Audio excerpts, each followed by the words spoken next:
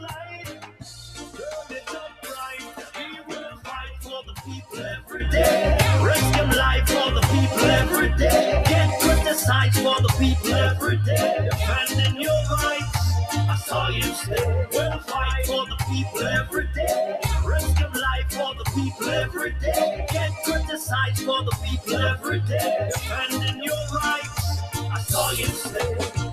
From himself up all eyes on him. I defend the people them set spice on him. Evil politicians spread lies on him. But we know the bugger them not wise like him. Them not ties on him. Them know say that the people rely on him. You know say they bring out them Christ through him. That's why all the people they respect him. Just like Selassie, Marcus Garvey, rock you on the order of the Trinity. A real strong soldier in the army.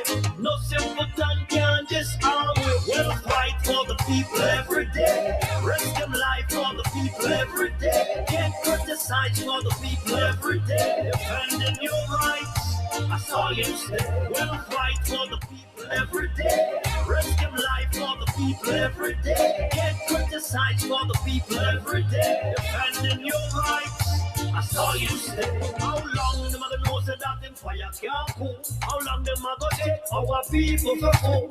Now build no houses, them now build no school. Take them off the handle, but of the most I rule. They better stop criticizing. Cause them are them now facing. You know the man no lazy. All them are talking, the one who crazy. We'll fight for the people every day. Risk them life for the people every day. Get criticized for the people every day. Defending your rights, I saw you say. We'll fight for the people every day. Risk them life for the people every day. Get criticized for the people every day. Defending your rights, I saw you say. Say from him, say up all eyes on him. I defend the people that set spice on him.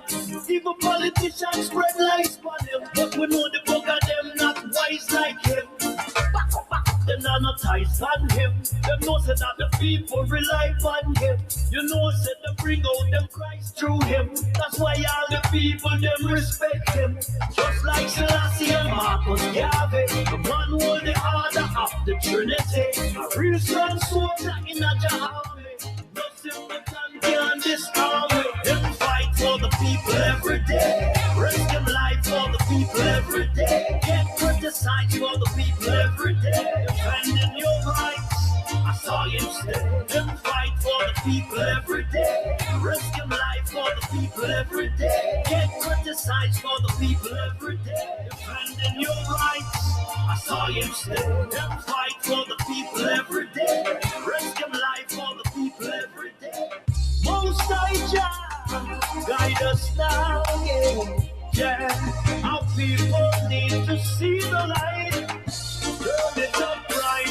We will fight for the people every day. Risk them life for the people every day. Get criticized for the people every day. Defending your rights, I saw you say. We'll fight for the people every day. Risk them life for the people every day. Get criticized for the people every day. Defending your rights, I saw you say. From himself up all eyes on him. I defend the people them set spice on him. Even politicians spread lies on him. But we know the bugger them not wise like him. Greetings and salutations to one and all. Welcome. It's Reason with Rattigan time. Big ups to the family locked in right now. The fellow students and scholars, lecturers for the day. Much blessings to you all. This army will fight for the people every day. Risk them life. How you guys doing? How the Sunday soup looking? Saturday soup looking? Yeah, rushing the week. I saw you say, we'll fight for the people every day. Risk them life. And Maria, right? Somebody, you know. Fight for the people every day. Defending your rights. I saw you say, how long the mother knows that. Listen, inviting you all to call a friend, tell a friend, friends of your friends, friends of your enemies, and enemies of your friends, because one of them will contact your enemy if you don't want to contact them. They better stop. But call somebody, anybody, everybody. Cause what am I doing now? Grab your notebook, your voice recorder, your slate, whatever it is that you're using.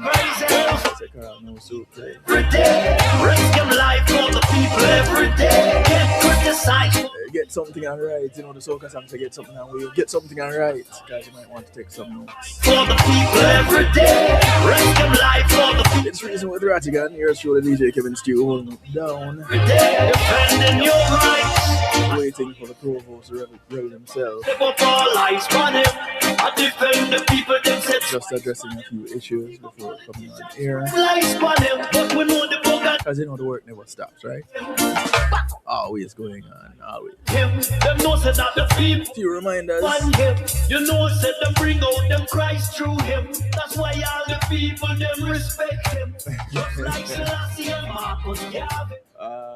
OT have to go work on that, you know. Fix that. What's that in the army? Nothing. Make the soup look good. This army, them fight for the people. There we go, Merlin. For the people every day. Magical Merlin to the world. Come to the rescue. And in your rights, I saw you stand. Them fight Chicken, corn, soup, because what? life for Up in a mandeville, that's kind of chilly. the people every day. Defend. Elaine, how you doing? I saw you stand. Them fight for the people. Elaine, were you then a chilly too? Risk your life for the people every day. Get criticized. Yeah, we know it kind of rough up north, you know. Guide us now, yeah. Our people need to see the light. Turn it up right.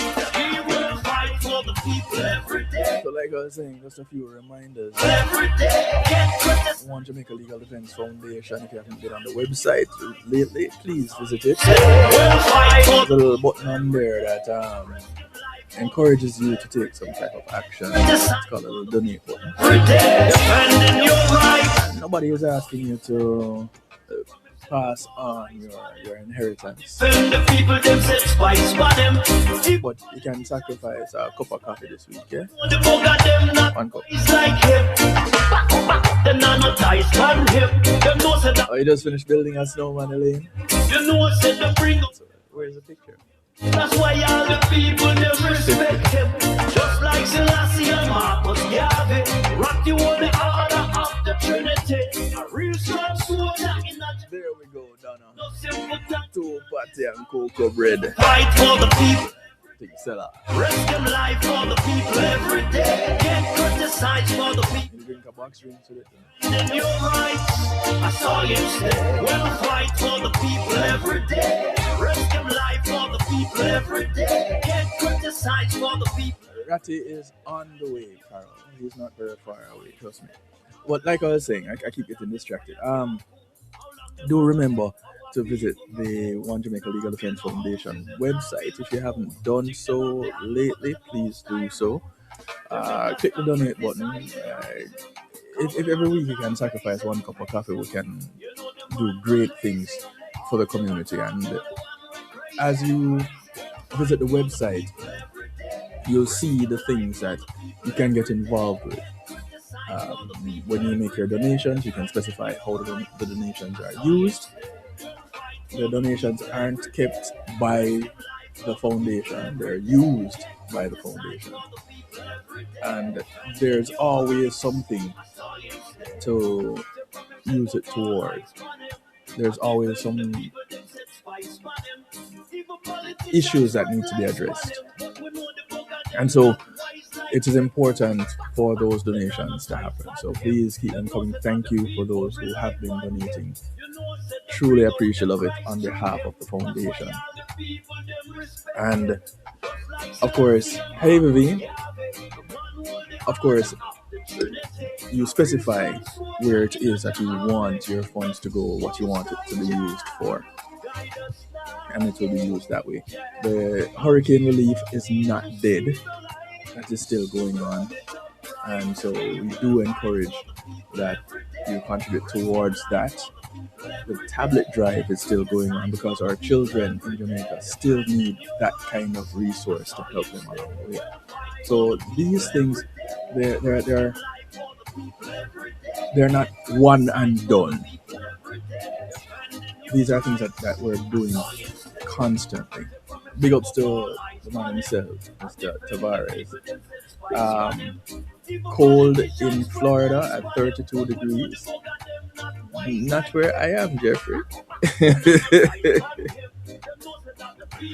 You in a different part of Florida. So, South Florida, nice people, let me tell you. South Florida, nice. And so, because these programs are still going on and the foundation still assists and does their part in these programs, we implore you to continuously do your part. You can't be directly there handing out a tablet. You can't be there giving us a tablet. You can put $5 towards a tablet. So that is how you can fund. And as it relates to head and getting involved with the other things. And I see the rebel there now. I see the rebel. He's around. Don't think say he's not around. We ask that you specify again. I can't repeat it enough. And so, because that is important, jump on anytime you're ready, Provost. Because the people want to see you too.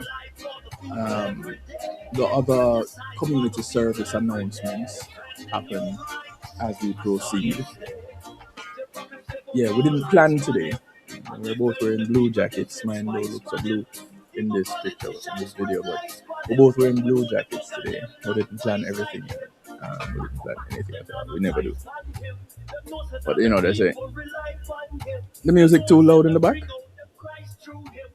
The music too loud in the back, Provost. Okay, so tell you what I do. We get rid of the music altogether, right? All right. So I got you. All right, so everybody can hear me now, loud and clear now. Main things you want to do. You want to tell people that the program is on. 1. 2, you want to remind people that it is not politically affiliated. That one is very important because a lot of people seem to have this thing about this program, this broadcast being politically driven and being supported by the PNP. And listen, JLP said nobody enough from them party enough to come on the program. That's what the thing said.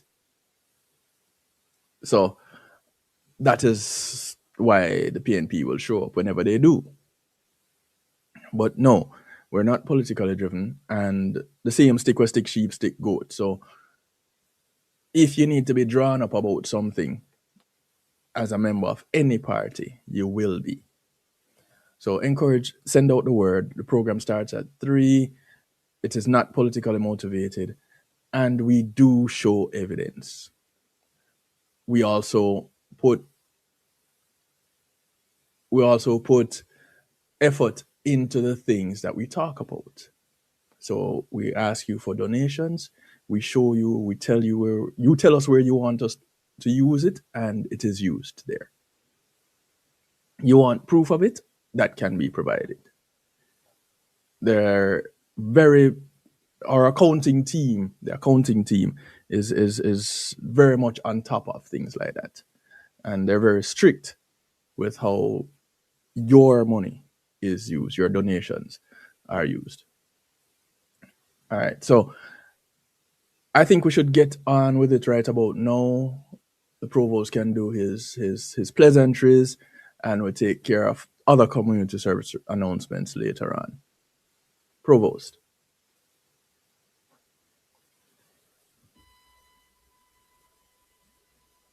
Wait, your mic on? I have a check, because for some reason I'm not hearing you. I could be wrong. Let me double check the feed here. Oh, people, stress. Please forgive me. I'm not sure. Y'all hearing Will, people. Yes, no, maybe so. I don't see anybody commenting in the chat about anything that are not hearing anybody.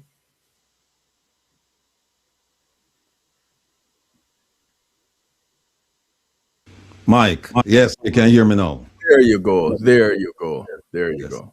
Yes, ladies and gentlemen, students, professor, welcome to Reason with Rattigan at Rattigan University. With the provost, yours truly, and the professor, DJ. Where you there, Kevin Stew? Now, folks, the government of Jamaica continues to give gifts and keep Jamaica content rich. And as usual, the Jamaican people continue to suffer. That's the way it's always been. You know, the politicians, they do their thing and we just suffer. The difference is that now we have advocates. You know, we have people who can read between the lines, read between the lies, read the fine print, and can bring it to you, break it down in an understandable fashion so that you all can become educated as far as the issues are concerned, or if not the issues, educated in the sense that you can think. You just break the chains, break the shackles, and now you can think. You don't have to take what somebody tells you as gospel. So we have a lot to do today, and I know a lot of you tune in because you looked at the promo and said, wow, lots of content-rich subjects. So we need to get to it. So let me just jump right into the program right now. Of course, people, here's where we are. Rattigan University. Nice building, nice faculty, really tremendous learning. And it's free. But it's not really free because we require an investment of time. And to be frank, it's not that much. It's not that much. Because some of the topics, your life depends on how we present those topics. Anyway, let's get on with the slideshow. All right, folks, listen. This gentleman here, we're going to do, I just got off the phone with his wife. Know her very well, knew him very well. And we're going to dedicate a segment of the program to him. Or we're going to do as I said, we're going to do a segment on him. As I said to his wife a while ago, I don't like the idea of a tribute because it sounds too final. It sounds like, okay, we're saying goodbye and that's it. In my case, it's not goodbye. It will never be because he has taught me so much. But we'll get to the stories in a few. Here it is. This program is dedicated to the enduring legacy of Ambassador Curtis Ward.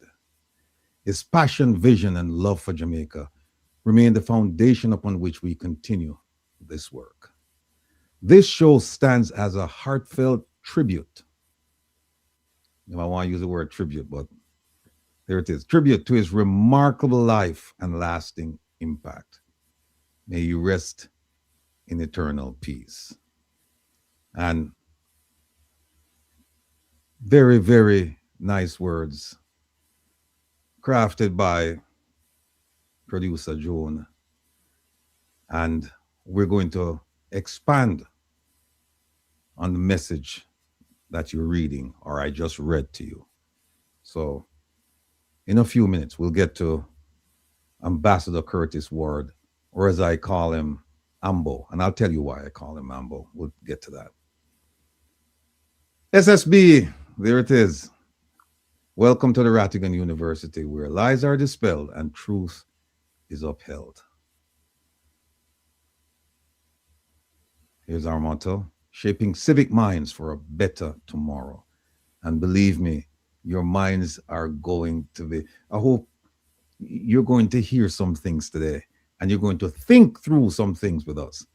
I'm sure you're going to have a headache.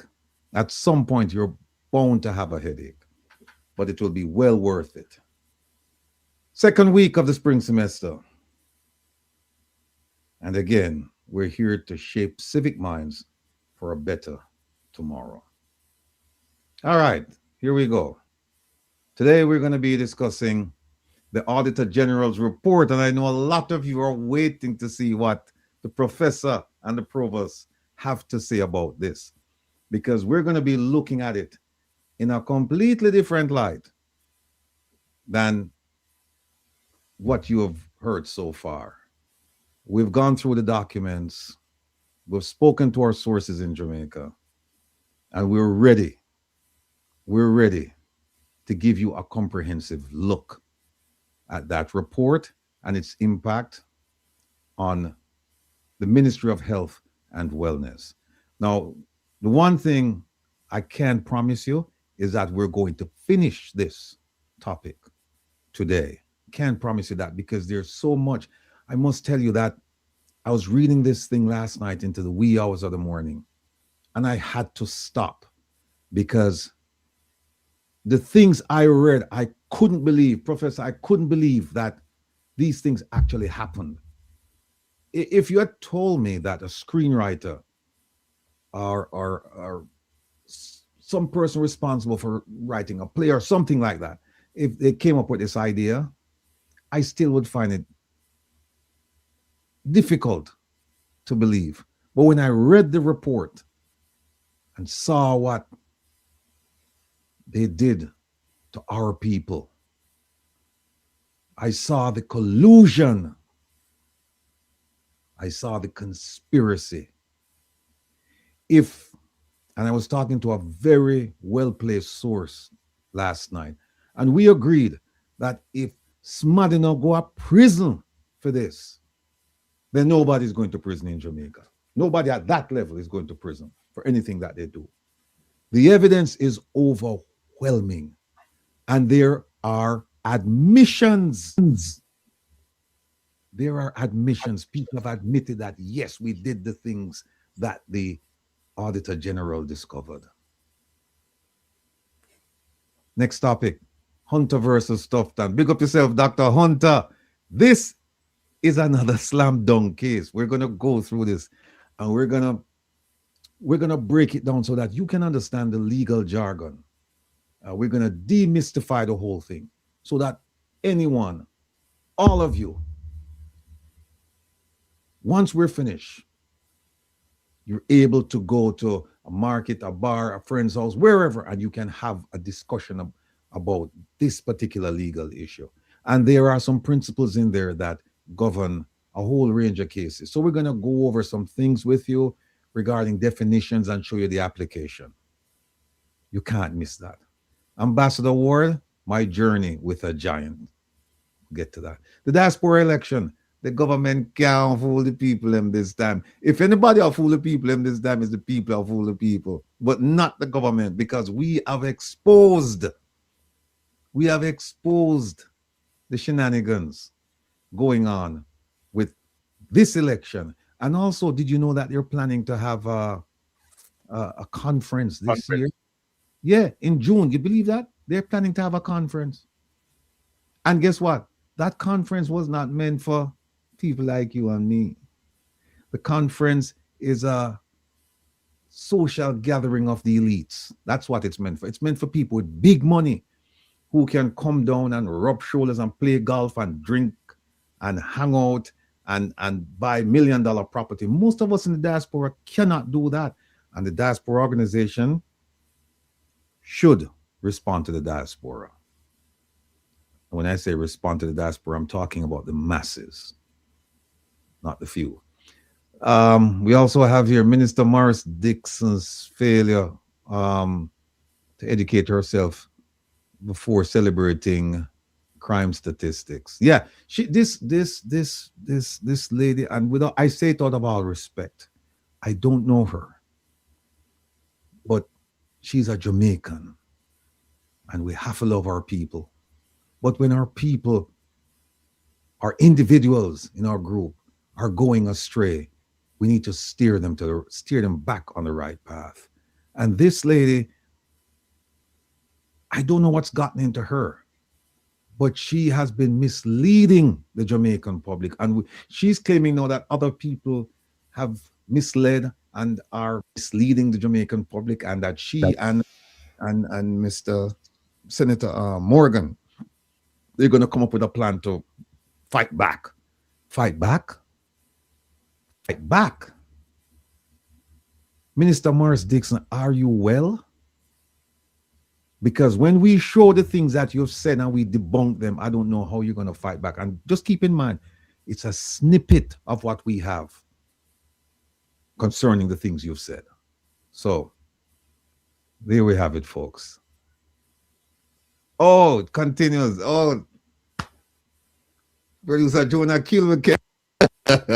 And you know, she asked me, you remember Kevin? She said to me, how many subjects do you think you're going to cover? And I said to her, I don't know, about 3 or so. And look at, she put on the rest of them. Minister Vaz and the JPS, betrayal of the Jamaican people. And we're talking about electricity and school buses. And we have an interesting photograph to show you people. We have an interesting video to play and regarding this issue. And then we have a photograph. And it's going to blow your mind. And I hope that once you listen to the video, when you watch and listen to the video and you look at the photograph, if you say you are diehard, you will no longer be a diehard after watching this. Next topic, the government of Jamaica's misunderstanding of allies, friends, and interests. Did somebody say visa?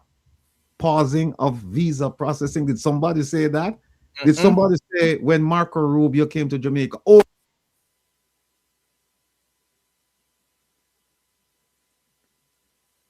wait, did we just lose you, Provost? no. Okay, you came back. Yeah, there's a grave misunderstanding of the difference between allies, friends, and interests. We're going to talk about that. Hotel workers and access to our beaches. Jamaics, big up yourself. The hotel workers, big up on yourself. The union, big up on yourself.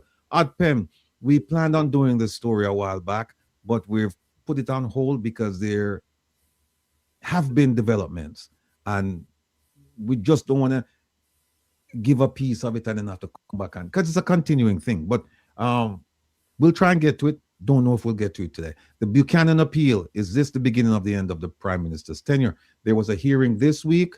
There's one scheduled for next week. And speaking of next week, folks, there's a major hearing in the Court of Appeal next week.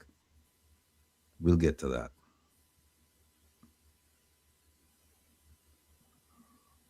There we are. And today we have one guest, Doreen Campbell. And somebody said, Elaine said, no sound. Can you hear me? Can you hear me, my people? Can you hear me? Yeah, man, you're good. Okay. You're good. And too bad we won't have the phone line open. But you can always make your comment in the chat, and we'll take note of them. Okay, Professor. Yeah. This part right here, we usually touch on it real quick, so let's do that. Be active listeners. As in, don't just wait for something that you can comment on and sound cute, sound smart, sound important. Actively listen so that your response is relative and relevant. Have an open mind. That will help us to use the time effectively. Be very present.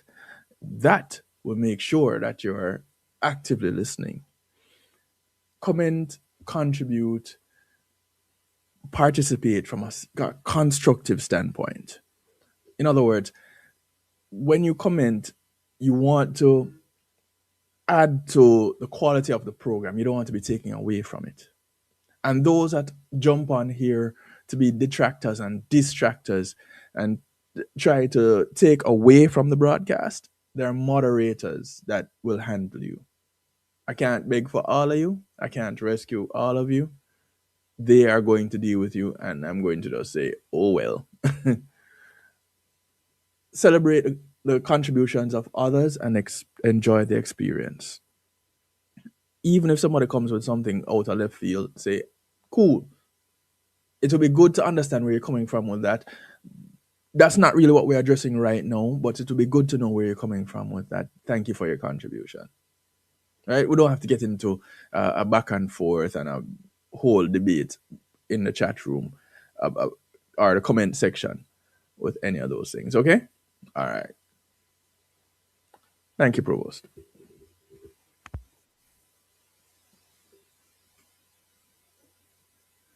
What's going on with your mic today? You're muted. And No, no, I'm you beat not. up the mic. Stop beat up the mic. No, we need a new system. You're good. You're good again. You're good again. We need a new system. All right, we've advertised this Mark Twain comment quote many times, and today it really is appropriate. It always was, but today it's really appropriate. It's easier to fool people than to convince them that they have been fooled.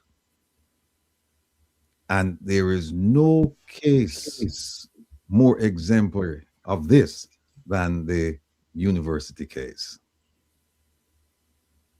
Keep that in mind, people. This is one that Joan, I just want to thank you for bringing this to our attention. And this one says that the goal of constant lying wasn't to persuade people to believe a specific lie, but rather to destroy their capacity to distinguish between truth and falsehood, leading to a state of complete subjugation. This is exactly what they do on a Wednesday when they do the post-cab briefing. This is exactly what they do. They tell tales not necessarily for a specific incident, but to get you to the point where you just don't have the capacity to distinguish between truth and falsehood. You don't. Yep. And that's why we're here. We're the counterbalance to what they do on a Wednesday. So, Joan, thank you. All right. Important dates. Midterm, March 14th, remember. Final exam, May 30th. Please remember. And summer school begins June 6th. You don't have to remember that, no.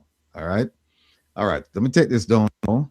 And I think I have some things to do after this. And Kevin, Yeah, I got you. sorry. Let me just move some things here.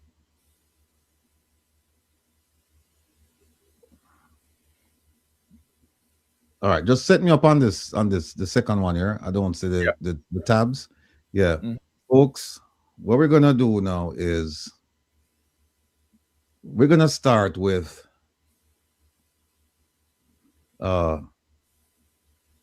Ambassador Award. And the segment is called My Journey with a Giant. And I have to tell you that, again, I spoke with his wife just before coming on. And needless to state, she's having a difficult time. And that is to be expected. They've been married for years and years and years. And he just turned 79, you know, and they had plans. And they were fulfilling some of those plans. And so we're going to get to that. You ready for me, Kev?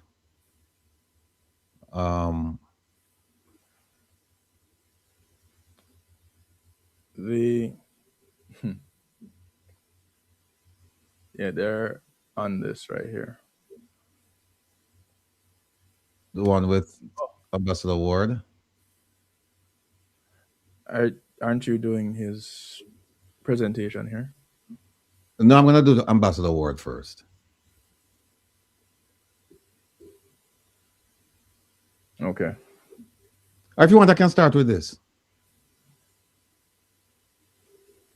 Do the video. Do this video? All right. All right. It's short. Let me move this. Hold on.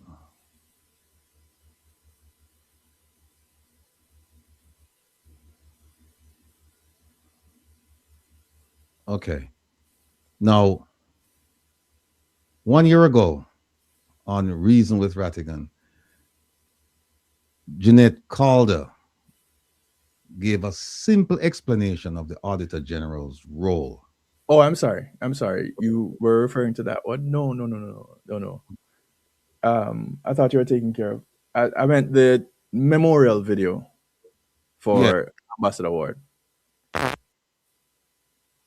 So that one is there, um, right beside me. Right here? Yeah.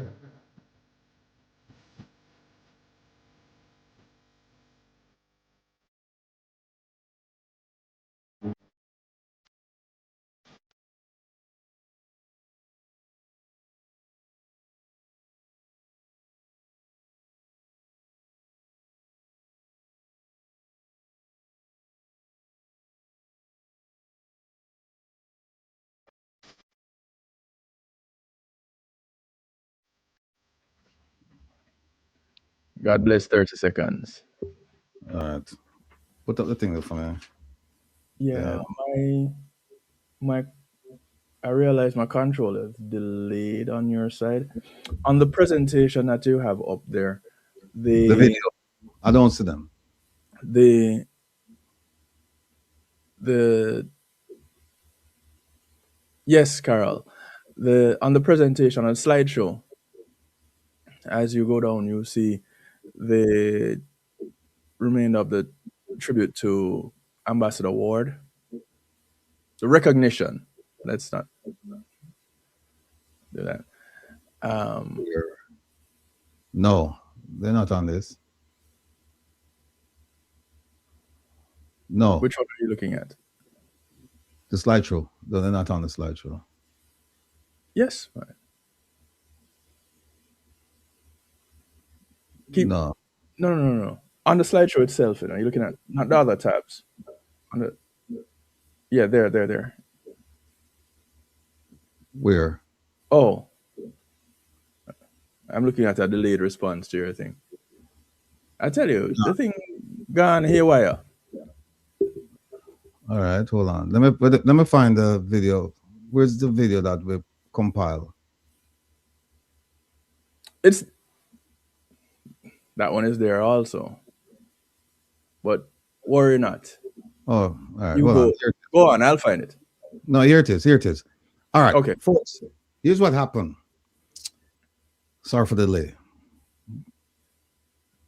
When I had no interest in doing a few years ago, I have no inclination I would be where I'm sitting right now.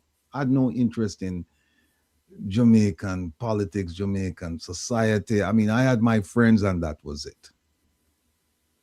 And then the Jamaican government came out with a program called Mapping the Diaspora, MAPPING. It was a global program, and the consulates, high commissions, those offices, they were required to seek out people in the diaspora with particular skill sets and try to recruit them to return to Jamaica. That's how I got involved with the police commissioner's position. I was recruited by the government of Jamaica to come home, and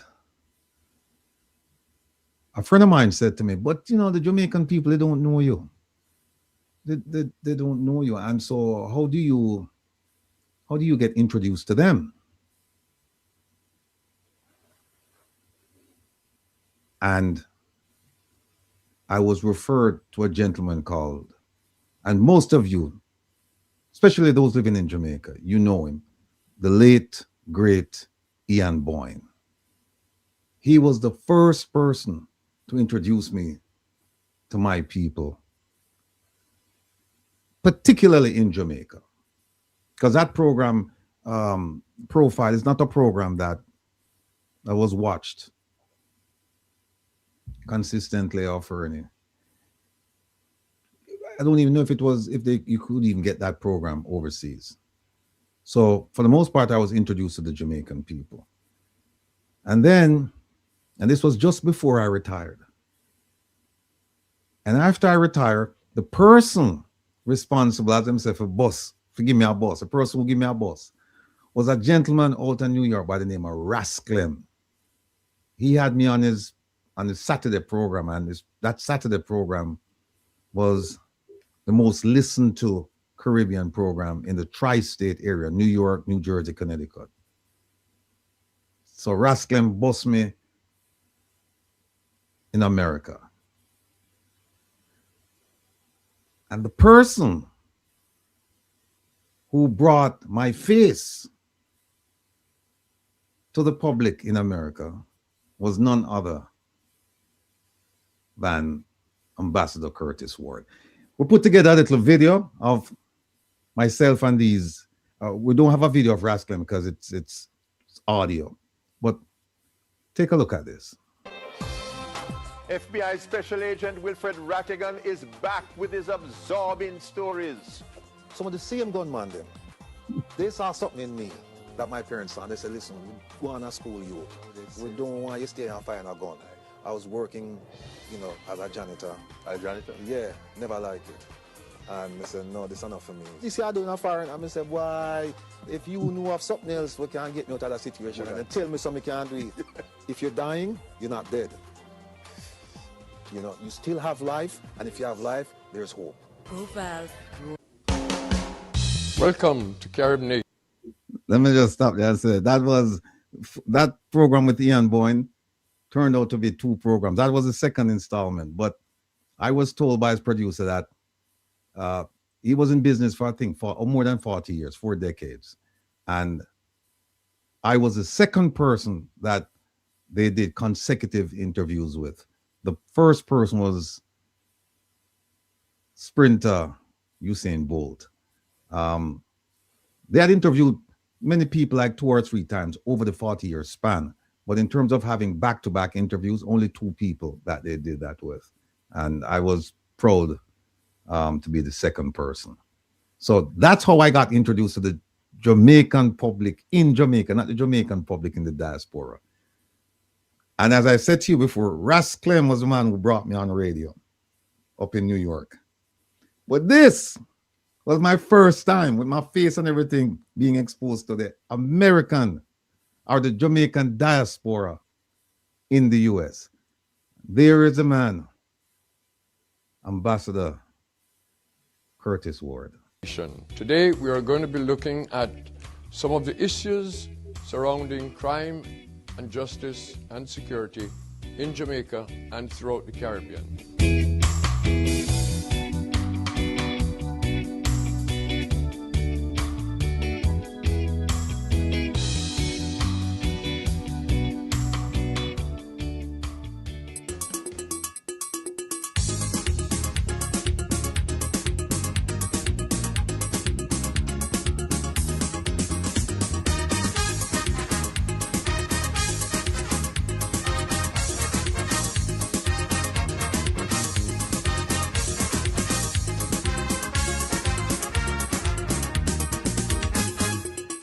First, let me welcome my guests, Miss Shoshana Crichton, who is Assistant Professor of Law at Howard University. Shoshana has done extensive study on the Jamaican and Caribbean justice systems, and her seminal article was published by the Syracuse Journal of International Law and Commerce. My second guest is Wilfred Rattigan, who recently retired after 29 years as an FBI agent with service in different countries around the world and in a number of leadership positions in that agency. Today on Caribbean Nation Television, I have with me. This is another segment, another program on Caribbean Nation. A group of Jamaican diaspora leaders, law enforcement and security experts, to discuss an issue of great importance to us. Can Jamaican diaspora expertise help Jamaica to deal with its intractable crime and violence, which have plagued Jamaican society for a very long time.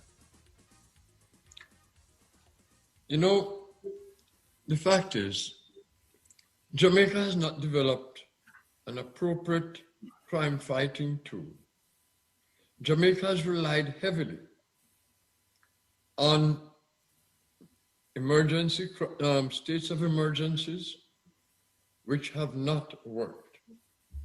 And this question of diaspora expertise contribution was raised in a recent town hall meeting hosted by Her Excellency Ambassador Audrey Marks of Jamaica to the US. Her special guest was Dr. Harris Chang, Deputy Prime Minister of Jamaica and Minister of National Security. And he was asked specifically to respond to the question of whether Jamaican diaspora expertise can contribute to ameliorating the crime problem in Jamaica. That question was posed by none other than one of our special guests here today, Attorney Delia Walker Huntington. And I will ask her in a moment to remind us of what that question was. And I will offer for you a video response from Dr. Chang. We also have with us today Dr. Karen Dunkley, the Global Diaspora Advisory Council Northeast representative. And we have Wilfred Rattigan, an attorney with some 30 years of expertise in law enforcement as a special agent of the US Federal Bureau of Investigation, now retired. Now let me turn to... So folks, that's how I started in this thing. Big up to Rasclem, big up to Ian Boyne, and of course, big up to the man himself, Ambassador Curtis Ward. Now I think, Kevin, we have a video, right? The one, Reason with Rattigan. Yes. But I also have a question. Sure. What was that pre-RAS stage of your life? That what was going on there? It's called COVID. That's what it's called. Oh, Tita, me say, go back here. But I know you go there. I know you go there.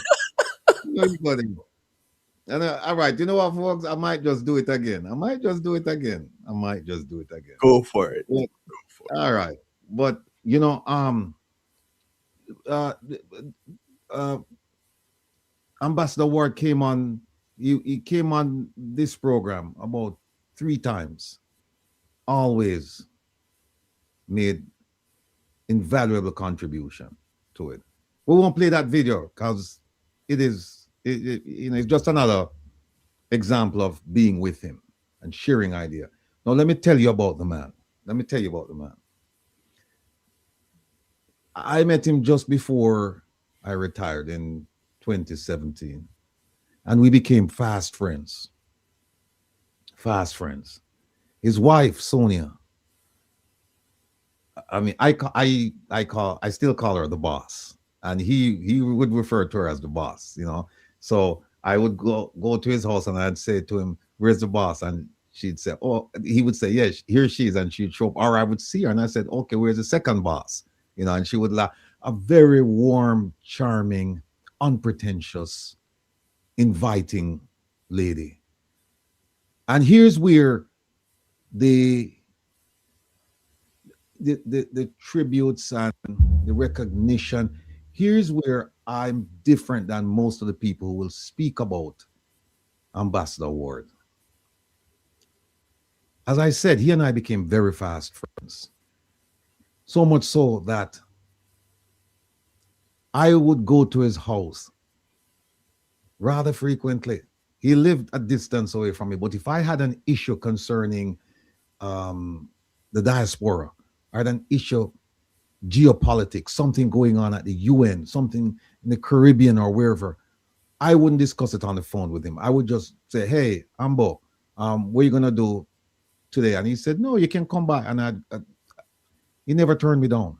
I was always welcome at his house. And he and I, we would speak. He had a room where it's just plants. He had a green thumb. And he and I would just sit in that room and we would talk for hours.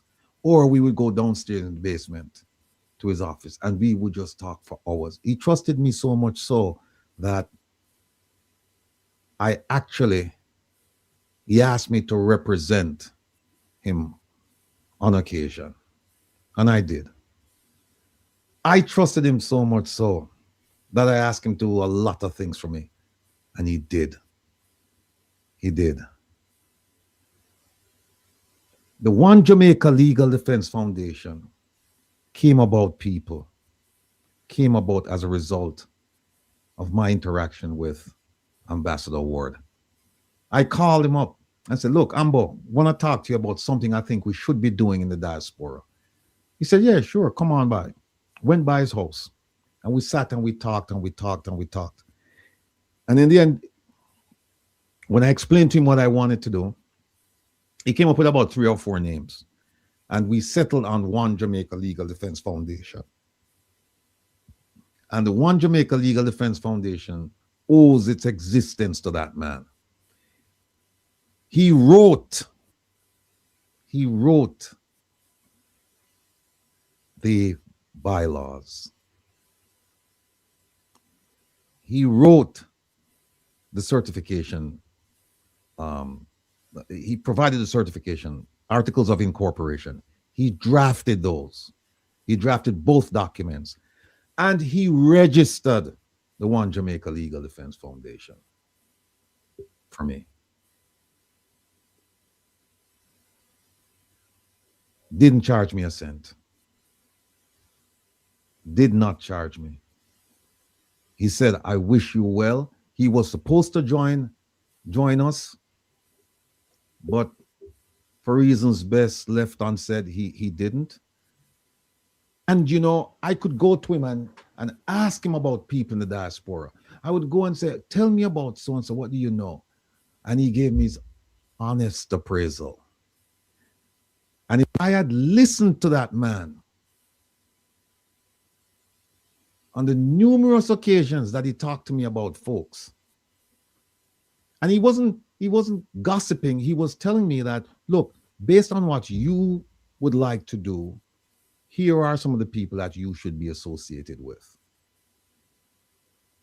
If I had listened to that man, if I had listened to him, some of the setbacks I had would never happen. Would never happen. And his wife today, she agreed with me.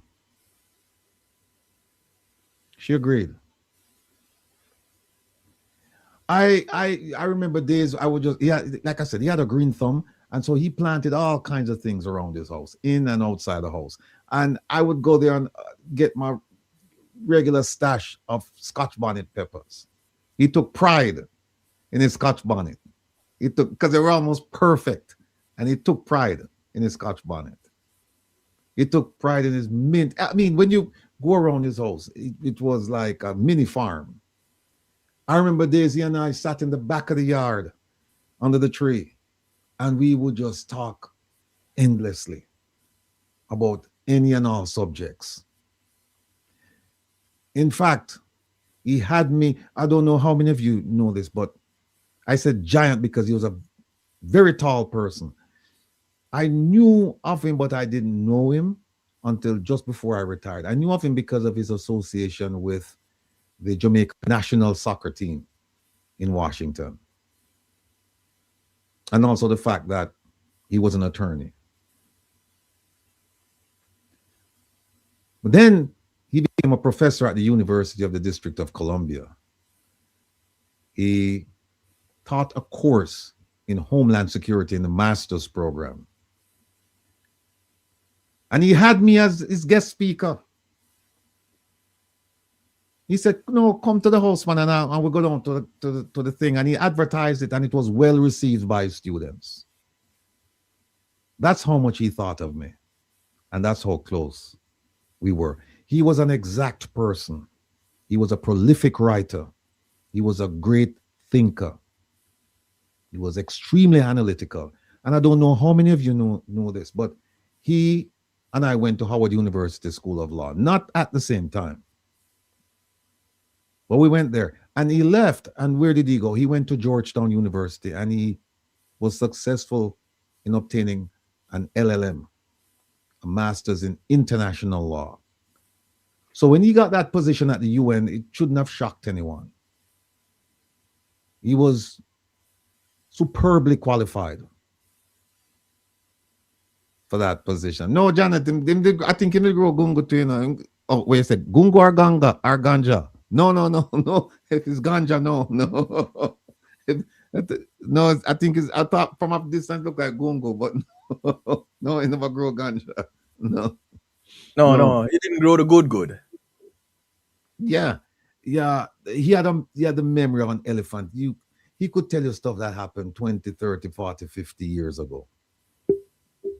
And you could depend on his information, because if he wasn't sure, it never left his lips. If he wasn't sure, wouldn't leave his lips. He wouldn't guess. Like I said, and his wife told me today, she said, he's not gone. He lives with you, because the lessons that he imparted, I'm still using them to this very day. In fact, people, I would like you to know that the Moroccan fertilizer thing, it came about as a result of a conversation with him about the people of the Western Sahara that the Jamaican government supported, I think, from 1976 until 2016. It was the Andrew Holness-led government that decided, we're not going to support these people. We are going to support Morocco. And that's how the fertilizer ended up. That information came about as a result of a discussion I had with him. He was giving me the history, because he was at the UN when some of this was taking place. He was at the UN when you know, the support for the people of the Western Sahara was intact. So he gave me the history, and he gave me the history about a whole range of topics. I mean, you would never get bored. That's why when I went to his house, I was there for hours on end. And he never gave me the impression that I was a bother or that he had something to do and I was just like impeding him from doing what he planned on. No. He always welcomed me. And so I'm not going to say goodbye. Because the things he taught me, the things he explained to me, they will live with me. And I use them constantly, particularly when it comes to diaspora matters and issues having to do with the Jamaican government. He has taught me certain strategies. He has assessed certain people for me. And as I said, you live and you learn. If I had listened to this man, Professor, I would be way ahead. But you know what? God works in mysterious ways. And you know what? When all of these things were happening, he never once said to me, I told you so. Never. One of the last communications we had, he wrote to me and he said, word has it that you're a candidate in the upcoming diaspora election. And I said to him, Ambo, I am. And will you support me? And he said, of course you have my support. So, and by the way, I call him Ambo because when it's a common term that Americans use to refer to U.S. ambassadors. So when I was overseas and we're talking about the ambassador, we'd always say AMBO, AMBO, AMBO. But you would never call the ambassador AMBO. You know, you'd say ambassador, whatever the name is. But if you're referring to a colleague, you say, yeah, the AMBO this or the AMBO that or whatever. So I refer to him affectionately as AMBO, not Curtis or Ambassador Ward. But I could just go on and on and on and on and talk to you about this man. Wonderful human being. Wonderful human being. But, you know, we have our time and he's done his journey and he did it well. But as far as his teachings are concerned, they live with me. And from time to time, when I do something, I'll make reference to say, this I learned from Ambo Ward. So, Sonia, I know it's tough. But you have a lot of people who will provide support for you. And I know that funeral is going to be a huge funeral. I know. He deserves it. So, if you're watching, Sonia, I'll be calling you tomorrow. I'll be checking up on you. And I need to get you back to the point where, you know, I know you're emotionally, spiritually, and otherwise. I know you're in the doldrums right now, but a brighter day is around the corner. You'll never forget him. So I can't sit here and tell you, oh yeah, you know, you'll never get over him. But you'll be able to smile again. You'll be able to think about the good times that you had with him and the rest of the family and his friends. And the smile will come back. Right now, the smile is not there. So if you're listening, if you're watching, I will be calling because I intend to put that smile back. Because I consider myself part of the family. For the amount of time I come out of the house, you know, and not throw me out. I'm a park in the driveway and block your son. Well, that's all right. It's all good. So, folks, that's my journey with the Giant. It's been a wonderful journey. It had to end, and condolences. But the struggle continues, and his teachings will remain with me. All right. All right, Kevin. So, wonderful person, man. Wonderful person. Well Wonderful. said. Well said. And those stories, like his wife said, that makes him live on in you and with you. Yeah. Yeah. He introduced me to a lot of people, you know, and like I said, he opened some doors for me. And he was one of those people who, instead of saying no, and that's the end of that, he would say no, but here's how you get to a yes. He would guide and counsel you to get to your destination. He wouldn't just block you and say no. You know, he would say no, not that way. Here's how you do it to get to a yes. So, Ambo, big up yourself. Big up yourself. All right, Kevin, what we have for the people? No, we have a lot of things. It's 4:09 and we... Yep. All right, you have to walk me through this. Up in 2 hours, and yeah. Yeah. What is this one right here? Let me remove this.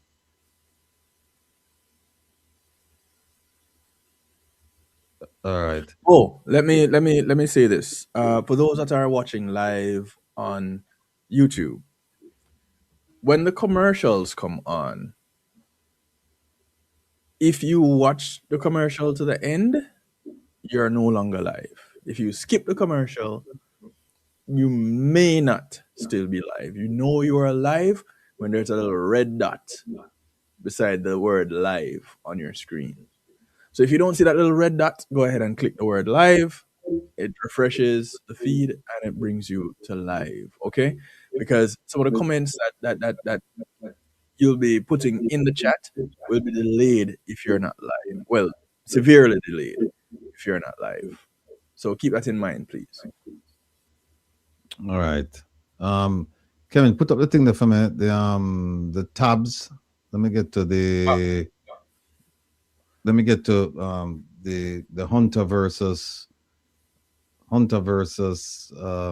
TUFTON. And by the way, people, we're gonna spend a great deal of time today talking about Minister TUFTON. You know, we've been talking about him on Market Me and the clear violations of the Procurement Act or the procurement rules. And what you're going to see is that some of the same violations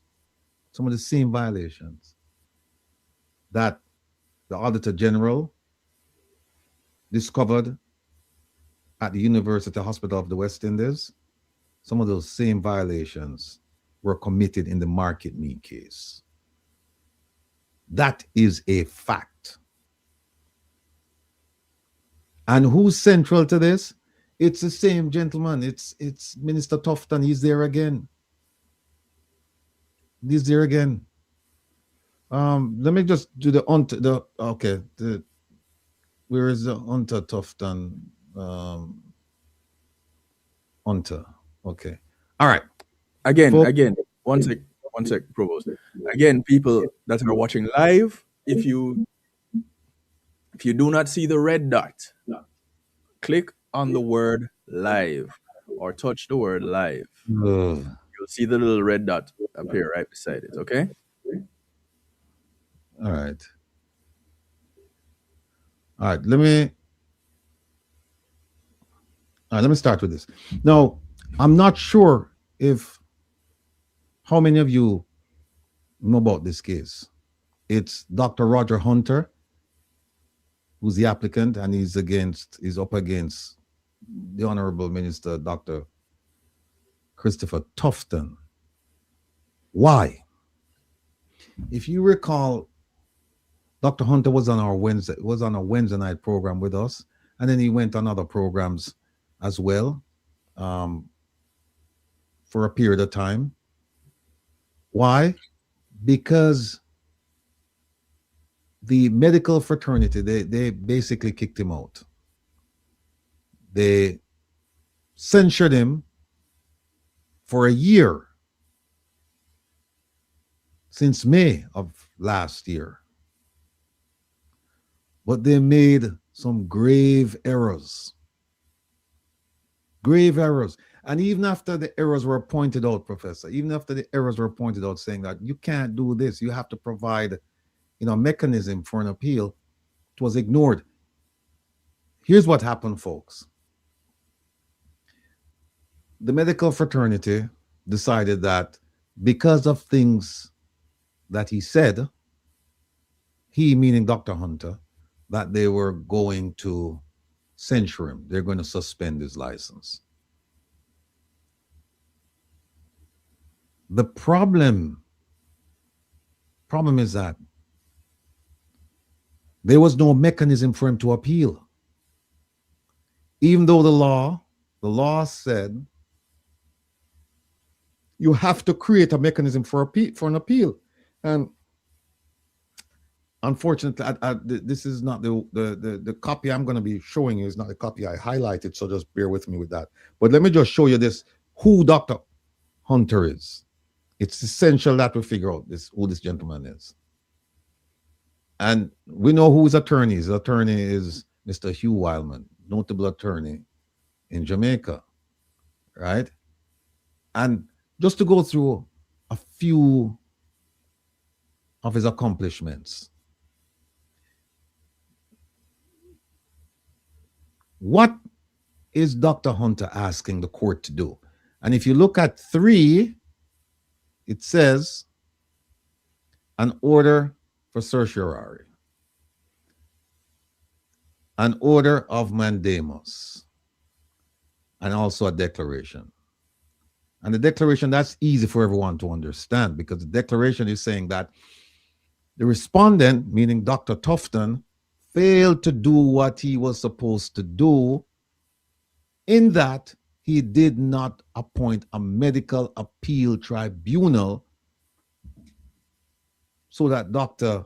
Hunter could appeal his censure, because that's part of due process in any democratic society, that you don't have one person making or one body making a decision and then that's it, it's final. Like how with the Global Jamaica Diaspora Council, if the electoral committee, if they said that, you know, we're going to reject somebody's candidate, they said it's final. That is nonsense. You must have an appeal process because people make mistakes. You must have an appeal process so that somebody, an aggrieved person, can come to you and say, listen, I think they made a mistake by doing this, by doing that. And then you have somebody who can listen with an independent ear, no bias, and say, okay, I understand what you're saying. And that's why we have appeals court. That's why we have appeals court. So he's asking the court to issue a declaration that Minister Tufton did not appoint a medical appeal tribunal as he should have under the law. That's two. Certiorari, mandamus. Let me show you what those terms mean. Here we go. When you see these terms, and you'll see them from time, you'll see them in a lot of legal documents. Certiorari. All it is, it's an order. You're asking the court to issue an order invalidating a lower court, tribunal, or public authority, the decision made by those entities. So whatever decision they made or didn't make, you're saying, court, I want you to issue an order of certiorari, which is to say that whatever Dr. Tufton did was incorrect. It exceeded his authority. It was unlawful. And it could be omission or commission. It could be something that he did or something that he should have done but didn't do. Certiorari, remember, you'll see it from time to time. All it's saying is that, court, we're asking you to invalidate a decision made by a lower court or a tribunal or a public authority. And the purpose of that is to ensure that these entities, they don't just act willy-nilly, they act like, you know, like everything begins and everything ends with them. That you have to have what is called due process. And as I'll never forget my administrative law professor at Howard, J. Clay would say, he would ask the class, what is due process? And people start complaining, and he says, no, it is process that is due. That's all it is. And what certiorari is saying, that they should have issued due process to Mr. Hunter. So the fact that Minister Tufton did not establish a tribunal, they're saying, judge, issue an order of certiorari, basically telling the Minister Tufton that what you did was wrong. The second term, mandamus, that is an order compelling a public authority, a government official, or lower court to perform a duty they have failed or refused to carry out. So you see the two things. One is because Minister Tufton did not establish the tribunal, certiorari is saying, we're invalidating what you did or what you did or what you didn't do, but you should have. Whatever you did over there by not establishing this thing, we're saying it's invalid. And the second thing now, mandamus is saying, because it's invalid, we're now forcing you to go ahead and set up that appeals tribunal. So that's all it means. Certiorari, mandamus. Certiorari is commonly referred to as cert. It's just saying we're invalidating what you did. And mandamus is saying, in addition to invalidating what you did, we're now telling you, we're now compelling you, we're now ordering you to do it. That's it. So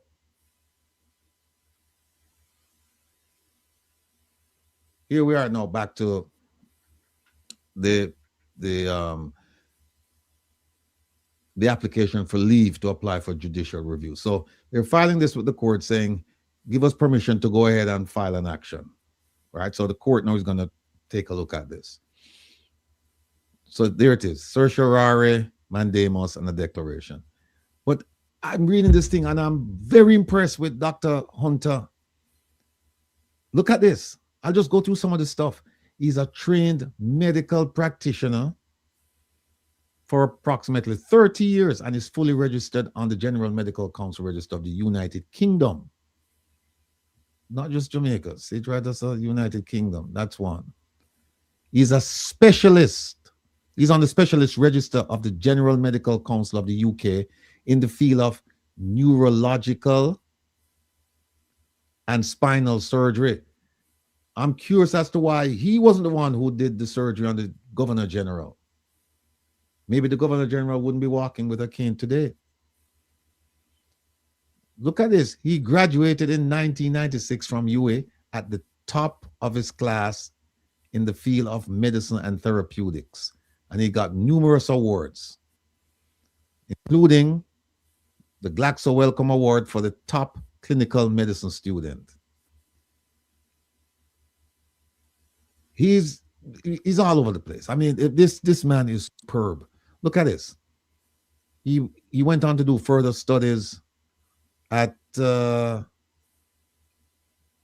foreign medical graduates of the United States certificate, and in the year 2000 was awarded a categorical post in surgery in the Ivy League Health System of Columbia, New York, being in the top categorical match for the world, not just for the US, for the world. He was awarded the intercollegiate final examination in neurosurgery. We're talking about brain. Brain, we're talking about, no.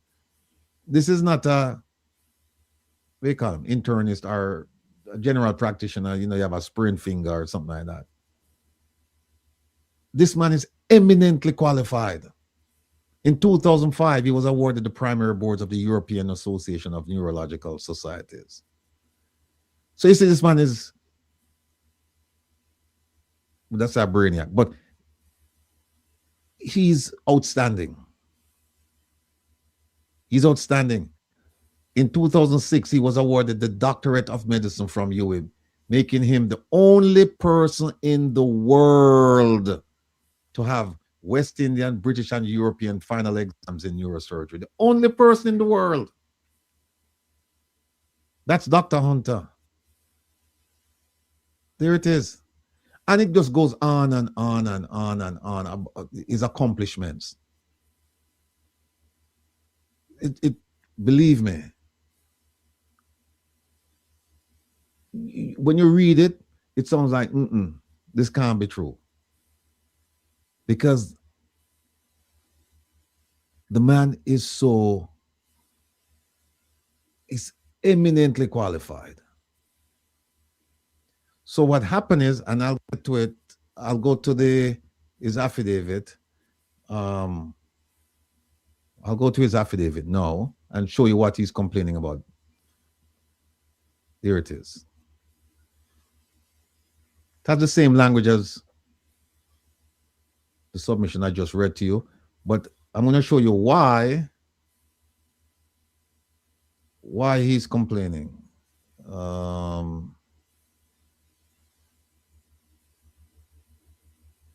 Okay, here it is. This one right here.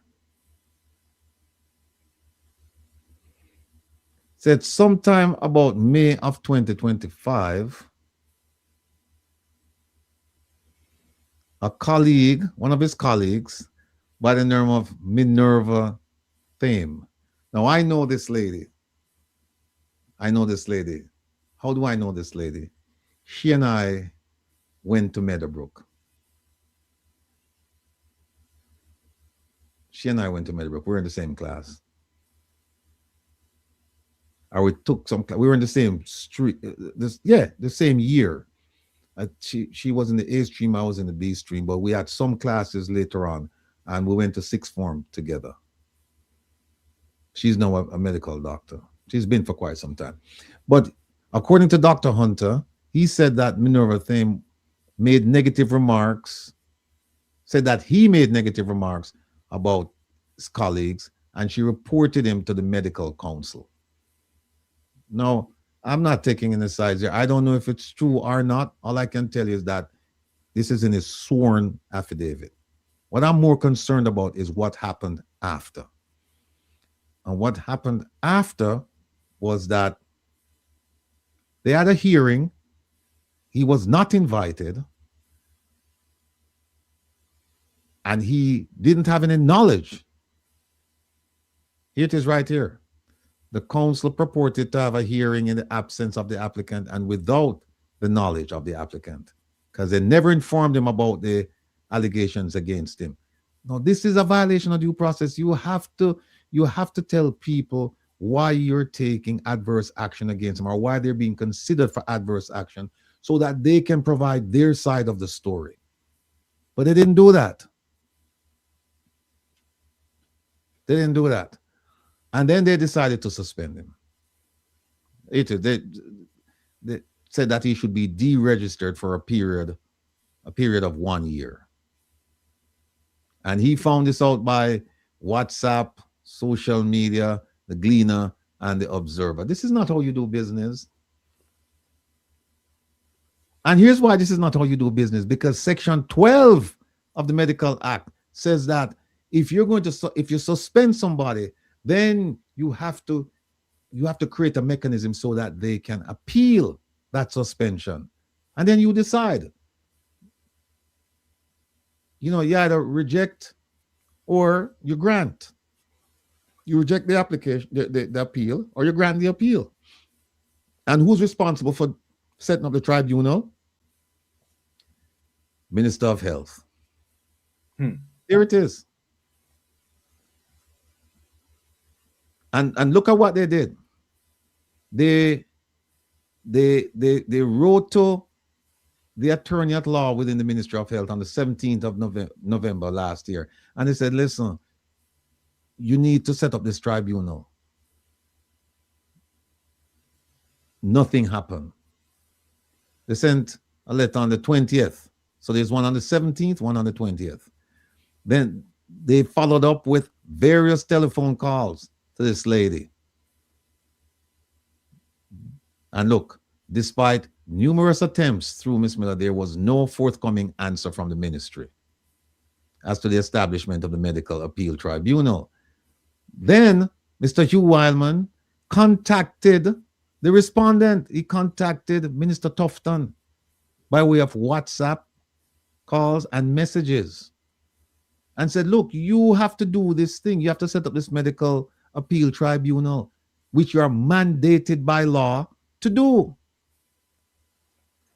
What did Minister TUFTON say? He said he would make inquiries and get back to Mr. Wildman. Then he came back and he said Dr. Hunter should write directly to him, to Minister TUFTON, and copy to the permanent secretary in the Ministry of Health. That's not what the law says, Mr. TUFTON. Minister TUFTON, that's not what the law says. And we're going to show you something now. So essentially that's it. It goes on and on. But they tried to get him to set up this medical appeal, and he didn't. Now, let me show you something that came out. Here is the minutes of the meeting where they deregistered, suspended, censured Dr. Hunter. And I want to show you something. This is quite interesting.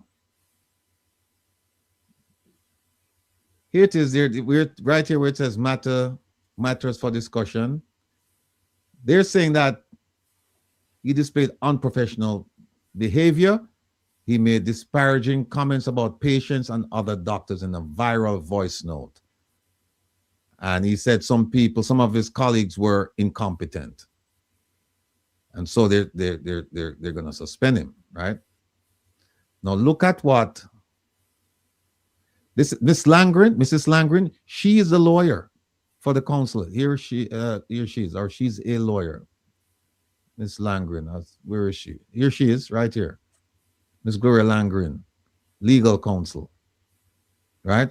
So the lawyer on the board said to them, she said, she discussed the legal grounds for taking action, and the members concluded that there was sufficient evidence to suspend him suspend the doctor without a formal hearing, as the law gives them the authority to do so. Now look at this. The lawyer, Mrs. Langren, said, you need to do an inquiry. And this doctor, Dr. Fraser, said, no, we don't need a formal, here it is, we don't need a formal investigation is not necessary. We can do this on our own. We don't need it. Then another doctor, Professor Pantry, agreed with Dr. Fraser, or I should say Professor Pantry, another member, agreed with Dr. Fraser and said that, yeah, we can suspend Dr. Hunter without a formal inquiry. We can do it. And he said, we don't have to do it. We don't have to do a formal hearing. We can just suspend him, not a problem. Here's where it gets interesting. 11 out of 13 members of the board voted yes, that he should be sanctioned. So then they took another vote, whether his sanction should be 1 year or 6 months. 9 members voted that he should, voted with 8 people voting that he should get a 1-year sanction. And they agreed that they would send a letter to him. Now, let me show you something. This gentleman, this man, this Dr. Edwin Toller Reed, he should get a medal. You know why? He said, you can't suspend the man like that without complying with due process. Here it is right here. He said, you have to have due process. And he said, what we should do is we should send Dr. Hunter a cease and desist letter. Whatever it is that he's doing that we find to be objectionable, we should tell him, Dr. Hunter, please stop before disciplining him. Here it's right here. He said he suggested that consideration should be given to sending a cease and desist letter as a formal warning before the final decision to take disciplinary action was made. So you see what happened, people? This is a very easy case. It's that one person complained that Dr. Hunter was making disparaging remarks about patients and doctors, and the council said, okay, fine, we're gonna conduct a hearing, but we're not gonna tell him. We're not gonna give him his due process. We're just gonna do it amongst ourselves. And they did. And they said, we're gonna suspend him for a year. And the man had no opportunity to show up and present his side of the case. That's unfair. You know, it's unfair even without the law, but it's even worse because I'm going to show you what the law says. I'm going to show you what the law says. Here we go. The Medical Act. Let me add this thing. I had it. Okay, here we go. I had it highlighted. Now I have to just rush through it. Here it is. It said, there is, okay, hold on. There is hereby established for the purpose, hold on, for the purpose of what? Purpose of hearing appeals from the decision of the council. There it is. And it says the provisions of the second schedule shall have effect as to the constitution of the tribunal. So it's saying, 12 is saying, you have to set up a tribunal when you discipline somebody so that they have a chance to present their case. Right? Let me see. And then it talks about what look, it goes into detail what this tribunal can do. It says you can do this, you can do that. There it is. But let me show you schedule, what is it? Schedule, the second schedule. Look at what second schedule says. That's the first schedule. Here is the second schedule. Here it is right here. Remember, section 12 says you must set up this body to hear so that the people can appeal. And then second schedule, it tells you now how that appeal body should be set up. Look, it says the tribunal, here it is, the tribunal shall consist of a chairman, right?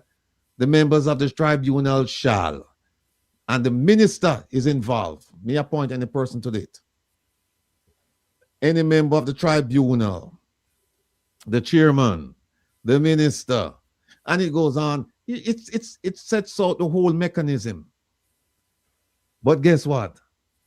Our world-class minister, and I'm saying that facetiously, of health and wellness decide that, no, I'm not going to do that. I'm not going to do that. Or he says, no, write to me and then copy the permanent secretary and write to us. No, that's not what it says. Here it is right here. It says, there is hereby established for the purpose of hearing appeal from the decision a medical appeal tribunal. It's right there. Let me see if anything else is inside here. So, based on hearsay, they had a meeting. Yeah. And suspended Dr. Hunter just because of whatever they heard. And the minister, because the minister said they should do it. Well, what the minister was supposed to do, the minister was supposed to set up this body, this appeals body, so that whatever the council decided, right, the aggrieved person can then say, okay, you have suspended me. I want to exercise my right to appeal. The minister was supposed to set up the appeals tribunal so that Dr. Hunter could have gone to them and say, hey, whatever Minerva, Thame, and others said about me, false, and defend himself. But no such relief granted to him. Instead, they said, we're just going to suspend you and we don't even have to have a hearing and have you present. And the man found out through social media. He found out through social media. Yeah. Okay. And then they went to the board and they're saying, listen, we need to get this thing straightened out. We need to have the appeals. They went to the Minister of Health, and the Minister of Health said, yeah, just write to me and we shall deal with it, and blah, and nothing. And look how nebulous this thing is. Look at what they said. They said here, for the purposes of subsection 1, which is to punish someone, they say a registered medical practitioner shall be deemed guilty of conduct that is disgraceful in a professional respect if he, and this is what they did, they use G, does or fails to do anything or thing, the doing of which or the failure to do which, in the opinion of the council, is unprofessional or discreditable conduct. What's that? So, what was this so egregious thing? We don't know. Except to say that he said he made disparaging remarks about his colleagues and about patients. Oh, in the voice note that was not presented? We don't know. He doesn't know. He doesn't know.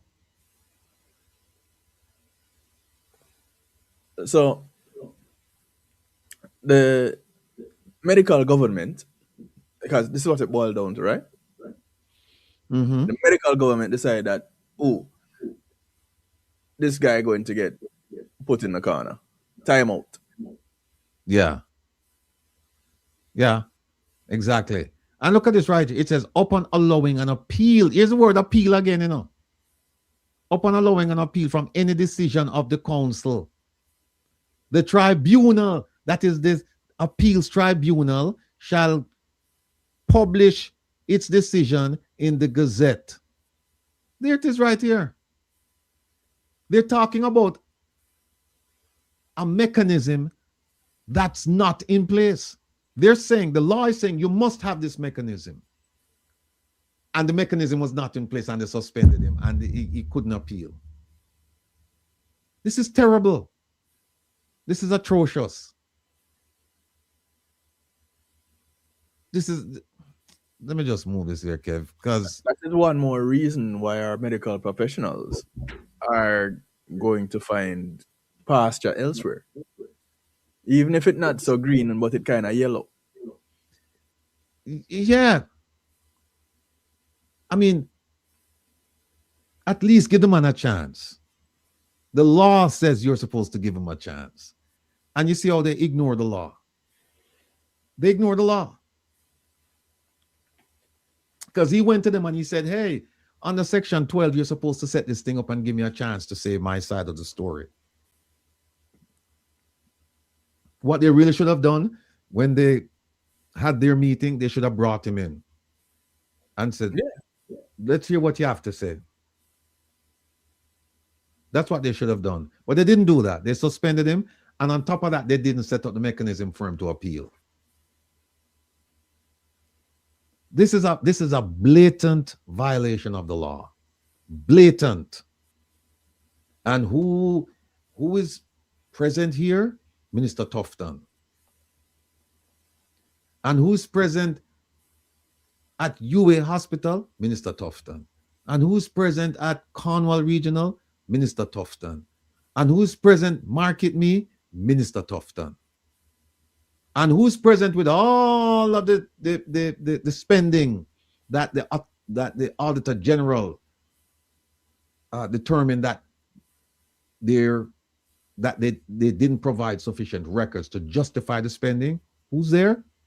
From the Ministry of Health and Wellness? Minister TUFTON. So how can he be all of these places when he has been singing on a beach in the grill about a cottage? You floor me with that one there. I didn't see that one coming. Or how could it be when him sit down on a boat or something with him? Sit down with him foot in the river. Yeah, I eat. Or I sell books in Atlanta when people are dead in Jamaica. How can it be do? Kevin, I don't know. I don't know. All right, we could get to the story. The one of the main stories. Oh, by the way, people, we have a guest at 6 o'clock, and let me just put out the disclaimer that the opinions that you will hear, they belong to the guest, and we don't endorse, we don't promote. So whatever the guest says is the guest's opinions and not ours. The formal languages, the opinions belong to the individual presenters only and are neither endorsed nor promoted by Reggae Global Radio or the host. Let me just quickly say while we set up for this next segment that last Saturday, the place rocked with our selection of classic reggae. Kevin had people at the calisthenics up and down, and I jump up and down like wild animal, and then we bring them over and we did a nice classic selection of reggae. Tonight, for the first time, we're gonna feature rap. You know, we broaden our horizon. We play country, we play pop, we play reggae, we play smooth jazz, we play straight ahead jazz, we play rock, soft rock, we play everything. We have rap. Now the rap we're gonna play tonight, rap music, is music that you know and you love. It's the radio versions, you know, no cursing. And when you hear when rap, some people might say rap, trust me, when you hear the selection that we have planned for you tonight, when you hear the selection, you're gonna say yes, I love this. If you like, and you're gonna hear massive hits from people like Tupac, Snoop, Jay-Z, Biggie, what's that? 50 Cent, not 50 Cent, or 50 Cent, right? 50, yeah, 50. Busta, as in rhymes. Kim, as in Lil. Ja Rule, Nelly, Big Pun, Fat Joe, etc. You're going to hear some hits that You yourself, you dance to it, you rock to it. So when we say Queen Latifah, African, you know, say, am I a girl that, you know? I have a crush on the girl. I see her on TV yesterday, and I can't help myself. I'm Mr. Queen Latifah. Cannot help myself. But or Merle to turn up the smoke room again.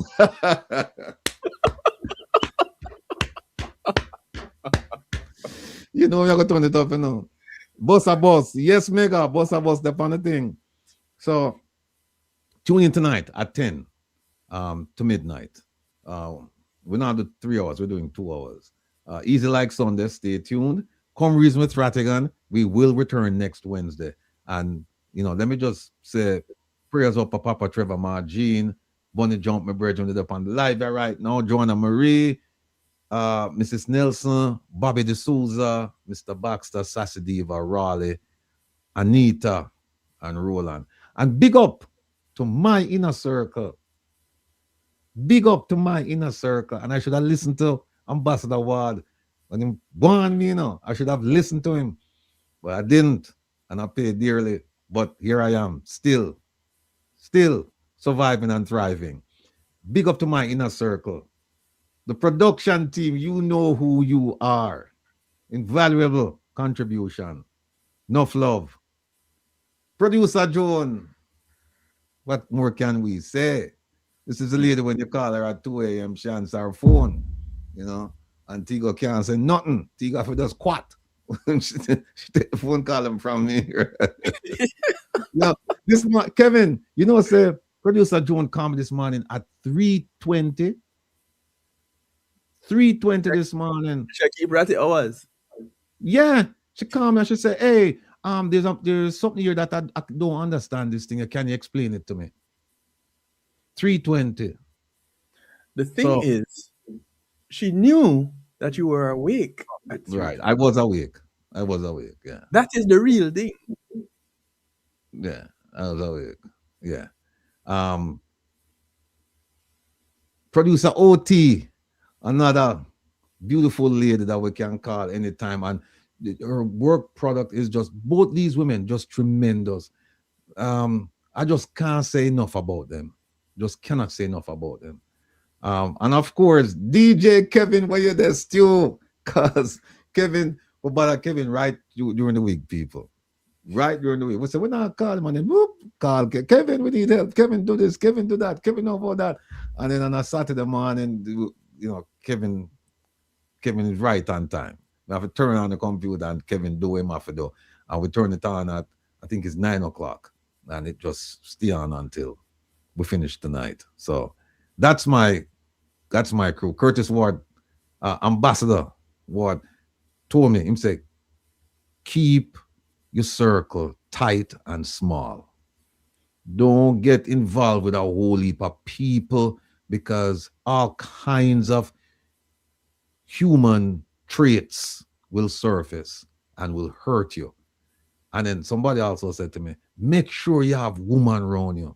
Make sure, because when a woman commit herself, Kevin and a woman, so no matter what they say, well, what happened to Kevin, right? But when a woman commit to you, that's it. And so, boy, I have to give thanks to my little inner circle, producer Joan, producer OT, and Kevin. Not to mention, we have some support. We have a lot of support out there with all of you. And you know who you are. We're not call the name, right? Because we know we are going to miss some names, and some people will probably get upset. Say, oh, you never call my name. But we have a lot of supporters out there who them calling and them check on you to make sure say you're okay. I forget, the production team too. Can we just mention producer John, producer OT, and Kevin, production team shall remain nameless, but invaluable support. And we just want to say to all of you out there in Chatland, who reach out to us consistently and tell us where we're making mistakes and how we should correct them. I just want you to know from the bottom of my heart, I truly appreciate the guidance. So just know that we're all in this thing together, but the inner circle, the tight circle, small circle, that will work with for me. Put on them program and provide information to you. All right, Kevin, make we jump on the one to the one with the slideshow and that.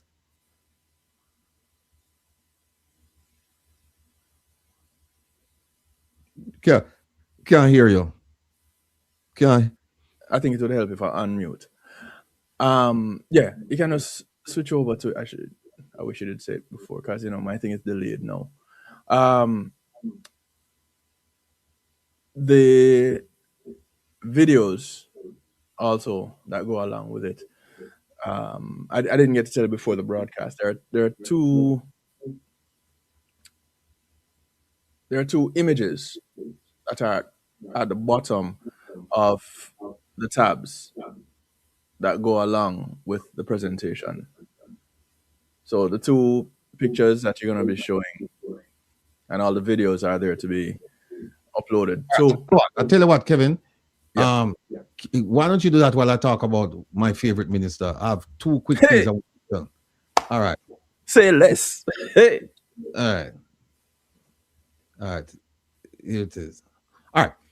People, remember I tell you all the time, students, remember I've said to you that when it comes to diplomacy, that we have rank amateurs running the Ministry of Foreign Affairs and Foreign Trade. And it starts at the top.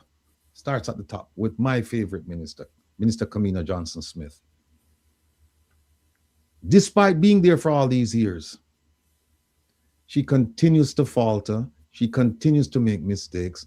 She doesn't know what the hell she's doing. She doesn't. It's a waste of time. Let me show you something. Take a look at this. My fellow Jamaicans, I have seen the State Department post and several related reports. And this is if it's coming from her, because it looks like it's coming from her. It says post Honorable Kamina J. Smith. I repeat, my fellow Jamaicans, I have seen the State Department post and several related reports, and I'm seeking verification and clarity. Please be assured that as soon as I have same, I will provide you with an update. Big problem. Here's why. For as long as she's been there, and she is the longest serving foreign minister for Jamaica, she shouldn't be seeking verification and clarity. She shouldn't be saying, I have seen the State Department post. If you're in the position that long and you know what you're doing, you develop relationships with people. People have an interest in what you're doing. And so they give you a heads up. So you know what's going on. This to me is a confession of failure. I have seen the State Department post. No, when I was working overseas, this wouldn't happen. Because you know why? Somebody on the other side would say to me, hey, listen, this is coming down. And then you get a chance to say, hey, can you stop it? Can you amend it? Can you do this? Can you do that? And if the answer was no, at least you knew that this thing was coming. And you get what? You get ahead of it. So you start talking to your people, you start talking to your bosses about this thing, saying so they're putting a pause on processing green cards. So we need our people know this. This looks like she was surprised. You shouldn't be surprised by these things, Minister Smith, Johnson Smith. You shouldn't be. And look, and she makes it even worse. Look at the second sentence. Please be assured that as soon as I have same, I will provide you with an update. By the way, you know what? What this reflects on as well? It reflects on the ambassador. These are things that they're supposed to have their sources, they're supposed to have their colleagues, they're supposed to have their friends or whatever. But they say, no, you realize. No, they're beginning to realize. Yes, Petroy. Rookie move. Now they begin to realize that America has what? Interests. Interests. They're thinking, well, we have friends. Because you remember when My friend. Secretary Marco, yeah, when he went to Jamaica, the Prime Minister, I said, oh, my friend, and him on the phone, and I said, oh, my friend, and I remember I kept saying, America doesn't have friends. They don't, or if they do have friends, you know what? What is a trump card to put a play on the word or a pun? Trump card is interests. No matter how we and you are friend, that's the thinking. No matter how we and you are friend, American interests come first. The hell with the friendship. The friendship, yes, we can eat and we can laugh and we can talk, but business is business. Yes, sitting here watching, her father was an ambassador, but she wasn't paying attention. That you're absolutely correct. This thing is a disgrace. This is a disgrace. I have seen the State Department post. Let me tell you something. When I was overseas, right, as a diplomat, when I was overseas, you see, if my bosses in Washington heard something, read something before they heard from me or read something from me, I know it's a family program, but let me just say, my ass would be grass.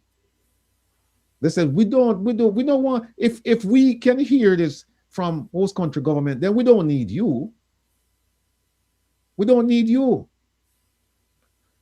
And that was going to be my question, because if the Minister of Foreign Affairs is going to hear something or check on something via a post, there are people out here, that regular people, that are more aware of what is happening than the person who is the Minister of Foreign Affairs.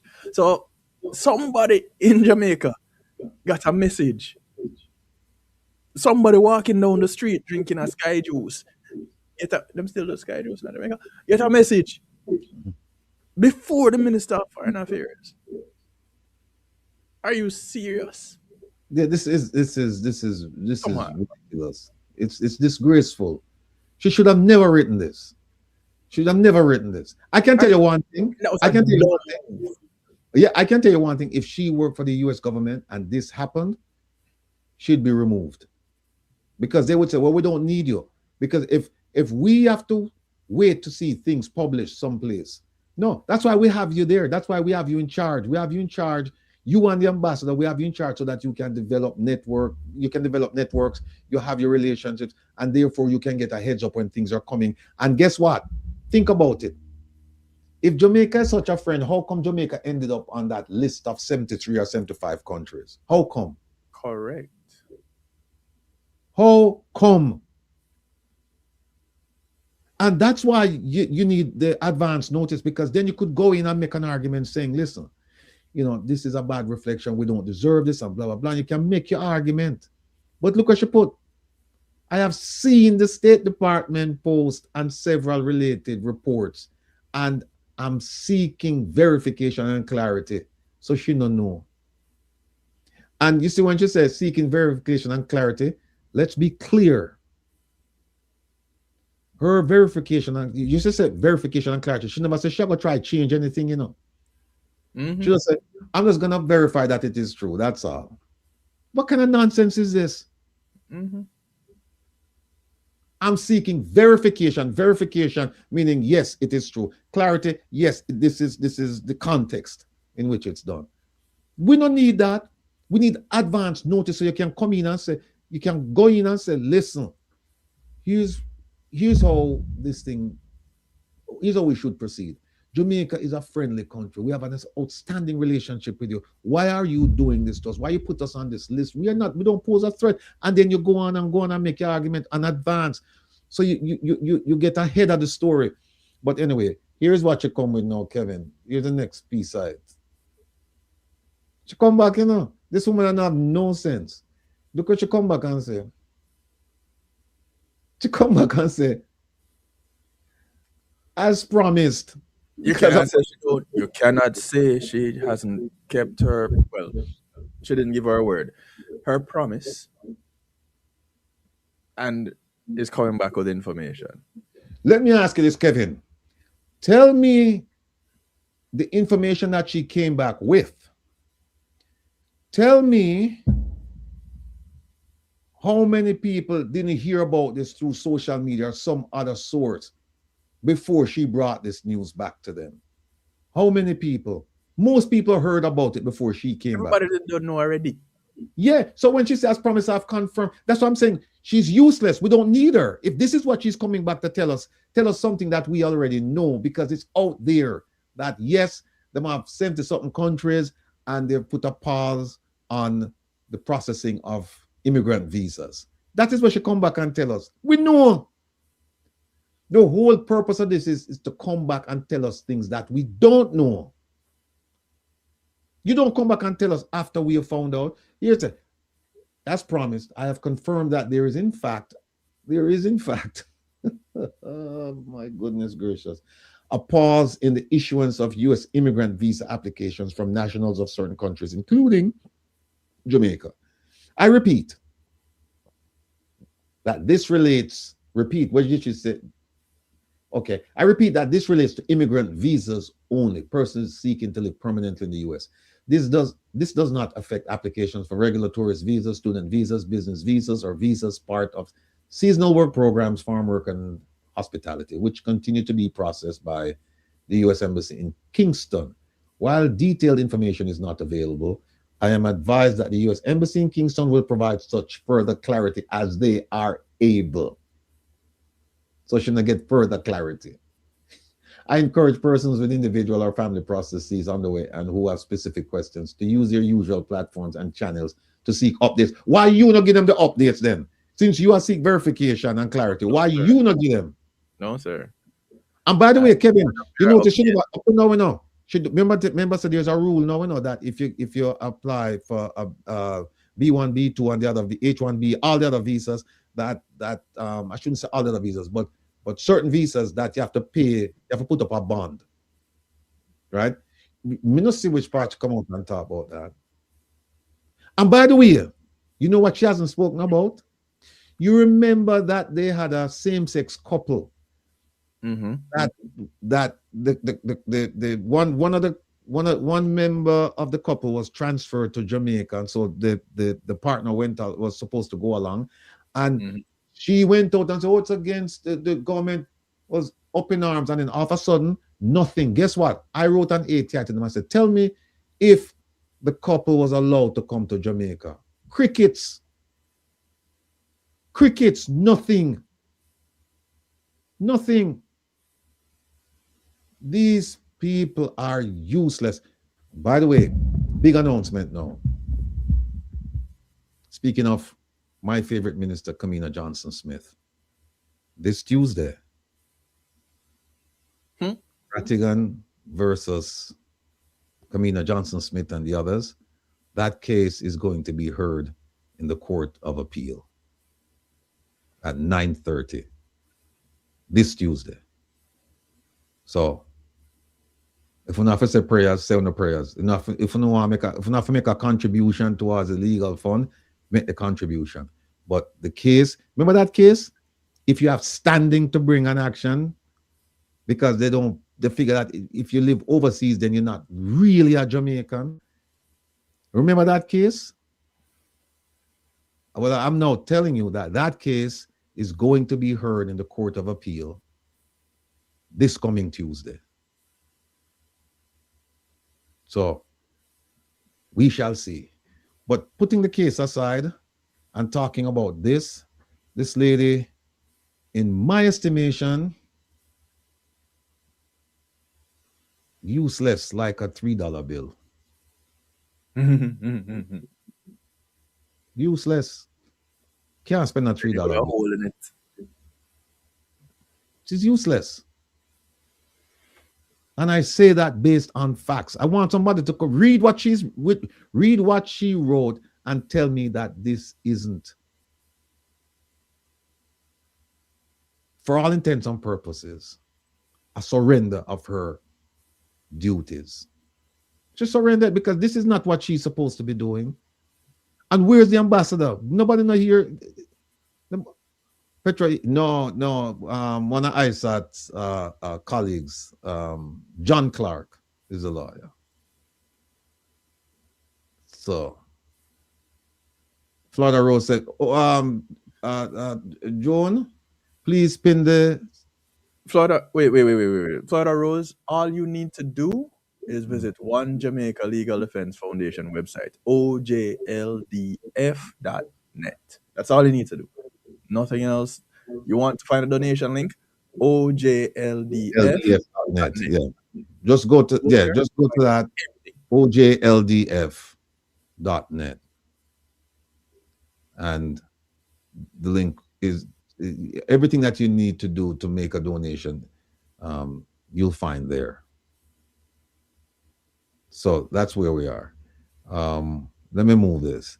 All right, Kevin, make a boogie now, because we have an hour before this later. You know, I knew I wouldn't be able to finish. People, look here, I have 1, 2, 3, 4, 5 miscellaneous things to talk about, and we have 11 main topics to talk about. 11 main topics and 5 miscellaneous. And here we are right now. We are struggling to finish up. Get to him the first one. Come, Kevin. Come, make a roll. What? Let me move this. Oops. Oh no, I can't move that. All right. All right. Tell me what we do now. Just play this video, and can you move? You need to set up the first video first. No, the first one is the first one is right here, but I need to get to I need to put the my commentaries. I need to put it on this screen over here. Yeah. So let me play the first video. Here we go, people. I want folks to be clear that the Auditor General is the government auditor. This is not somebody from outside coming and not minding her business. The Parliament, our legislators, created it, you could almost say, a long time ago, from the days of the Constitution. And her work is defined in the Financial Administration and Audit Act. That's the legislation that pretty much runs the Ministry of Finance, but also all public bodies that get our money, tells them how to spend it and sets the rules and the regulations. Yeah. So between the Constitution and this legislation, the bottom line is the AG has about 331, she would call it her audit universe. Ministries, departments of government, and public companies, which we call public bodies. Now, you have to understand it's a lot of work, so she doesn't get to do all 300 and add per year. But when she finishes a report, and there are several different types of report, only one of them is what we'll be focusing on tonight, which is the financial statements. What money you get, what you do with them.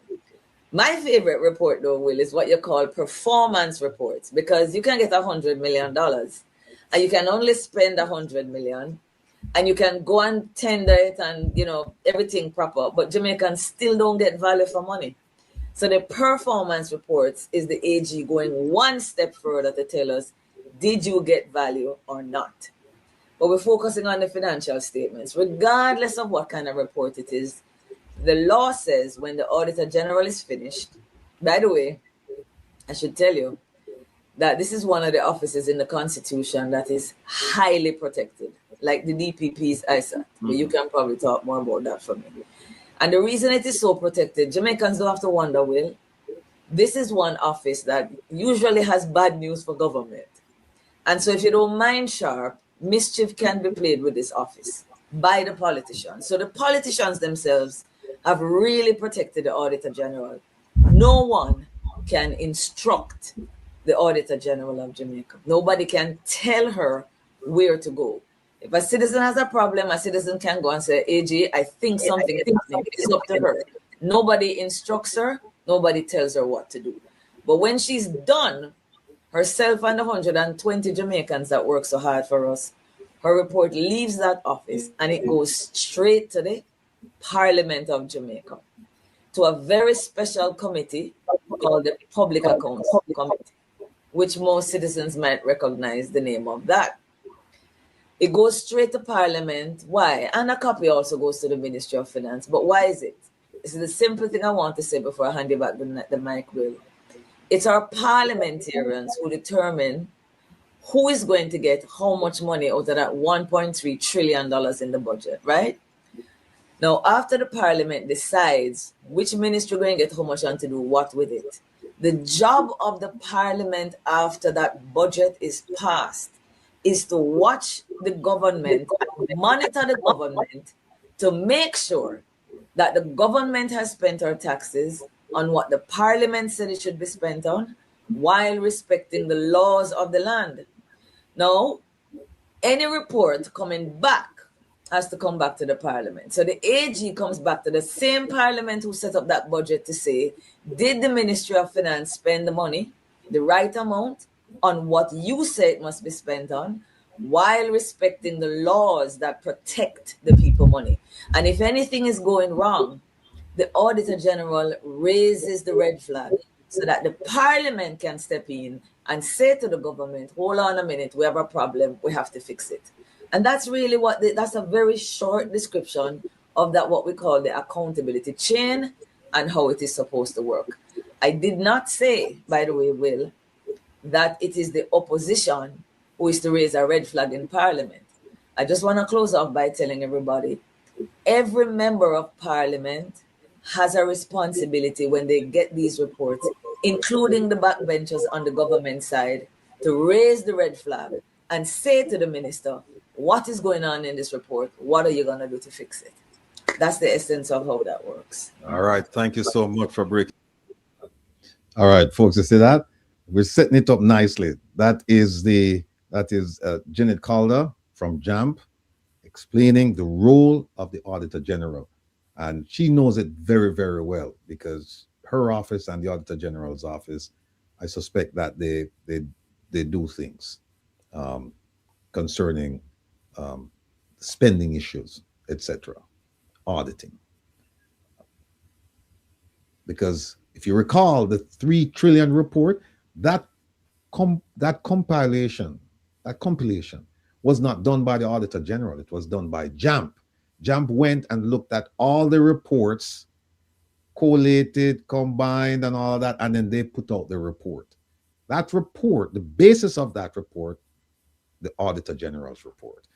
Here is part 2 of Janet Calder talking to us about Auditor General and audits and all of that. You have been a thorn in the side of these politicians because you are holding them accountable. You're saying, listen, we need value for money. You're getting the money. There must be something, where we can show to the Jamaican people that your taxpayers' money, here's how it's spent, here's the benefit, so that people understand. Now, I don't want to take you too far back. I want to take you as far back as a few days ago. Sure. You came out with, you did a press conference. And by the way, let me just explain to some of the people who criticize the Auditor General, that the Auditor General's function is not to have press conferences. And in fact, Janet, you and I had this conversation and you said, no, you said, tell me one, you said to me, Wilfred, tell me one Auditor General you know of in the world who will do the audit and come out and have a press conference and criticize the government. Not going to happen. Right. So then guess what, folks? That's where Jeanette stepped in. And she said, all right, you know what? I'm going to dig through this information. And I'm going to dig through it. And I'm going to figure out what the hell's going on.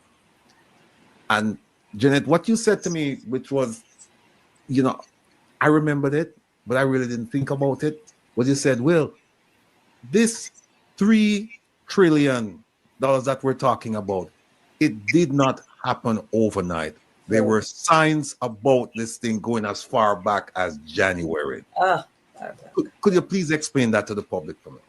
Sure. I mean, when it came out in January, it also wasn't a shock for me because I've been reading Auditor General's report. Before JAMP started, I read 41 reports.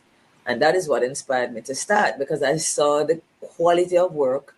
I saw the tenacity. I saw that regardless of the fact that Parliament and media and people not paying attention to them, this office just kept on doing the work for us. So in January, when the Gleaner, Edmund Campbell, excellent parliamentary reporter, came out and said, I think on the 21st of January, there's a $1 trillion crisis. I smiled. I said, boy, this crisis has been going on forever. But it was very good that the Gleaner was now bringing it to light. If I can just give you an example, Ministry of Education.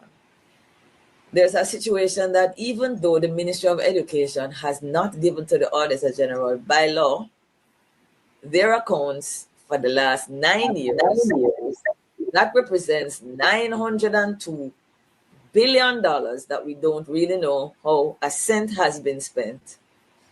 The Auditor General still goes in regardless of the fact that they're not giving her their financials, and she audits them. She audits programs and she audits projects. One of the projects or programs that she audits is the early childhood. Everybody here know that that is how we're going to fix education, investing in early childhood. And I should say this. When you think about our budget, I'm just interrupting myself for a very important second to say, when you think of our budget, folks, that $1.3 trillion, after we pay our debt, just like our parents teach us, when you get your pay, you pay your debt first, all the way you owe people. And then you rent, and then you figure out the rest. We pay our debt first. Which sector do you think gets the largest share of the budget after we pay our debt? Education. It's education. And I'm sure every Jamaican listening would have said, Jeanette, that should be the place, because that's how we're going to develop people's lives and this country. So education gets a whopping amount of money. And we're not getting a cent for the last 9 years in terms of reports. But the AG doesn't stop there. She goes into the projects and she audits them. Early Childhood Commission. I have looked back as far as 10 years, and almost every single year without fail, there's an audit finding that says this project is overpaying people. Why? They leave, nobody makes a note of it, but they continue to pay the people that have left. Now, Will, you tell me. You make that mistake 1 year. You say, all right, come on, let's be fair, guys. People make mistakes. I make mistakes. You might even say you make it 2 years because maybe you never even hear say the Auditor General did flag it. But from 2015 till now, I think it might be about 6 times or more that the Auditor General is saying the number is increasing. The number is increasing. You have to go find these people and get back the taxpayers' money. After 1 year, 2 years, you set yourself mistake. But after that, folks, come on, man. What can go so? So I am just see you laughing, Will. So I'm just saying that I sent to Will because I wanted him to see examples and upon examples that though the Auditor General is not getting the financial, there are some hair-raising things that she's finding out every year within the Ministry of Education, the same Ministry of Health, the same Ministry of Labor and Social Security. That would shock everybody that is listening to me tonight. Shock you. You wouldn't believe that this could happen once, but the things that happen over and over and over again, it's just gross mismanagement. I call it a betrayal of the people. That's what it is.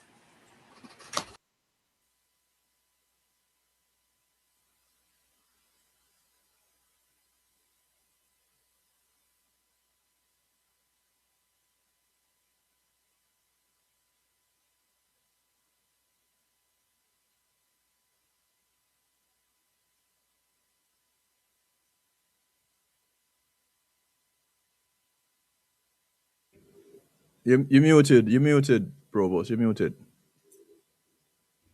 Yeah, I'm saying that if you could put up the picture for the two ladies, they are two of the most powerful people in Jamaica. Not two of the most powerful women, two of the most powerful people in Jamaica when it comes to holding government accountable on behalf of the people. These two people, I don't see it here. These two people are in a class by themselves. Now, here is, let me move this, Kev. For those of you who didn't have the benefit of watching the program a while back or reading the report, here are some of the things that Jeanette found reprehensible, things that she said, look, This is more than just, a one-time mistake that you could say, okay, all right, fine. Or it happened twice. This is something that happened over and over again. Look at this. And we're just going to give a couple examples because we have to move on. Here we go. This is Ministry of Education and Youth and Information. And you see what it says? Samples below are samples, not the whole thing. Samples of egregious cases of mismanagement that have occurred over the past 10 years of financial reporting neglect and repeated violations of financial laws. And how many of them go to prison? How many of them repeated violations of financial laws? How many of them go to prison? How many of them pay back surcharges? How many? Jamaica people are asleep. Marcus Garvey said we won't know ourselves until our backs are against the wall. And I think that's where we are right now. We need to know ourselves because we don't. That resilience, inner resource, all of those things that would make you stand up for justice, fight for what is right. All of those ingredients, they're missing. And so we've become passive. We just accept everything and just say, well, that's how the thing set. Nothing we can do. But anyway, let me get to some of the, Kevin is looking for something here.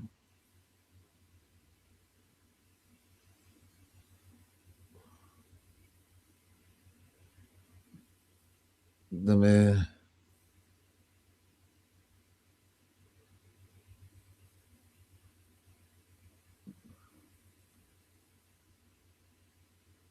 I'm waiting for Kevin so I can then go in.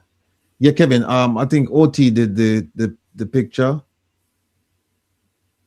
And yeah, I had it. It's all right. I'll show it on my side. You go out your thing. I'll pull it up on my side. All right, let me close. All right, here's one of the things she's talking about. Look at that. Report date of 2023, right? Annual. Overpayment. See it right here. Overpayments. 36.55 million. Some of which go back to 2011. Here's another one. Unpaid receivables. Total amount owed to the CCCJ Council of Community College of Jamaica increased by 23 million from 20.9 to 44. Where all of the money, where is the accountability for these funds? Here's another one to talk about. The commission continues to be exposed to losses as unrecovered overpayments only decreased by 0.06 million, moving from 36.24 to approximately 36.18 at the end of 20. Here's one of my favorites. This one here. When people tell us money not missing, ask them about this money. Money to the Joint Committee for Tertiary Education. This is the one that involves Grace McLean, Dean Roy Bernard. Payments amounting to 124 million to an entity. Look at this. To an entity which does not have a legal status. The purpose and use of the funds are unknown. There it is. How do they explain that? Here's another one. Recurrent payment vouchers with expenditures totaling 904.8 were either misclassified, had no supporting documents or information relating to their classification. Come on. More overpayment, Early Childhood Commission, more overpayment again. And it says unrecovered overpayment, meaning you're not getting it back.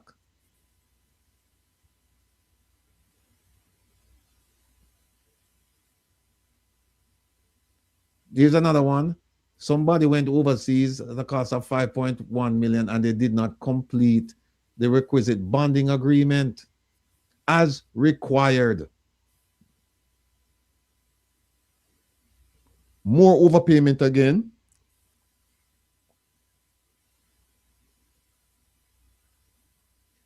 Look at this. As of March 2017, overpayments of 26.1 million remain outstanding from as far back as 2011.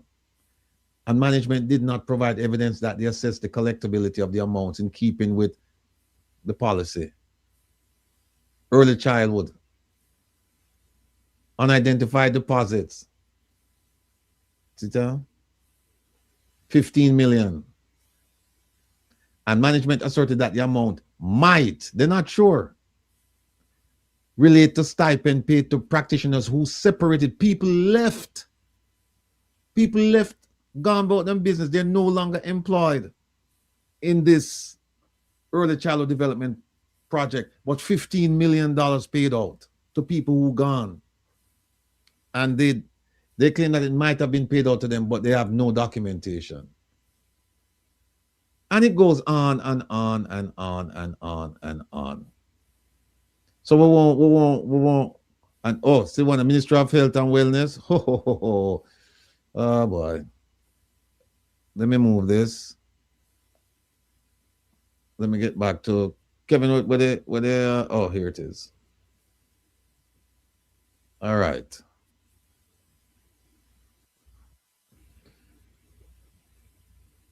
I want you to watch this video here. Give me 1 second. If I move stuff around, this one. Thanks, Kevin. I saw the first one. Remember that first one was up already, you know. No, this is the third one I'm on now. The third video. Yeah, but that third one was up. I didn't see it. And then we go to the fourth one. Then. Where is it? Where's the third one? That is it there that you just put a second one. Right. All right. Let me move it. Hold on. But you didn't show the picture too. No, I'm going to show it right now. People, some of my two heroines, man.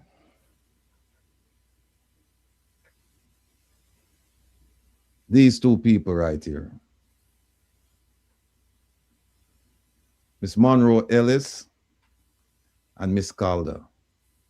Or I should say Ms. Monroe Ellis and Miss Calder. These two women are holding the government accountable for the benefit of the Jamaican people.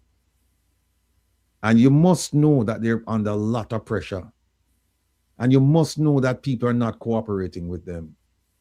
And you must know that despite that, they're still managing to get the job done. So we need to give them all the support that we can. All the support that we can, we need to provide to them. The people who are conducting the biggest fight in Jamaica now for the people are not men. Women. Strong, intelligent, assertive black women. They are the ones carrying the fight. And we just sit back and just pretend like nothing's happening, like it's not affecting us. And these two ladies are pointing out to us on a regular basis that your taxpayers, you can't hear me, Vivian? Should be hearing me. Your taxpayers' dollars is just blowing in the wind. Nobody is fighting for the poor people, except these, well, there are other people, but these two are the most prominent. The most prominent, these two women. We need to big them up, man. Pamela Monroe Ellis and Jeanette Calder. Big up on yourself. The struggle continues. All right. Here is the third video. Missing funds. Jamaica Accountability Meter Portal, that some $3 trillion are unaccounted for. In that same article, I want to highlight that Kimon of the Gleaner said that Jeanette Calder, Executive Director of Jamaica Accountability Meter Portal, herself said, it is not that the money is missing. It is that reports due to the Auditor General have not been submitted by several ministries. So I want to repeat that. It is not that the money is missing. It is that reports due to the Auditor General have not been submitted by several ministries. Appropriations accounts are annual reports that are to be submitted to the Auditor General to allow the Auditor General to do an audit.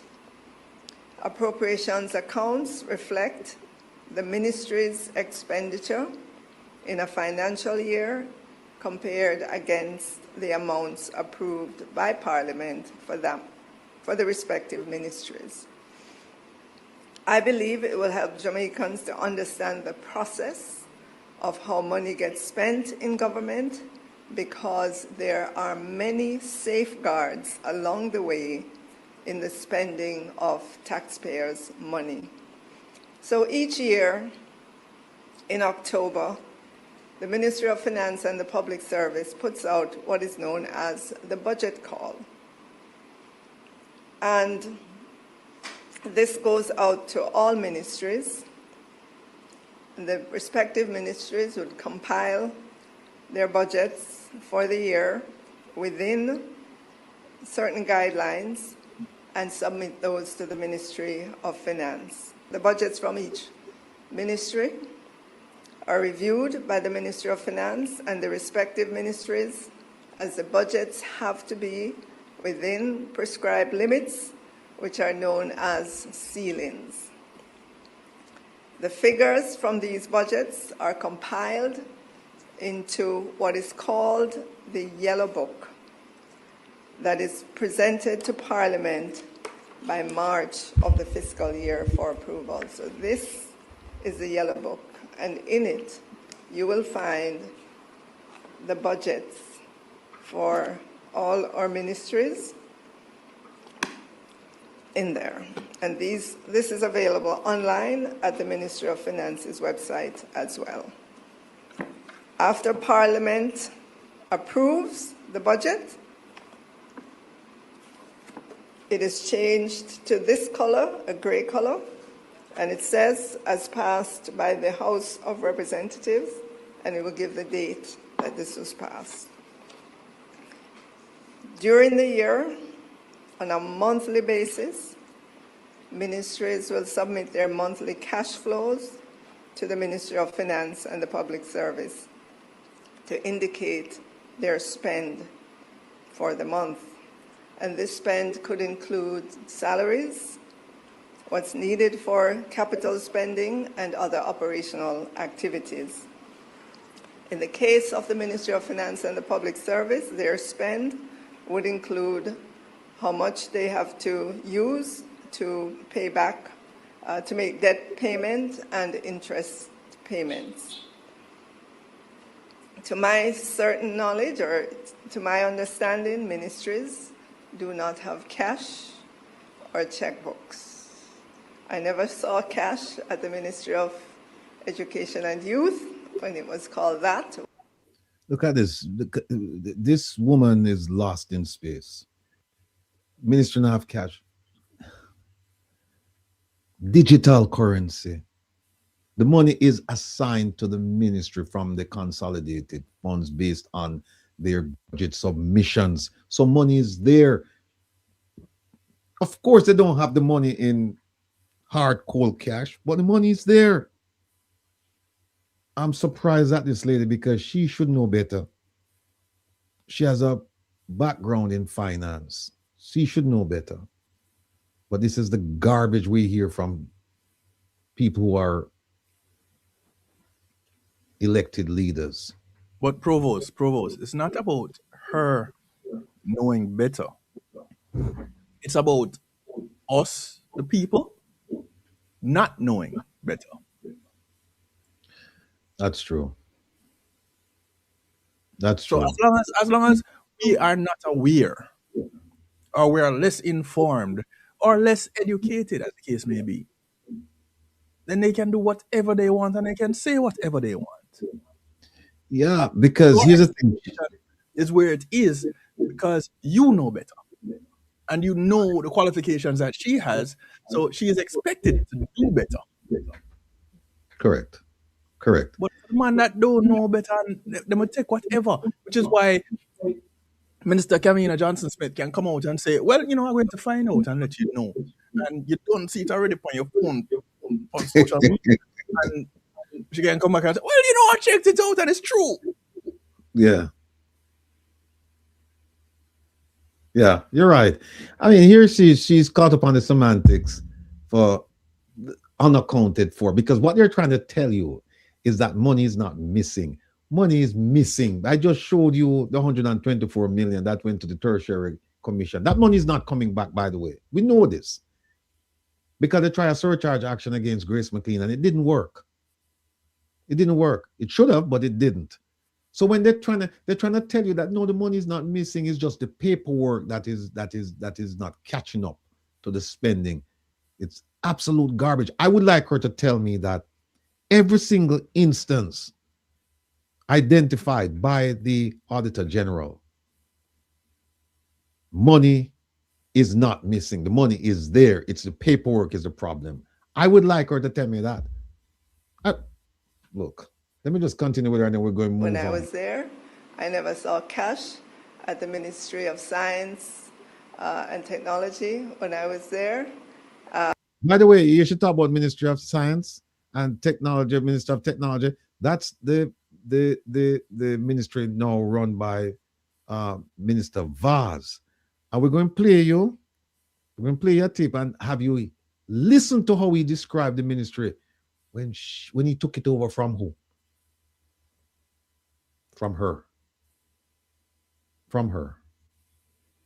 And it's so hypocritical because now with the JPS thing, we see him sitting next to her saying, oh, I'm with the hard-working minister and we're going to get the $150 million loan to JPS. And people, I have something to show you. Stick around. And I'm sure across different ministries, you don't have cash that you spend. You have to go through the Ministry of Finance and the Public Service on a monthly basis with your cash flows. Any funds allocated to ministries for what the ministry is spending on goes through the Accountant General for payment through the banking system to the account of the contractors or service providers. Notwithstanding all of that, in terms of the safeguards that are there, I must make it clear that ministries do need to get up to date with their appropriations account submissions to the Auditor General. And we are committed, we at the Ministry of Finance and the Public Service are committed to working with ministries that are behind in this in terms of putting additional resources in place in order to begin to help these ministries to clear the backlog and to ensure timely completion of these reports at the standard that is required by the Auditor General. The goal, of course, is to get to that place where these appropriations accounts are done in a timely manner and submitted within 4 months, I believe, FS, after the close of the fiscal year.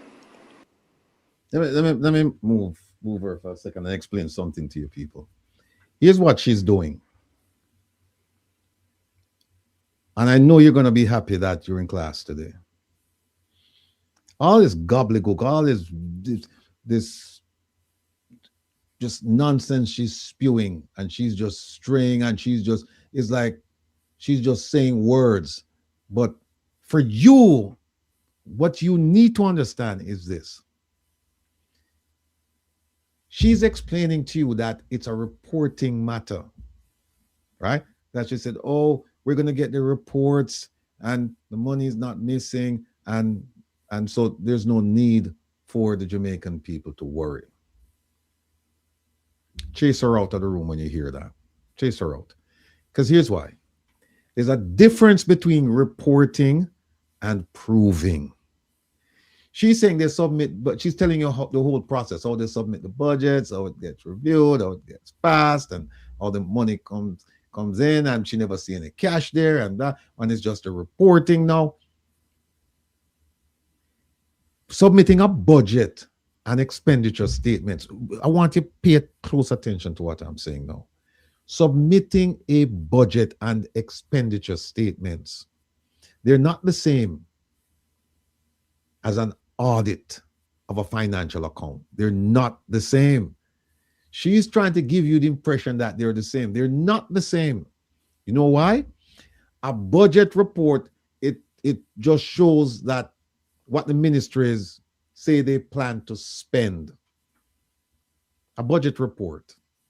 It shows yes, we need $1 to spend on to purchase resources for the ministry.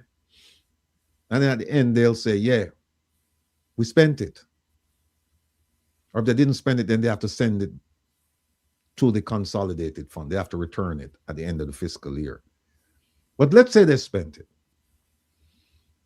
So they submitted the budget for $1. They got the $1. And then they tell you that we spent the $1. That's explaining what happened. That's not an audit. That's not what the Auditor General does. What does she do? She says, okay, you got $1 and you told me that you spent the $1. Now prove to me how you spend the $1. Prove to me how it was spent. So they have to provide verification and evidence. They have to provide invoices. They have to show the Auditor General that we said we're going to spend $1 to buy trucks. Here are the trucks. Here are the invoices. Big difference. So don't let them fool you when they tell you that, oh, we submitted a budget and then we did the budget report. No, no, no. What you really need is an audit report, because the audit report digs deep into the expenditures. What it does, it says, okay, you got the money and you say you spent the money. Now prove to us that you spent the money and you spent it on the things that you were supposed to spend it on. Big difference. So don't let them fool you about, when they tell you about budget report, tell them you want to say the audit report, right? And that audit report, it includes supporting documentation, reconciliation, systems checks, confirmation that the transactions actually occurred. That's why you say the University Hospital of the West Indies is in a problem now, you know, because them spend money, and when the Auditor General says, okay, show me how the money was spent, them have no receipts. And guess what? On top of that, them don't even have the things where them claim them spend it on. So where did the money go? So you have to, again, the Auditor General is there to make sure, to collect supporting documents, reconciliation, system checks, confirmation that transactions actually occurred, and that the transactions were lawful and they were properly recorded. Without this verification, all the things I just mentioned that the Auditor General is doing, the figures remain just assertions. They're not proof. So when the minister can come and say, well, you know, we got $1 to do this, and yeah, we spent it, that's not enough. You need to show us that you spent it on the things that you were supposed to spend it on when you submitted the budget. And we need to say all the reconciliations. We need to say all the invoices. We need to say the item that you say you purchased. So they come along and them tell you all this nonsense. By the way, they're talking about unaccounted for. They get twisted in this thing, right? Unaccounted for. It's an accounting and governance issue. Essentially, there is insufficient evidence to confirm where the funds went. or whether they were spent in accordance with the law and financial regulations. When it's unaccounted for, it's saying that we don't know if the money was spent, and we don't know if the money was spent properly. We don't. So for all intents and purposes, the money gone. The money is gone until they can show you that we budgeted for $1 to buy trucks. We purchased the trucks. Here are the invoices. Here are the trucks. They go, they look at the trucks, and you say you purchased the trucks to do what? To do delivery. Fine. And then you can go through the delivery records and all of that. That's an audit. Not when them tell you, say, we collect the $1 and we spend the $1. That's not the end of the story. That's just the beginning of the story, right? So you have to make sure the money was spent in accordance with the law. And it's additionally, you know, when she's saying that she's never seen cash over at the ministry. She didn't see cash over at the Ministry of Education. It doesn't mean, like I was telling you, it doesn't mean that there is no fraud, there's no misuse, there's no mismanagement, because guess what? How did the $124 million went to, how did it go from the ministry to the tertiary commission? How? Did somebody have $124 million in the office and them just turned? No, people. What do you mean? You never see the people might carry it over? No, I didn't say that. Oh, that is why. I didn't say that. So here's what happened. The cashless system that they're talking about, students, we know this. You can abuse that system through what? Unauthorized electronic transfers. That's one way. Unauthorized electronic transfers, meaning the money was transferred to people that it shouldn't have gone to. The money was transferred to some place where it shouldn't have gone. And the person who transferred it shouldn't have transferred it. So you have two things right there. You have an unauthorized person making a transfer to a place where it shouldn't have gone. Then you have deliberate misclassification of expenses, where they switch around the expenses to try and trick you. Right? Then you have inflated or fictitious contracts. We know about the emergency contracts, the direct contracting. We know about all of these things. I mean, you took the exam not too long ago, and you got all of the questions on all of the questions concerning purchasing. You got all of those questions correct. You know that. The fictitious contracts. Another one is payments without supporting documentation. You don't need cash to do this, because it comes back to electronic transfers. Weak internal controls, where you have corruption inside there. You don't have enough controls, people not keeping their eyes on what's going on for whatever reason. And then you have poor reconciliation between the systems. Money coming in, money going out, but we can't see the reconciliation. We can't see it. So people, don't let them trick you. You know, in fact, large-scale public fraud often occurs digitally, not with physical cash. You know, electronic systems, we're talking about digital transfers now, they only reduce risk when they are paired with strong controls, transparency, and audit trails and enforcement. Yes, digital transfer, the digital system will work, but you have to have all these things in place. It's not the system, you know. A lot of times it's the system operators. So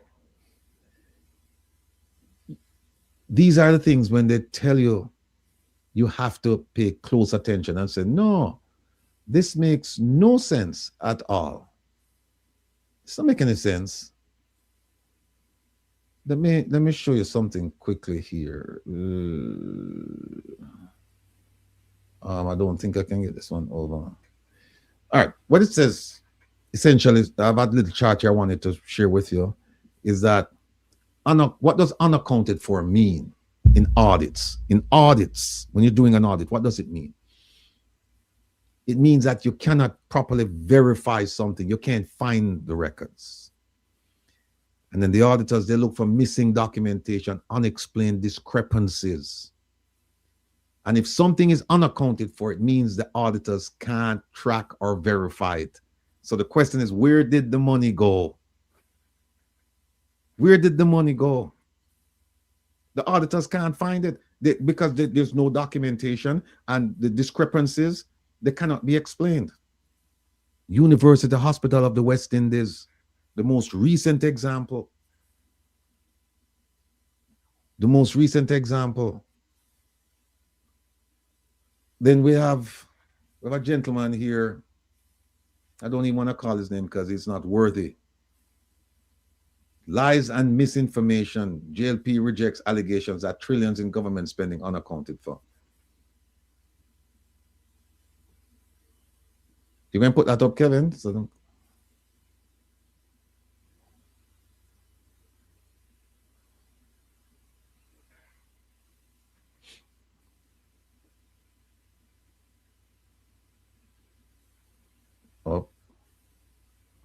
Oh, here it is.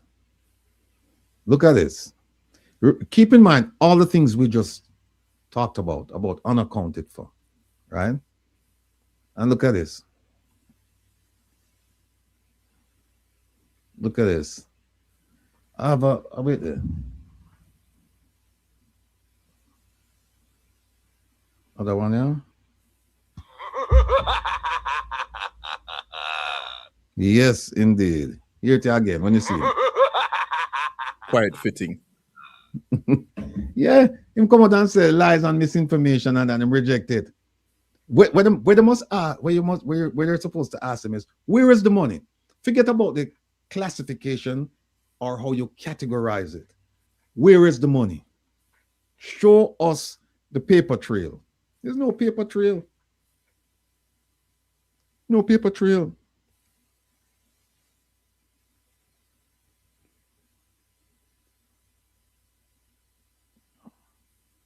Well,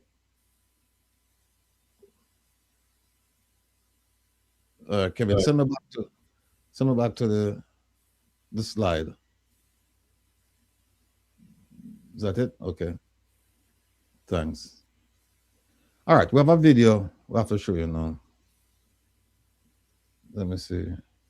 Here we go. About the process based on what was being claimed, and got a report that indicated that this is a process that went through competitive tender, where a terms of reference was developed which involved neurosurgeons. This is not a drill that is available at a hardware store. It's available it's a specialist piece of equipment that actually deals with the spine and the brain of children, and therefore a highly complicated piece of equipment. Anyway, it went through the procurement process. It was approved by PPC. I am not sure what is still the concern, given that the region took the time to meet with the opposition spokesperson. My understanding is that having agreed with the explanation given, he then went out and made some other statements, which is unfortunate because it's quite clear that the process was followed and that the comparison of some other similar type of equipment with this highly complex piece of equipment is clearly misplaced. You know, we're in a silly season, and I get the impression that some of the utterances coming out of the opposition are intended to scare people, scaremongering, to misinform, unfortunately, and then, of course, to, in that process, score political points. It's unfortunate, particularly because the spokesperson is a medical practitioner who should understand these issues. He's not a neurosurgeon, but he's a surgeon, and therefore I would have... Hold on. He's not a neurosurgeon, but he's a surgeon. Now, who the hell are you? How you come now if you come talk about medical issues, equipment and things like that, and some of you want demean Dr. Dawes' stature. You, if I had my way, you would be prosecuted. You would be prosecuted. Or you'd be referred for prosecution for things that you've done. And you know, Dr. TUFTON, you know, we have the evidence. We have the commission's report is more than enough. When you read through that things and you see the contradictions, you see the things that you said and the things that you did. And by the way, how is the referral coming on now with the Speaker of the House? A referral was made, you know. You were referred to the Speaker of the House for consideration for disciplinary action or some kind of action. The matter was referred to the Speaker of the House. We haven't heard anything more about that. We haven't. So we're going to remove, you know, because we hear enough for you. We'll play this one, you know. Hello, I'm Kimon Francis. Medical Technologies Limited, Meditech, and lawmaker attorney Donovan Williams have filed a defamation lawsuit against opposition spokesman on health, Dr. Alfred Dawes, over controversial allegations he made concerning the procurement of a $31 million neurosurgical drill for a hospital. According to court documents filed Monday, Meditech and Williams are seeking damages for defamation, including aggravated, exemplary, and special damages, along with an injunction to prevent Dawes from repeating what they describe as defamatory statements about the company and the MP. I wonder if they're still going to proceed, given the Auditor General's recent report. Here's another one. Auditor General Pamela Monroe Ellis has submitted a scathing 72-page report about procurement problems at the University Hospital of the West Indies. From improper use of its tax exemption status to no procurement documentation for more than $500 million worth of contracts. The report highlights a number of deficiencies at the University Hospital. Giovanni Dennis has been going through the report and now joins us live. Giovanni? All right. Well, Nika, the document was tabled in Parliament this afternoon. The Auditor General is carrying out a series of audits to investigate whether selected hospitals are properly managing procurement processes and ensuring value for money spent. Now, this audit report was tabled in Parliament today, looking at the University Hospital of the West Indies in particular. Now, the report was prompted by what it says is whistleblower complaints. Now, Nika, just to say that the report contains serious findings about how the University Hospital was managing imports, contracts for goods and services, and dealing with procurement issues. According to Auditor General, now, if the weaknesses in U.S. governance, procurement, and contract management processes that have been highlighted are not addressed, the risk of corruption could be increased and the hospital's ability to deliver quality healthcare services could be undermined. Nika. So, Gio, have you been able to glean any of the key findings? Well, that's exactly where I was going next, Nika. Well, I'll tell you 5 of these key findings. The first one is that the University Hospital inappropriately utilized its tax-exempt status to import goods for private companies, including resulting in losses totaling $23.1 million. The report says that customs records showed that items like office furniture and medical equipment were declared as hospital imports. However, checks of hospital inventory records showed that these items were actually obtained by private entities. In one case, for example, UHWI used its tax-exempt status to import office furniture and medical equipment valued at $40.6 million for an entity referred to as Private Company 2, along with cups and dishes worth $1.41 million for Private Company 3. Now, this cost the country $10.7 million in customs fees, Nika. Now, UHWI then bought those cups and dishes, which were reported to be worth $1.41 million initially, for $6.9 million. NICA. The Auditor General notes that this was a breach of Section 209, subsection 1 of the Customs Act, and this could lead to fines or prosecution. Now, key finding 2 of 5 that I'm sharing tonight, NICA, you could not provide procurement documentation for 51 contracts valuing over $521 million. This documentation included requisitions, tender documents, bid submissions, evaluation reports, and procurement records. The Auditor General says that the lack of these documents prevented a thorough review of whether procurement regulations were followed and whether the transactions were carried out in a manner that ensured transparency, accountability, and value for money.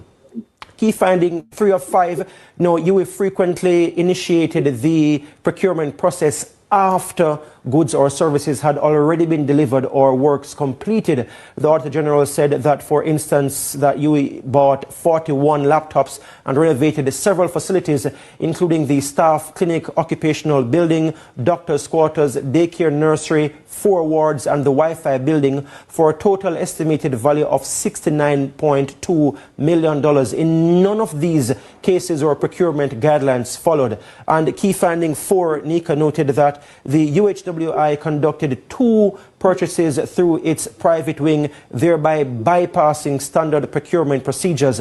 This related to 2 loan agreements for medical equipment that the university hospital entered into in 2019 and 2023, valued at $91.66 million and US $354,334 respectively. Now, the final key finding I want to share tonight, NICA, is that the university hospital did not follow required procurement procedures for hiring consultants and other service providers. The Auditor General reports that the hospital engaged in multiple consultants, service providers without following procurement procedures. The total payments amounted to approximately $681 million for consultancy and other services, and US $186,000 for 2 other consulting contracts, NICA. People, I play that just to kind of prepare you, because I'm sure if I ask most of you now to go back over the areas that he went over, you wouldn't be able to go over every single one of them because he went too fast. But that's the nature of TV, right? He had to do a report. But what we're going to do around here, we're going to take it piece by piece. And I can tell you, I have read the report twice. I have read the response from the hospital. I've read the terms of reference of the committee that they formed. And I can tell you this. Those people are wicked. They victimize the Jamaican people. You are going to see some things. Like I said, he went through like he gave you the executive summary. What I'm going to give you is the case summary. And when you see the schemes that they employed so as not to pay taxes and duties, your head going to hurt you. And then on top of that, you will see where they use their tax exempt status, university hospital, to bring in stuff for private companies. And then on top of that, they paid the sundry taxes, because there's some other taxes and duties and whatnot. The university hospital paid for it for the private company, gave it to the private company. They listed that all of these things coming in, therefore they're to be used by the university hospital. And then they gave it to the private company turned around and charged. In one case, I thought they charged 4 times as much as the declared value. 4 times. But wait, hold on. With another video here. Would have noted something a little bit different that we don't usually do. We don't usually necessarily take on misinformation and disinformation or information that is false. That is changing. We are going to have to do so in this context where something is said that is not true. We will be countering it. We will come with the receipts. We will play the videos from months ago. We have the records, and we will do that. We have to focus on being able to respond to misinformation and disinformation. There's a lot of that out there in the public sphere, and we cannot leave it unchallenged. And so you will be seeing new approaches from the Ministry of Information in terms of dispelling those things. And in many instances, you know, we call them misinformation and disinformation. Those are fancy words for lies. And so where there are lies, we will be correcting them. And there have been many of those. And I know Minister Morgan will be working very closely with me in relation to addressing that issue.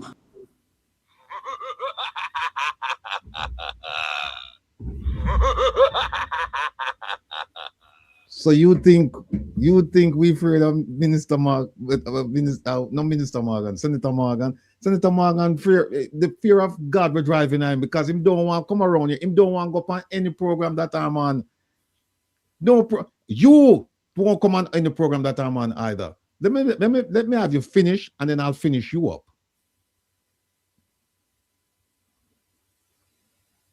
Of lies that are proliferating, and we will give you the facts. And that's why we ask you to tune in here, because we bring the ministers, we open them up for challenge and allow them to tell you the work that we're doing, and we tell you what we are doing in cabinet, because what we do is not secret. We're doing it because we've been asked to do this by the people of Jamaica, and we take that role very, very seriously. Okay, let me move on.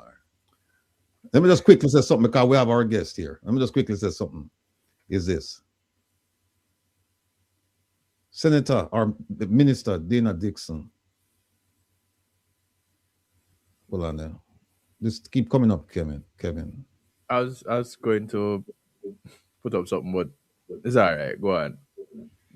You know this thing, huh? You see it? Yeah. You can close that out. All right, the Minister Dana Morris Dixon. You stand up on the podium every Wednesday and you try bamboozle people, and you say a whole bunch of things, whole bunch of garbage. And you talk about misinformation, disinformation, and flat out lies. I want you to come around this corner here, because I can't go to post-cap briefing. All right, I can't go to post-cap briefing. All right, well, I can't go to post-cap briefing, but I want you to check this out. I remember what happened to this man. I want you to check this out. I've always said to people, do not trust the words of politicians. Do not trust the words of politicians. You remember that? I've always said to people, do not trust the words of politicians. Do not trust the words of politicians. What are? Wait, who? Share who? Yeah. He's coming to tell us now that we're providing misinformation, disinformation, and flat out lies. I want to ask her a question. When she indicated that the unemployment rate was the lowest, I don't remember if she said exactly, but she indicated the unemployment rate. She was showcasing it, the lowest. And not only, I know for a fact that the Prime Minister said it. It's the lowest in the history of Jamaica, 3.2 or something like that. They know that that's misinformation, that's disinformation, that's a flat out lie. Why? Because Statin says you cannot use the old standard against the new standard. I think it was January 2025, they started using a different standard, and they say you cannot compare the two standards. So you have to start fresh now since January 2025, but you can't say it's the lowest it's ever been in history. You can't. It's the lowest it's ever been since January 2025. It's the lowest it's been since January 2025, but you can't say it's the lowest it's been in history. They know this. Then she come out recently this week and talk about the crime statistics. We won't have time to play it, but she came out and said that she noticed that it's not getting airtime. It's not being carried on the front pages of the newspaper or on the news. It's not being highlighted that the crime rate of murder rate, 43%, down from last year is the lowest it's been in decades, right? I think decades or a long time. She said that. Now, she knows, or she should have known, about the various categories where them push the bodies them into. She should have known that. So she come out and run up her mouth. I would have loved to get a chance to ask her some questions, because you know what happened? The journalists used to sit in that room on a Wednesday afternoon. They're fearful. They're fearful. I think the only one with any backbone, you must have like two of them with backbone that will ask the tough questions. One of them, is Zara Burton. But a lot of them, they just won't, they give them some softball questions. But since she's so brave and she's so bad and she's so bold that she's going to take on misinformation, disinformation, and flat out lies, come around here so that we can have a discussion. Come around and have a discussion. We don't want this. This is what we don't want. Pray that nobody, all who want talk, make meme. One, me we go with you toe to toe. Every nonsense you talk, I will respond to it. And as you would have seen with the government, man come out with foolishness, we respond, not go so. Yeah.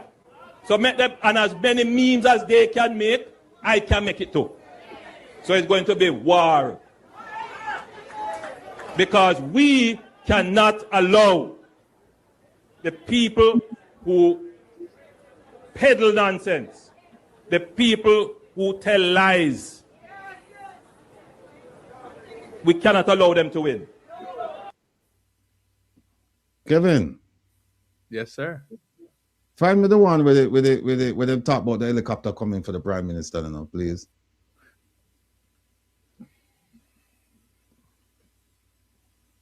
This guy.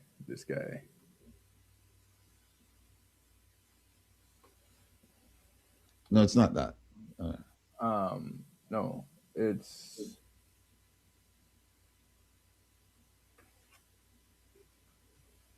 Oh, I see it. Go back. Yeah, that's it. All right. I see it. okay. So add it over here. Yeah. No, it's it. No, not. Yeah, you need to add it from inside the program. Not that one. Oh, you're doing dragging it over? It's this. Yeah, it's in there. All right. Let me go back to it. Hold on. Come on. It's over here. You're over here. Okay. I don't see it. Add it. That's what I was saying. Add it That's over it, right? Hold on a second. Let me move this. Yeah, those can go. Where is it? I don't see it anymore. No, we haven't added it over there yet. Yeah, I don't see it from here.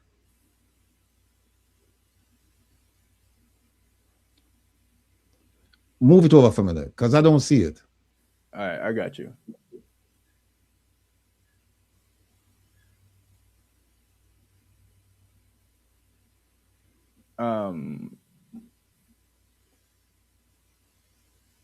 Can't deal with this delay, Just add the video. It starts with Bruce. Yeah, I don't see it though. All right, let me add it. Yeah, folks, here the Prime Minister say, I'm not afraid of nobody.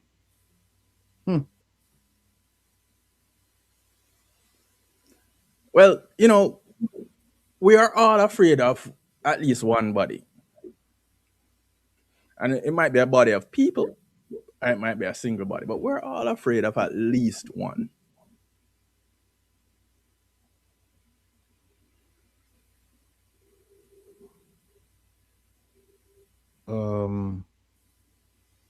Here, it's right here.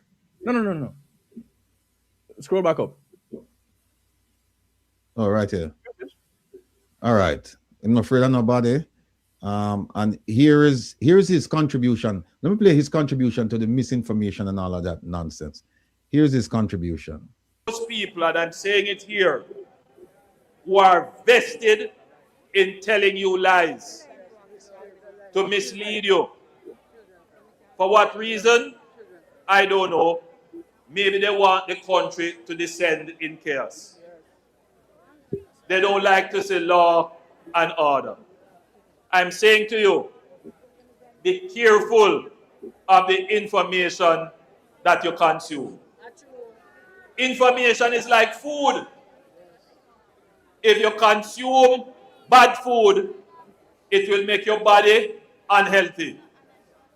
If you consume bad information, it will make your mind unhealthy.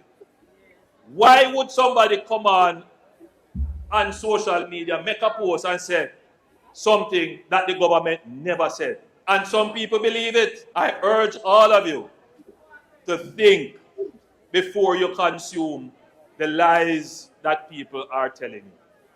It will only lead you to make bad decisions. Okay, and so when you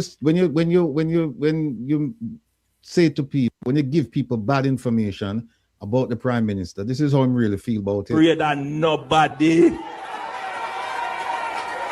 all who want talk, make meme, one, me we go with you toe to toe.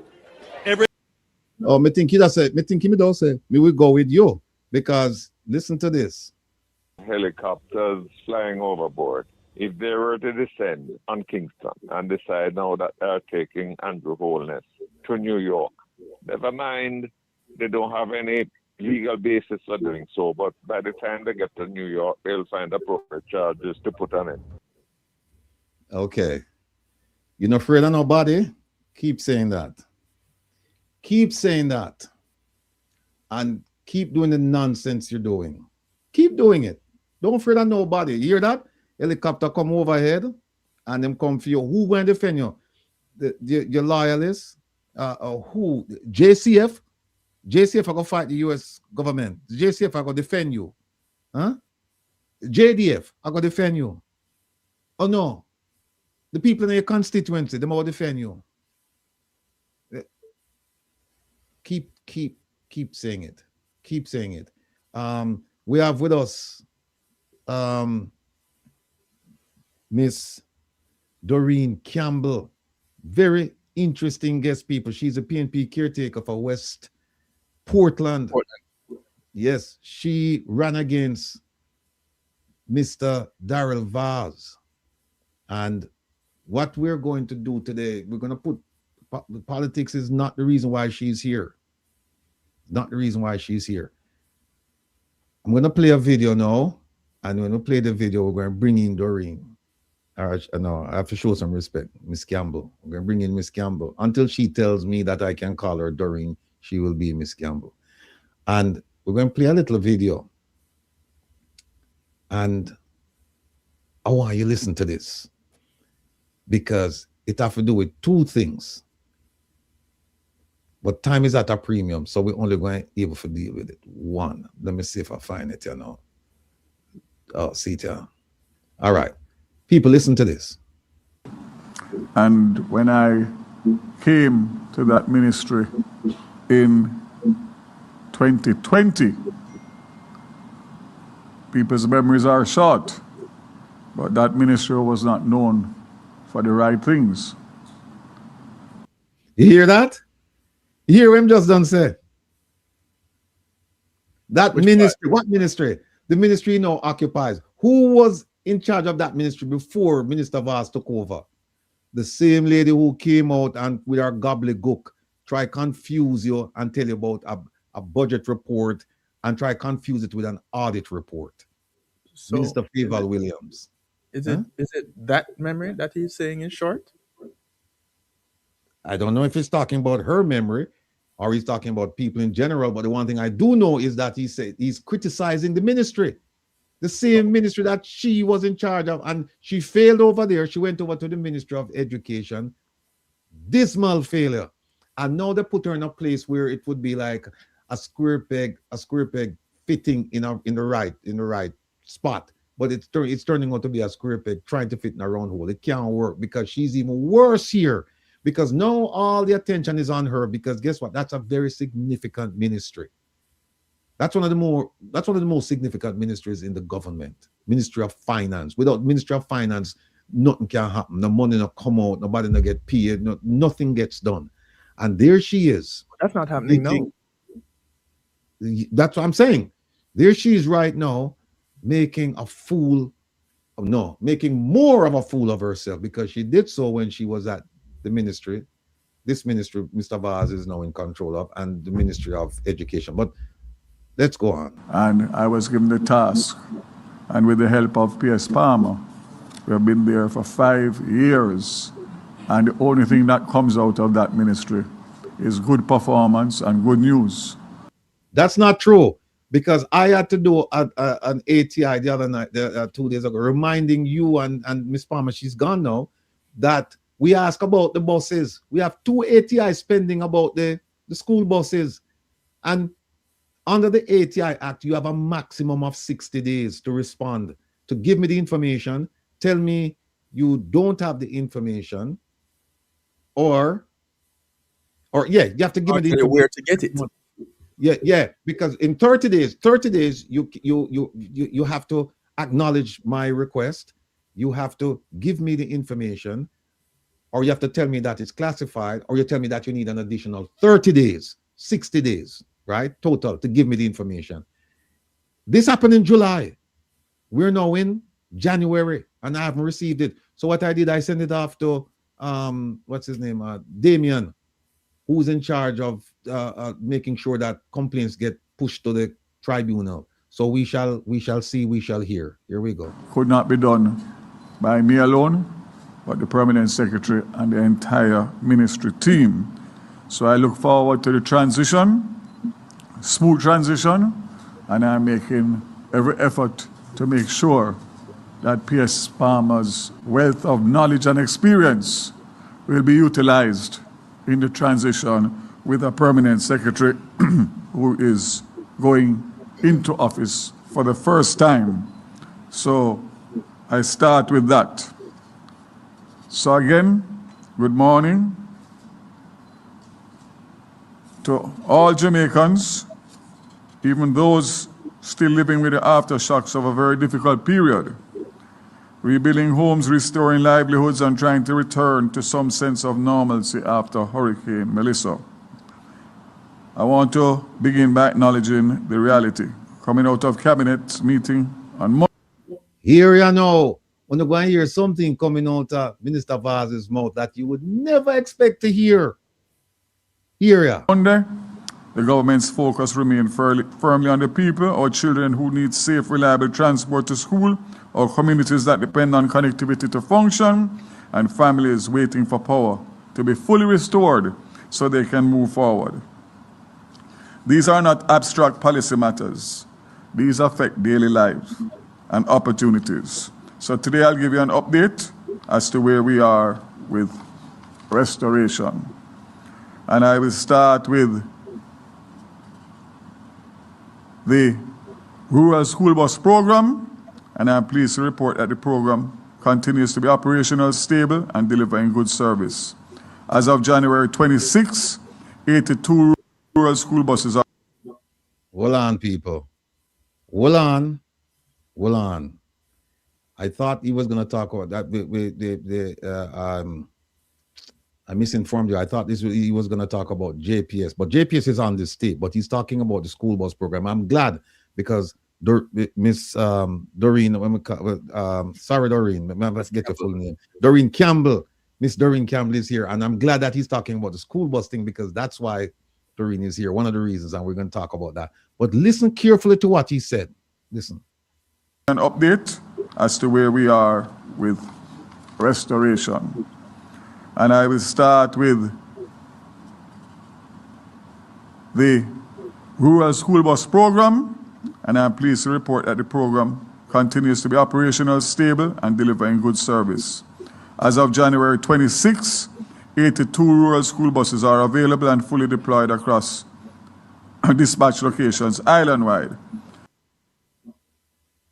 82 school buses. Okay, listen to this, people. 100 safe, secure, and fit-for-purpose buses have been purchased as part of the plan rollout.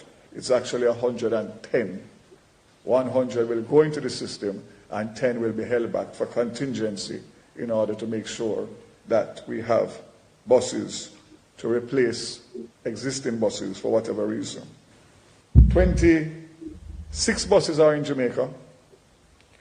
14 additional buses arrived on Saturday of last week. 4 more are en route to Jamaica. And 18 more will be delivered on July 14th. And 28 each will be delivered on the 22nd of July and the 30th and the 29th of July. So, in essence, all 110 school buses will be here by the end of July. Me done. If Mike could have dropped the mic. Hear that, people?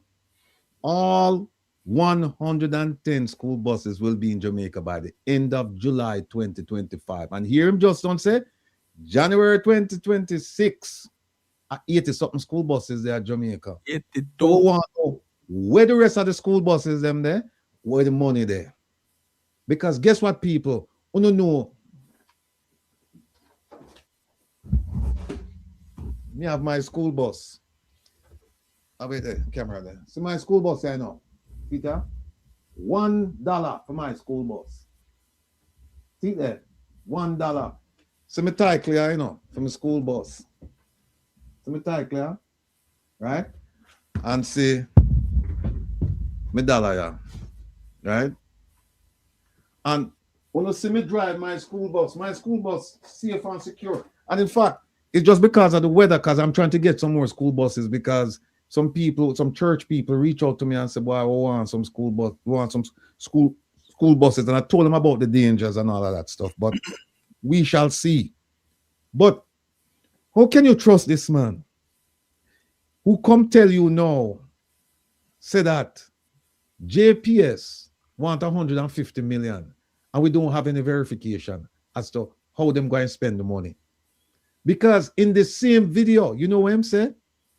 JPS told him that on a 40-mile stretch of road, I think it's in St. Elizabeth, they put up 1,000 light posts. And in this video, him come and say, why, him apologize because I found out that is 100 light posts them put up. But you're working on it. Them 900 shot, and him come and tell Parliament, says 1,000 we do already. He must see in doubles with one of the zeros, Mr. Rattigan. Come on now. What was that? He was double focused. His glasses never cleaned, had double focus. Here's the thing. There's a difference between writing it and saying it. If he wrote it, if he submitted it in writing, then you could say miss a zero. But when a man tell you watch my mouth, Kevin. 1,000. 1,0usand. 1,000 versus 100. He was reading, so it's double vision. It's double vision. 100, 1,000, 100, 1,000, 100, 1,000. I'm reading, Mr. Rattigan. I'm reading, so I misread.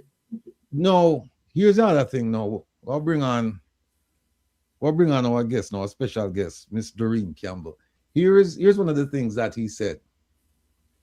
And we have the video. We're just not going to play it now because time is at a premium. But he said that he's following the American standard because they have it's a gold standard for safety, the buses, gold standard. One of the things that you will never, ever find in America is a crowded school bus where children are standing while the bus is moving. You will never see that. You will never see children standing in a school bus while the school bus is moving. The only time you see children standing in a school bus is the school bus is stationary and they're getting off or they're getting on and they're coming on to take their seats, or they get out of their seats and they're coming up, but not while that bus is moving. In Jamaica, we know for a fact that the buses are crowded and children are standing. Because why? One of the picnic them drop out of the bus the other day. Without further ado, let's bring on Miss Doreen Campbell. Miss Campbell. Forgive my manners. Ms. Gamble, we only call people by first name if they allow us to do so. So That's if you fine with me. you're sure? Okay. I'm positive. All right. Well, look, welcome to Reason with Rattigan, and you're in the university because that's what we conduct around here on a Saturday. We try to teach our people. We try to present facts. We don't get into the salacious details about people's lives and things like that. We just talk about good governance, about what the government should be doing, what it's not doing, and also if it's doing something that we believe is deserving of credit, we give it the credit. We say, yes, they're doing this, this is fine. But it's hard these days to find something that you can point to and say, yes, this is working, this is a good plan. It's difficult. I'm not saying it doesn't happen. It's just few and far between. So we are trying to educate our people around here so that they can become critical thinkers.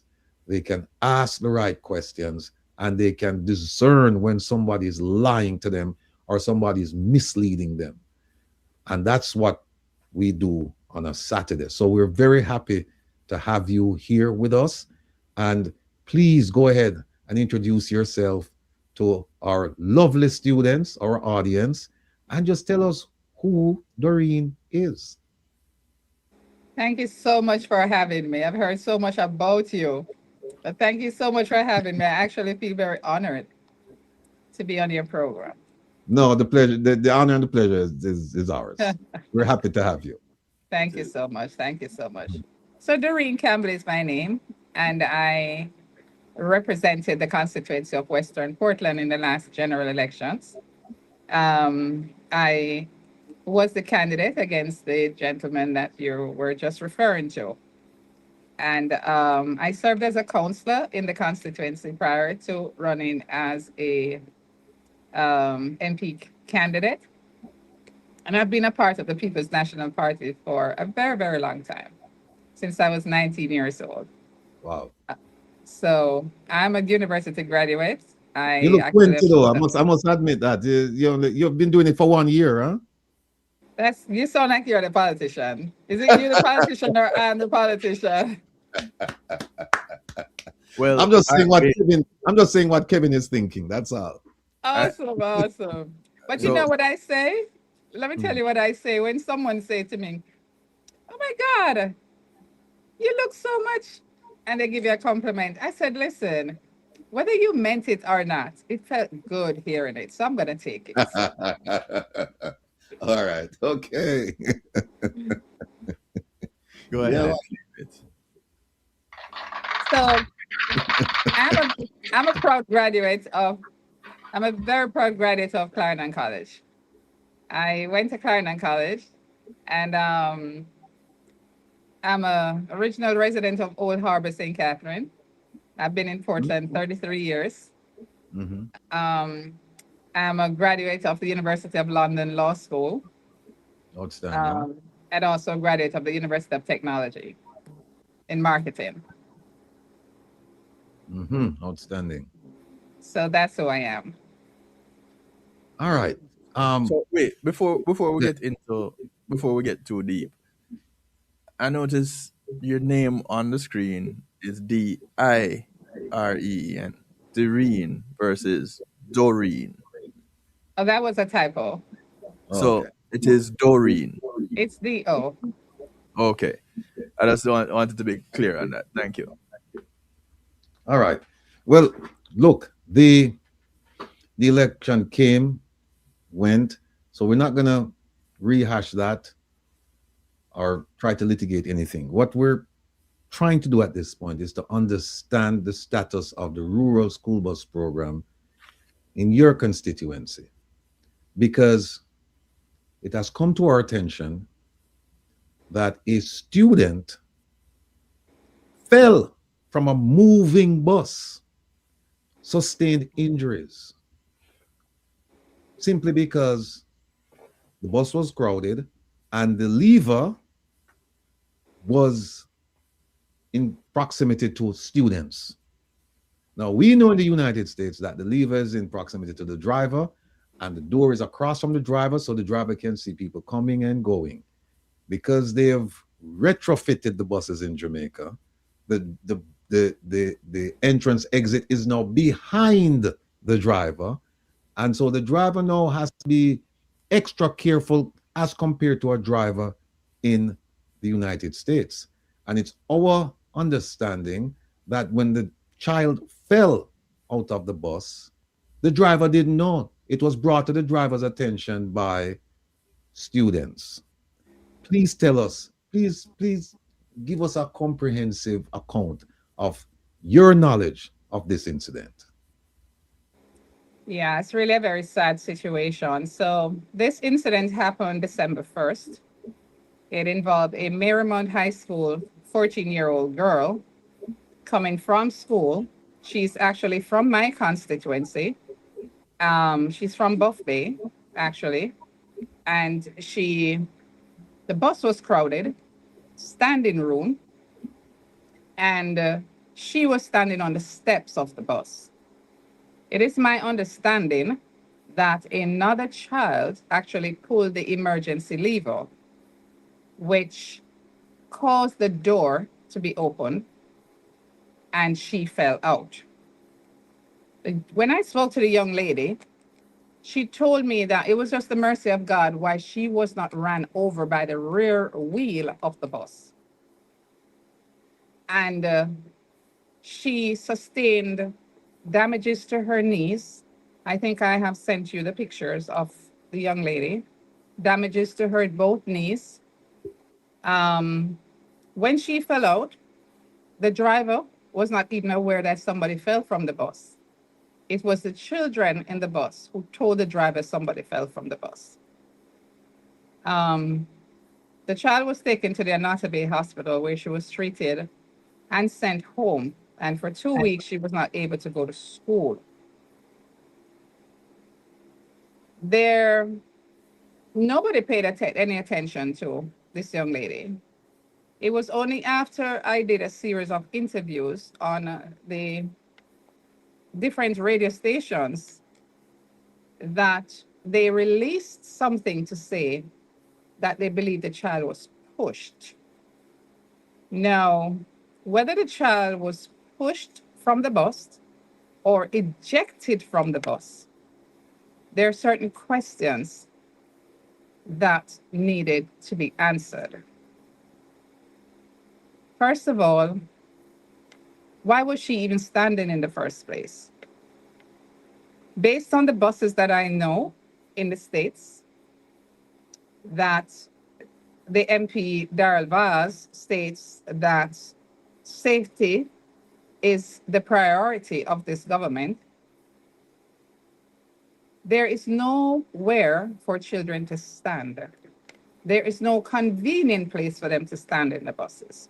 When I was growing up as a child, going to school and taking the buses, we used to have those handrails and you could hold on. Even if you take the subway in New York, you can hold on. But with these buses, there's no rail. There's nothing for them to hold on to. So I'm wondering, what are they holding on to when they're standing in the bus? That's one. Two, why was there not a supervisor? One of the things that he said was that the buses were going to have a second person because of course, how the buses are, where the driver is in relation to what he's able to see. Why was there not a second person on this bus? Thirdly, if the emergency lever is pulled or the child is pushed and the door is open and the child is ejected, why is there no alarm system on the dashboard somewhere to notify the driver that this door is open? That is of concern to me. And of concern to me also is why, after 2 weeks, nobody paid any attention in a serious way to this child, the well-being of the child, to ensure that the child received the best possible care. Would she need an MRI? What would she need to get her back to good health in the fastest possible time? And could her parents actually afford to give her the best care? What I can say to you and your listeners is that her mother took her to the clinic in Buff Bay, which is where she's been treated after leaving the hospital. But the child is suffering from pains in her knees. So that is where things are. They have, I don't know if they knew you were going to have me on today, but yesterday, the mother and the grandmother was visited by someone from the company, the bus company, and they spoke with the mother and grandmother about insurance for the child. That each child was insured and the bus was insured and all of that. So that's the kind of peace that they were trying to bring to the family, which for me is still very disappointing since this happened on the 1st of December last year. Wow. Good, Professor. There are some pictures that you did send, and since you mentioned them, Provost, if you'd be so kind as to share that screen for me. So, is this it? Yeah, this is the little girl. We're at the clinic. The bandages on the 2 knees. Yeah. That was her at the hospital. Mm-hmm. Okay. Ooh.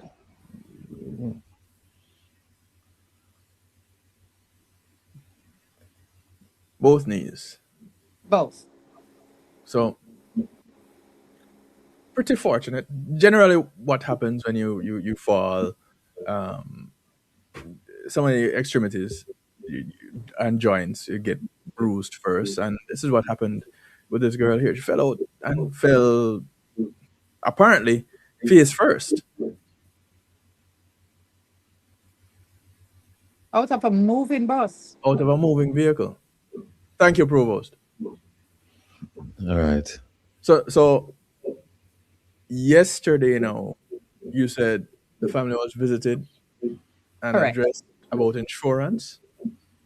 Yes. So the insurance is supposed to do what and cover what? So not enough information was given, more than to say that clearly they're trying to say that they will be compensated because the child is insured once they're using the bus. So I guess it is to say, expect some form of compensation. All right, so now, I guess this is not a question for you to answer, but Provost, here comes another set of questions that going down the line we're going to need to get answers to, because if the bus is insured, the vehicle is insured, and those who are being transported on the vehicle are insured, what is that coverage? Absolutely. How much is being paid and who is paying it?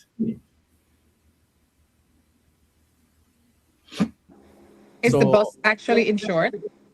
Mm-hmm. Or is it self-insured by the government? We're not likely self-insured. And then the other thing is, do you know if a written contract was presented to the family, or was it all verbal? Not yet. Not yet. yet. Meaning you don't know. You don't know yet, or No. Not yet. No contract has been was presented to the parents yesterday. Remember, my background is... I don't know. I was going to tell them, don't sign anything. That was already told. They were already told. I told them this morning, do not sign. And in fact, they're supposed to be just listening posts. They just sit there and go, don't make any commitment. Unfortunately, they spoke to the child. They took information from the child. They spoke to them. They don't have legal counsel, so I'm not sure what they were answering to. I don't know if some of these some persons, understand that an injury of that nature, the impact might not be felt now, No, right. but might be felt years down the road. Right. And therefore, I did ask that they not sign anything until they get proper advice. Correct. And this too goes to, again, Provost. It is not what the person who holds the position knows, is what everybody else knows. It's what are your rights? Do you know your rights as it relates to when traveling on public transportation? If there's an incident or accident, where do you stand? What are you entitled to? If there are injuries or losses, who do you speak to? We don't. People in Jamaica, we don't know these things. No, you see, when they came out with this rural school bus program, and they came out with it a long time ago, and we're still asking about the 200 million that Royal Reed, Dean Roy Bernard, and whoever else they got in 2017. There's an ATI pending. They still haven't responded to that. They still haven't responded. I'm asking them, where's the contract? Where did the money go? 200 million Jamaican dollars in 200 million 2017 dollars. And so far, nothing. But when Minister Vaz came out with this program, what he was supposed to have done for the benefit of the Jamaican public, he was supposed to say one or two things. One, people, here's a website that lays out the entire program, everything that you need to do about the program, insurance, accidents, all these things, it's right here. Or he could have simply said, well, look, the buses, they're self-insured. The government is the insurance carrier on this. And in the event that there are accidents, then we depending on, how the liability falls, then we will or we won't make amends. But the thing is, he didn't say any such thing. Instead, what he said was that the buses are safe and they have they follow the gold standard as it was in effect in the United States. So it's almost as if they never even prepared for something they weren't prepared for something like this to happen. So I don't even know if they have any documentation saying that we're going to cover these kinds of incidents. I don't even know, because nothing about that was ever mentioned. All we heard was that the buses are safe, the buses are safe, the buses are safe. And we were telling them the bus is not safe because, one, there are environmental problems. That's one. Two, there are also emissions problems inside the bus. And not too long ago, we saw a report where children were bleeding from the nostrils. They were getting sick on the buses, all of these things. And Minister Vaz acknowledged that these things were happening, because he said, yeah, we send medical personnel, we send JCF, we send others to address the issue. And I don't think that this thing was thought through properly. Not think. I know it wasn't thought through properly. I know, because when you have a government that's going to put out a document saying, yeah, we're getting 110 new school buses, and then when we check we didn't even need to check, with just by a physical inspection would have revealed this. But when we checked the VIN numbers, we said, well, wait a minute, these buses were made back in 2015. Some of them 2015. That's 10 years ago. Those are the newer ones.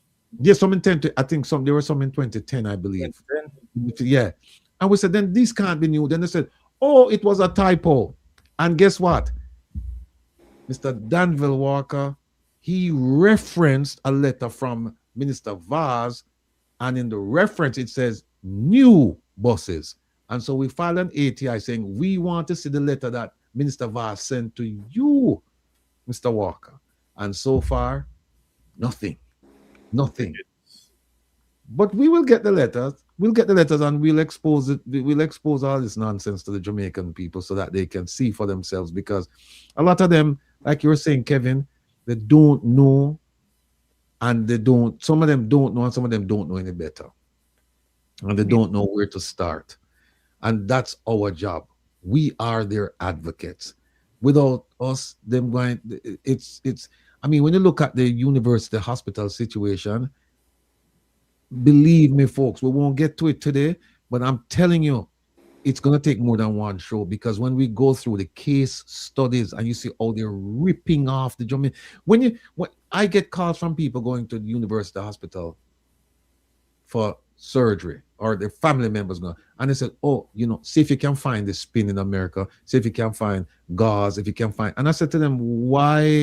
These are just basics. Why? How come you don't have them? They say, no, you have to pay for them, you have to buy them when you do surgery. So what? Yeah, you have to buy them. And then when they look and see how much money they're charging, they're bringing the stuff to a private company, and the private company get all the benefits, including the benefit of having university hospital pay for some of the taxes, and then they turn around and sell the thing for 3 times, 4 times back to, no, man. And is the taxpayers paying for this? Because the University Hospital of the West Indies, it's subsidized to the tune of 75% by the government of Jamaica. The other 25% come from countries within the region, but 75% of the funding for the University of the West Indies, the hospital, Jamaican taxpayers. And this is how you treat Jamaican taxpayers? No, man. No, man. So, Doreen, tell us what else is going on, if there's anything else going on in your neck of the woods. The constituency of West Portland has been represented from 2007 with the present member of parliament. And I'm yet to point to show something that I can say, stand proudly. Because even though I am PNP, I see myself as a community advocate more than I see myself as a politician. I want the best for this constituency and the many communities that serve this constituency. And I'm yet to find something that I can say after 20 years of being the MP, at least we can say we got this from the member of parliament. Absolutely nothing. Nothing is going on. There's no job creation. Our youth have nothing to do. Our farmers have basically thrown up the farmlands. There's no coffee in any serious way as it used to be. There is just nothing. We had an MP that was more focused on the eastern side of Portland. Thank God for Isaac Buchanan. And I believe that if Comrade Isaac Buchanan was not able to pull that seat off, we probably would have seen the name Portland being renamed to Vaslan. And so I'm very happy. Even though I lost my election, I'm very, very happy that Isaac Buchanan was able to pull off Eastern Portland. He has really saved the parish of Portland. But back to the West, unfortunately, I don't have anything to share with you that is of good news. So our taxi operators, they're just on top of each other. When you look at the line of cars waiting to transport residents, everybody gets a little money, try to do a little taxi, everybody doing round robin, everybody trying a little bingo. The western side of Portland has become a hustling constituency. The same money just being circulated. It's not like anybody is getting wealthy. There's no growth. There is absolutely no growth. As a matter of fact, this constituency has regressed. The road network is atrocious. The rivers have taken over most of the land connected to most of the people's houses that surround the river because there's no river training. The bridges are all dilapidated, all in need of maintenance. I know your listeners probably thinking, that is my job. Oh, you're PNP and he's JLP, so you're just opposing him. Actually, I'm not. If there was good things happening, I would have said, other than this, But I can't say other than this. What I can say is we have been represented by an MP who clearly has shown no care. There's no duty of care. There is just nothing. He comes to the constituency just about when it's time to be re-elected. Mm-hmm. And unfortunately, our people re-elected him. Many of them have already said that they regret it because they were promised this and they were promised that. But it is what it is. Let me share something with you. Kevin, do me a favor before you ask the question. Just put up that the picture of the two politicians.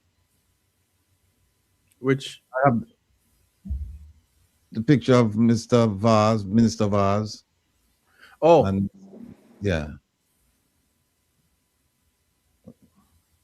And while you're doing that, I just want to play a quick video for Doreen. I don't know. Is this your first time watching? I know it's your first time being on the program, but is this your first time watching the program? Absolutely.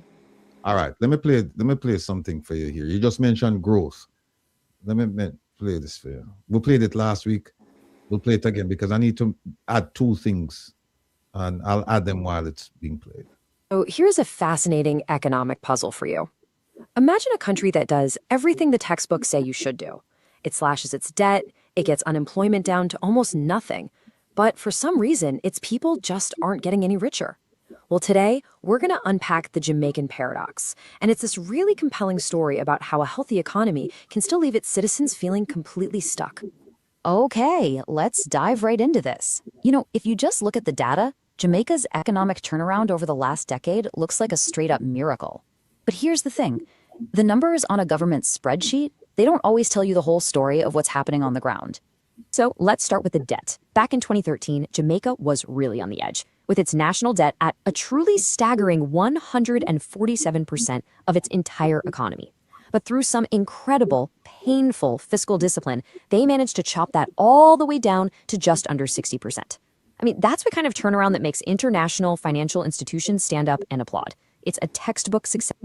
And then you look at unemployment. At just 3.5%, it's a number that most developed countries would be absolutely thrilled with. That's basically full employment. It suggests a booming economy where pretty much anyone who wants a job can get one. So the debt's under control, everybody's working, things should be great, right? Well, this is where the paradox really hits you. In spite of those fantastic headline numbers, the average Jamaican worker's paycheck just doesn't go any further than it did years ago. Sure, their wages have gone up, but the cost of everything else has gone up right alongside them, leaving them feeling like they're just running in place. And that is the mystery we're going to solve. To really get what's going on in Jamaica, it helps to have something to compare it to. And it turns out there's a perfect case study right next door, the Dominican Republic.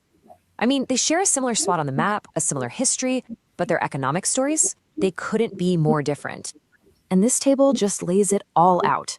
First, notice the debt to GDP ratios. They're almost identical. So from that one metric, both countries look pretty responsible. But that's pretty much where the similarities stop. The Dominican Republic's economy is over 6 times bigger, and it's growing more than twice as fast. But the really critical number, the one that tells us about the wealth of the average person, is that last one, GDP per capita. And this bar chart, this just brilliantly illustrates what that gap looks like in the real world. The average person in the Dominican Republic has more than double the purchasing power of the average Jamaican. Now, that's not just a number on a chart. That's a massive, tangible difference in living standards. It proves that something fundamentally different is going on under the hood of these two economies. So, what is that fundamental difference? Well, it all comes down to a concept that economists have a name for, the productivity trap. You see, Jamaica has gotten fantastic at creating jobs, but it hasn't gotten good at creating value. Let's just break down what labor productivity means. It's simply the economic value that each worker produces. It's common sense, really. If that value goes up, a company can afford to pay its workers higher wages without having to raise its prices. But if productivity stays flat, then real wages, what you can actually buy with your money, they can't grow. And this right here is the absolute core of Jamaica's problem. And this phrase from the analysis we looked at, job rich but growth poor, is just the perfect diagnosis. The economy has created thousands and thousands of jobs in places like security services, basic retail, simple call centers. Now, these are jobs for sure, but they don't generate a lot of economic value for each person doing them, and that traps workers in a cycle of low wages. And this chart just shows you the structure of the problem. A huge 70% of the entire economy is in services, and a really big chunk of that is in these low productivity sectors. It acts like a giant anchor, just holding back the potential for real sustainable wage growth for the whole country. So the big question is, why? Why hasn't Jamaica developed more of those high-value industries like its neighbor has? Well, the analysis points to three powerful forces that are acting like these hidden taxes on the economy, making it incredibly difficult for those high-productivity businesses to ever get off the ground. And here they are, the three big constraints on growth. First, an absolutely astonishing brain drain. Second, the heavy, heavy economic cost of crime, which you can think of as a kind of security tax. And third, cripplingly high energy costs that just kill any chance at being competitive. Let's just take a quick look at each one. Okay, get ready for this number because it's almost hard to believe.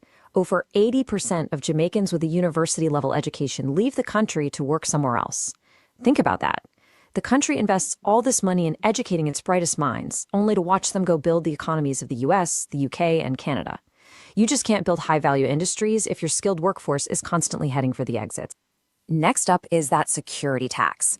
The direct cost of crime is a massive 3.5% of GDP every single year. But the indirect cost, that's maybe even worse. Businesses have to spend their money on things like fences and guards and armored trucks instead of investing that same capital in new technology or research or training, all the things that would actually boost their productivity. And finally, the competitiveness killer. Just look at this chart. It's not even close. Electricity in Jamaica costs more than double what it costs in the Dominican Republic. How can you possibly run a factory or a food processing plant or any business that uses a lot of energy and hope to compete? It basically forces the economy into those less energy dependent and often less productive service jobs. So you see how this works, right? These three things, the brain drain, the crime, the energy costs, they create this vicious cycle.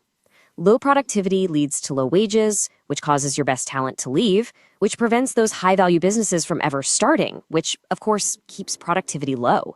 So how on earth does Jamaica break free from this trap? So what's the final verdict here? Well, it's clear that getting the national budget in order was a crucial first step, but it is definitely not enough to create actual prosperity. Without a revolution in productivity, wages are just going to stay stuck. The self-reinforcing trap of high costs and brain drain has to be broken. The country really needs to shift its whole mindset from just stabilizing the economy to fundamentally transforming it. And this quote just captures the entire issue perfectly. The danger for Jamaica isn't some dramatic collapse anymore. The real danger is just settling into a permanent state of stability without prosperity, becoming a well-managed poor country. And that leaves us with a really critical question that goes way beyond just Jamaica. This whole paradox is a powerful lesson for any country, really.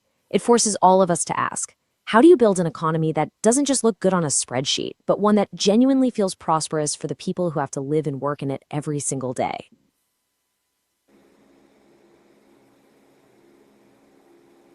Unmute. Yeah. Let me just add to that when she mentions crime, corruption is included in crime. And the service industry, hospitality workers, it's low-paying job. Yes, you can find a job, but you can't afford to go to the job because the money they're paying you is just enough for you to just pay your bus fare, maybe eat lunch. You can't raise your family on that. Now, Doreen, I don't know if you've seen this. We play this quite a lot around here, and it's very appropriate. You know, one of the reasons why they keep voting for him, and one of the reasons why they don't pay attention to the video that we just talked about, the economy, the growthless jobs and all of that, because of this. Oh my God. And they're stupid. They are dunce. Oh my God. Bring it back. They are dunce. Oh my God. And they're stupid. They're dunce, they're dark, and they're stupid. No, we have almost an hour, 56 minutes left. I want to play Two, I want to show you one picture and I want to play one video and watch this, people. Went at each other. They clashed over who is adopting the better strategy and approach. And it is something that we have to pay attention to. Yes? Philip Paulwell accused Daryl Vaz of being clueless in his approach to the negotiations with JPS over a new All Island electricity license. Yes, he said Vaz don't know. No, let me use his word. Clueless, without a clue. He don't have no knowledge of what going on.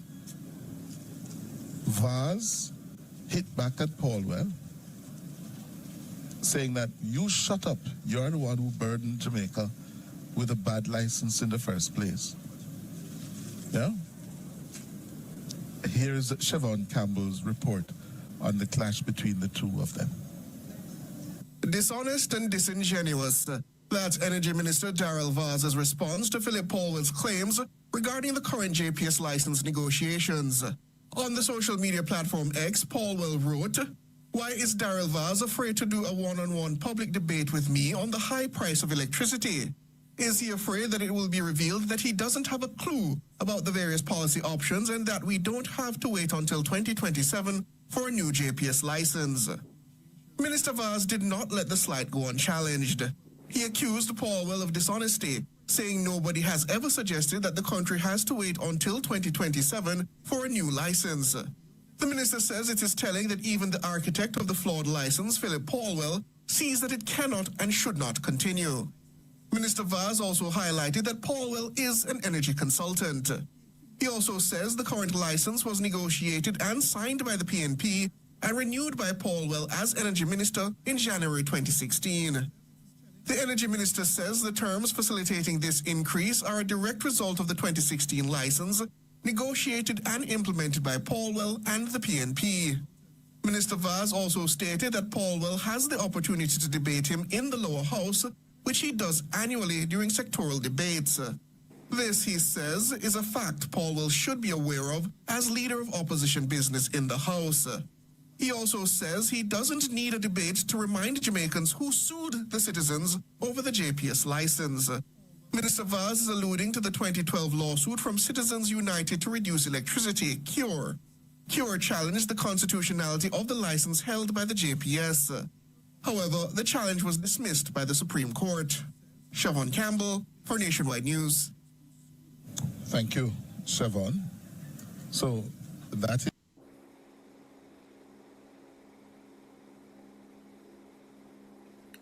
You're muted again. Yeah.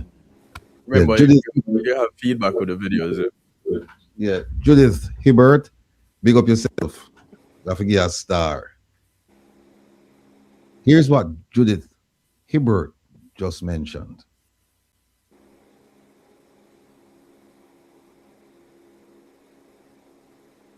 I want you to just look at the optics, people.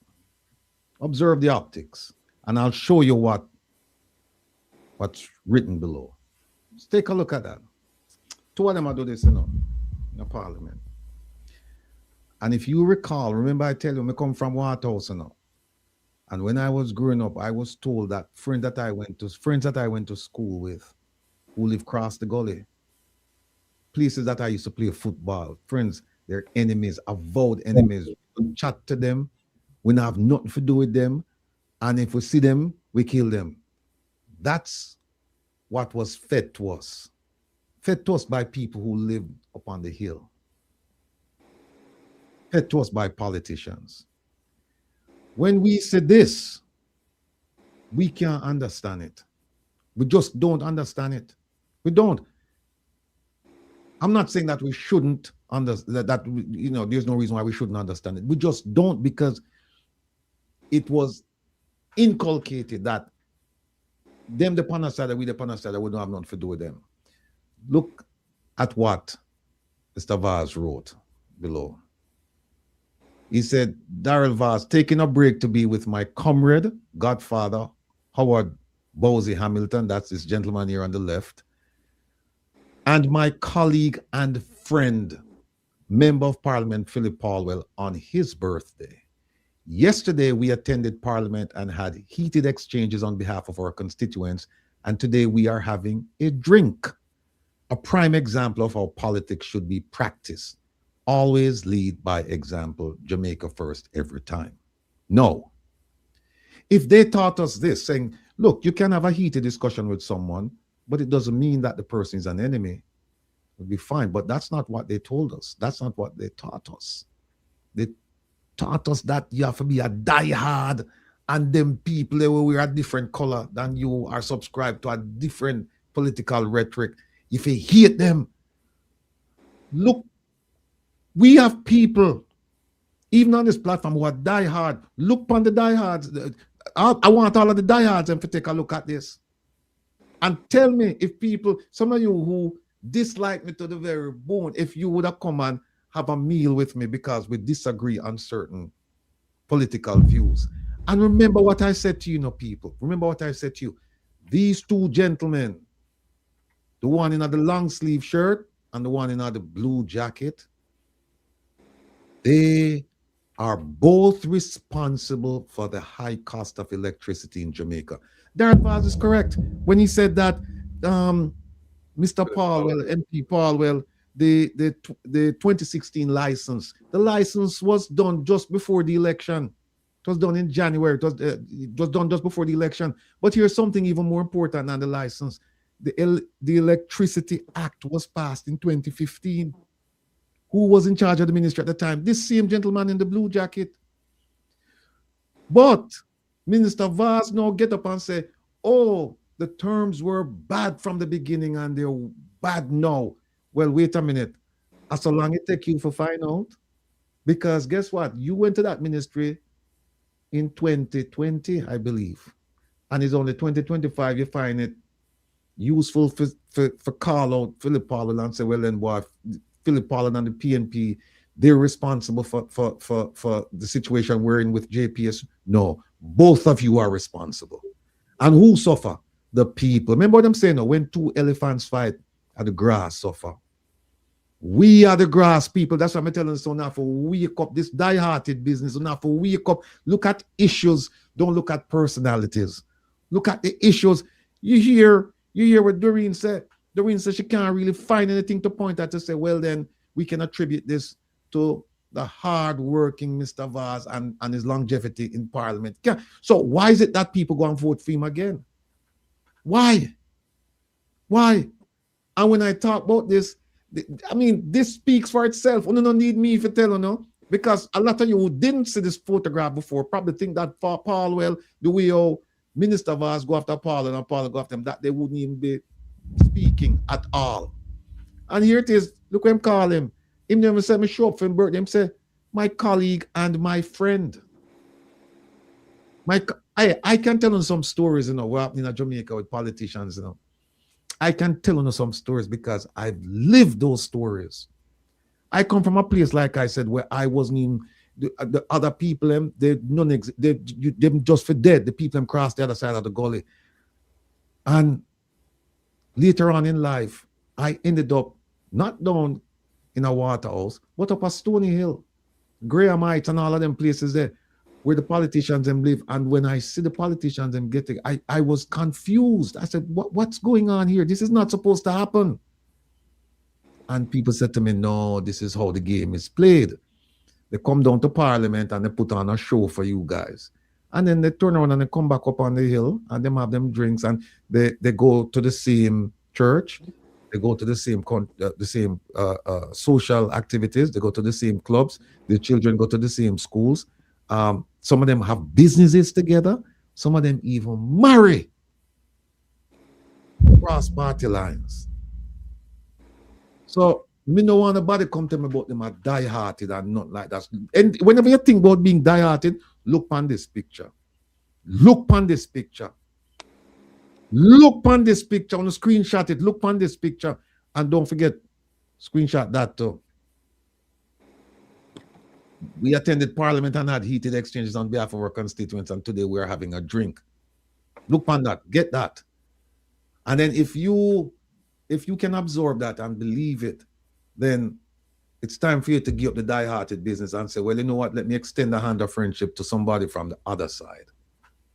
Let me get along with people. Because if these two politicians can get along, then there's no reason why we as a people can't get along. But we won't get along. You know why? Because they are the same people who tell you say you mustn't get along with them other people.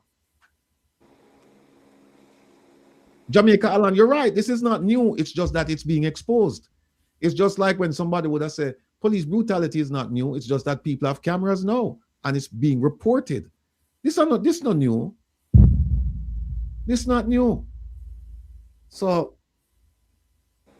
I just wanted to show you folks that, and we don't even get into the JPS thing yet. You know, we have a whole segment on JPS now where we go all the way back to the 1920s when JPS was first formed and come all the way up to 2026.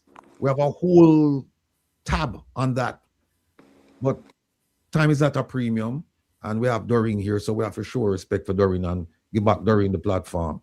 So, Doreen, what do you think so far about what you see and what you hear? We're talking about JPS though. What I see and hear about Western Portland, the school bus, which one specifically? There's so much surrounding this gentleman that I would prefer if you just be very specific with me. All right. We spoke a little bit about the rural school bus program. We didn't talk about JPS except now I just showed the thing. Talk to us about JPS and the impact it's having on Western. Oh, by the way, before I go any further, it is important people to note, and we're going to play it next week, when they come out and tell you that, oh, it's 70% electricity has been 70% restored, 80% restored, whatever the number is. People, again, students, think carefully. The question you must ask is the restoration, the number that the percentage you're quoting us, is that in the affected areas? St. Elizabeth, Westmoreland, Hanover, St. James, Trelawney? Is the restoration that you're talking, the 80%, is it in the affected areas or is it nationwide? Because here's what they did in anticipation of Melissa. Them turn off the grid. They turned off the grid. How do I know this? People within JPS attempt them turn off the grid, and so and that's a good thing to do. So you turn off the grid, and when the hurricane passes, you go out and do your assessment to make sure the lines are up, the poles are up, all that stuff, because you don't want to have the grid on and then you have live electric wires all over the place. You're talking about fires, electrocution. You don't do that. So then what happened is they go out, they do the assessment, and they say, okay, no damage. And then they restore power. And they count that as restoration. People think, and ask questions. Doreen, the floor is yours, please. You know, when we touch on electricity, we need to look at people's quality of life. And most people cannot afford to have a good quality of life. They can't afford to keep cool. We live in a tropical country, but people are afraid to keep cool because they're afraid of what the end of the month bill is going to look like. You know, a lot of people say they leave Jamaica and they go off to greener pastures. I'm the opposite. I actually came home. I came back to Jamaica. And to me, nowhere no better than yard. Nowhere no nicer than Jamaica. Nowhere at all. And electricity, I'm not surprised it's on that list because the cost of power has caused our people not to live. I'll give you an example. I went to my mother in Old Harbour and I was stringing up some Christmas lights because I wanted to bring that level of cheer to the home for Christmas. And as soon as my mom see me putting up the lights, she said, Anne, remember JPS? Because they called me Anne as a child. It's my pet name. She said, remember JPS. If I go to my mom and I want to take a shower, I have to wonder if she's out there just watching if the light bill going to go up. It's not she paying it though, you know. But even though it's not she paying it, she's But still she's very understandable. conscious. She's still very conscious of the fact that if you have a bath using hot water, then the power bill is going to be that much higher. It's very sad. And unfortunately, it is our reality. But it is a reality. You're an advocate. You've been in Portland, you said 43 years? Yes, I've been here. Okay, that's all your life. Okay. So, as you have represented your people, what kind of, I'll put it another way, what kind of representation I'm getting the feedback. Yeah, because Provost, go ahead, I'm mute. Or turn on your monitor. One of the two. What form has your advocacy and representation taken? So I try to highlight as much as possible the things that are impacting our people negatively. I try very hard to advocate for them. But I tell you something, these people control media, you know. And I believe that there's a catch and kill going on. When you try to educate the public about some of the things relating to Western Portland, and you try to get onto the media outside of TikTok and Instagram and Facebook, once you try to get to mainstream media, okay, there's a block. You will submit things and it's not highlighted. And I believe that there's a catch and kill going on as it relates to my member of parliament, anything to do with him. So that's a very good question. But so what I do, I communicate mainly through social media to my constituents. And I'm very visible in the constituency. So even though I lost the election, I haven't left the people. Okay. I'm still with them. I still continue to serve them. Bear in mind that I mainly lost the election simply because of lack of external support. Okay. External, not internal. External support. When you say you're there for the people, you're with the people, what exactly are you doing? So, for instance, I'll give an example.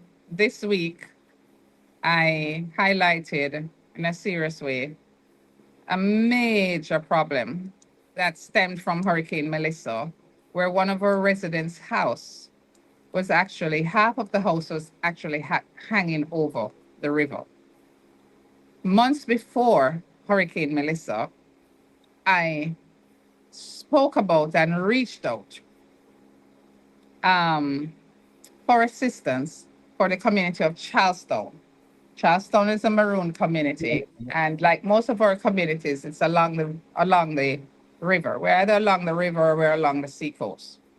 And it was very obvious that if there was some level of river training, that's where a water like what we got from Melissa in the river, that the people would lose their land. Well, months later, after I kept speaking about it, the river did in fact take all that land away from the residents, the back of their yards, took it away. More than a quarter acre of people's land is gone to the river because the river is just running wild. And this particular person, her name is Andrea, half of her 3-bedroom house, concrete, beautiful, pictures of it, is resting over the river. So I spoke about that. And of course, National Works Agency came to her rescue. They came, they visited, and I went back because last week the equipment they were using broke down, but her house was still hanging. I spoke about it again on Newstalk 93 FM last week. And now this week, they actually came back and started doing some remedial work to save her house. So those are some of the things that I'm doing. Identifying where the issues are and making it public, because the representation is really not here. The eyes is not here. Is not here. So I am the eyes and ears of the voiceless in the constituency.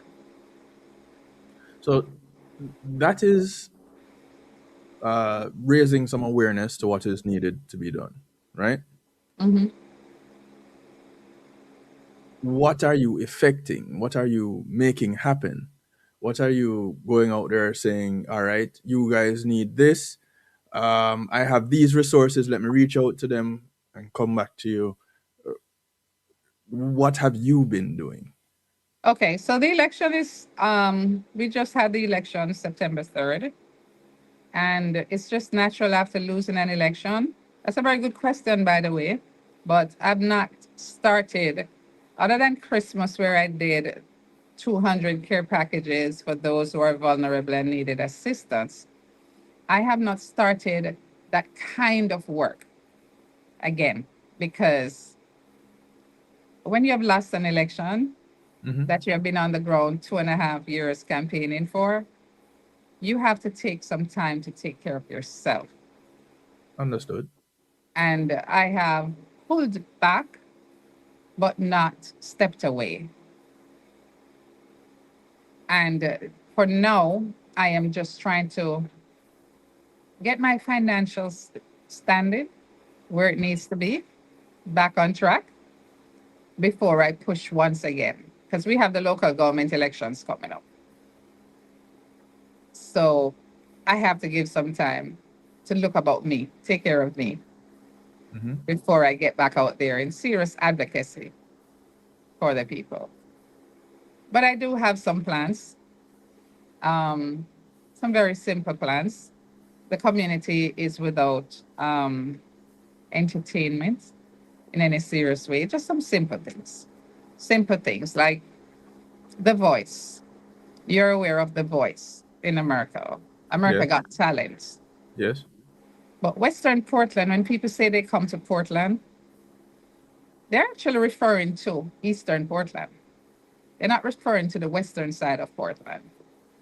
And it is my intention to highlight more of what we have to offer from the western side of Portland. We got talent. We got people here who have a lot to offer, but they can't be, they don't know how. They're not exposed. They don't know how to. They don't know how to access the government resources.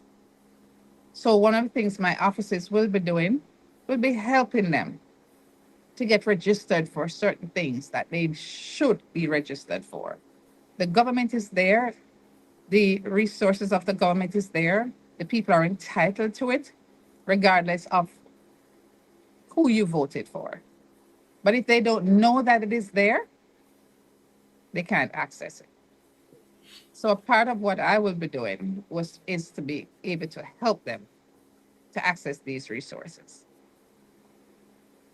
All right. So people often refer to me as being hard on people that come on this program. Here's how I see someone like you in your position. Here's what I expect to see. Regardless of winning the vote or not, the connection being made, the assistance being given, resources being found. Because for me, representing people comes with just doing that. Going out there, meeting the people, finding out what it is that they need, whether they're in your constituency or not, and getting the assistance to them. Having been in politics, you've probably met some people along the way. You should have by now. You should have made some connections. And you should be able to reach out to some people and ask, hey, I have a family here that I want to help with tablets, want to help with school shoes, want to help with 2 months ago, this was the family I helped. 5 months ago, this was the family I helped. And I understand you're taking some time out for you right now, as you should. This is what I expect to hear as someone who is looking to take on a position where you're going to be representing the people. I want to know about the people that you've already helped. Well, that's something I can quickly share with you. Yeah, that's what I'm asking. I can quickly share that with you. I was a counselor before. I have built tennis court, an all-purpose tennis court in this constituency.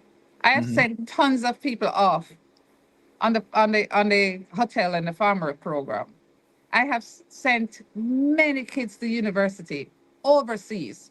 One of my proudest moments is a particular young lady that I was able to assist with the University of Virginia.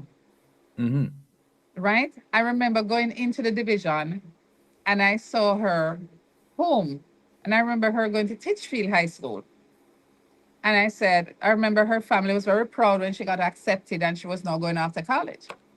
But I was in the community in January and I saw her sitting on her veranda. I'm like, what the heck are you doing here? She can't pay the school fee. I said, heck no. So I went about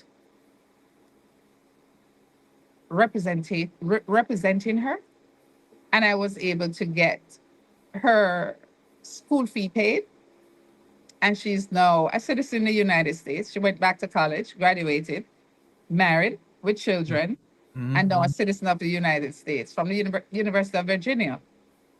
I have built roads in my constituency, in my division. I have built retaining walls. I have sent kids to school. The exact amount is 14 kids every Monday morning, comes for their lunch money. And the only way you're going to get it next semester is if your report card is saying that you are indeed performing. At least to a certain level, an agreed level. Yes. So I've done that. I've bought sewing machines for people because honestly, I'm speaking to you in a little relaxed way, but I believe in improving people's lives. So anybody that I meet, I must leave them moved, touched, and inspired.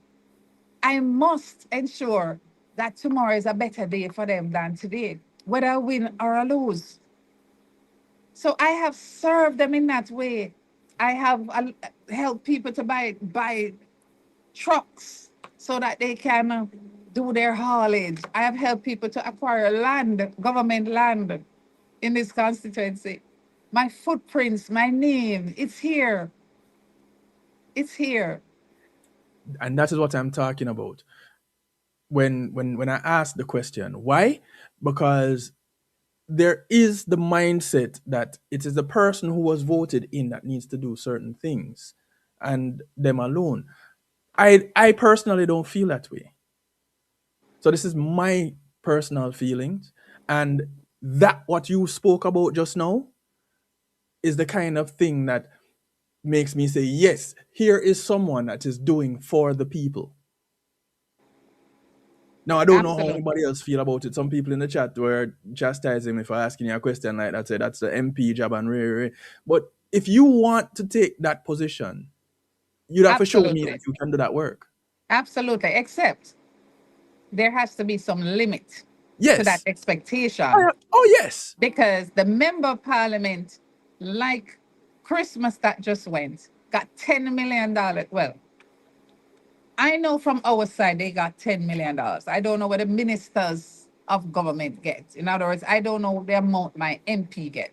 But Yeah. I know that if my MPs from the PNP side who are in opposition was able to get $10 million Mm-hmm. for Christmas work, I can just imagine how much my MP, Daryl Vaz got. Right. Okay? But where did that money go? Some of the things that it is supposed to be used for clearly wasn't done. Am I going to take up the challenge and make it happen? No. Christmas just went by. I just lost an election. Where's the Christmas tree for Western Portland? Where is the Christmas, not just the tree, but where's the treat for the kids? Where's Santa Claus? Where's the cheer? Where's the joy? Should I have done that? Or would I have done that if I was the MP, if they had elected me instead? If they had elected me instead, Christmas here would be something to remember. I know this constituency like the back of my hand.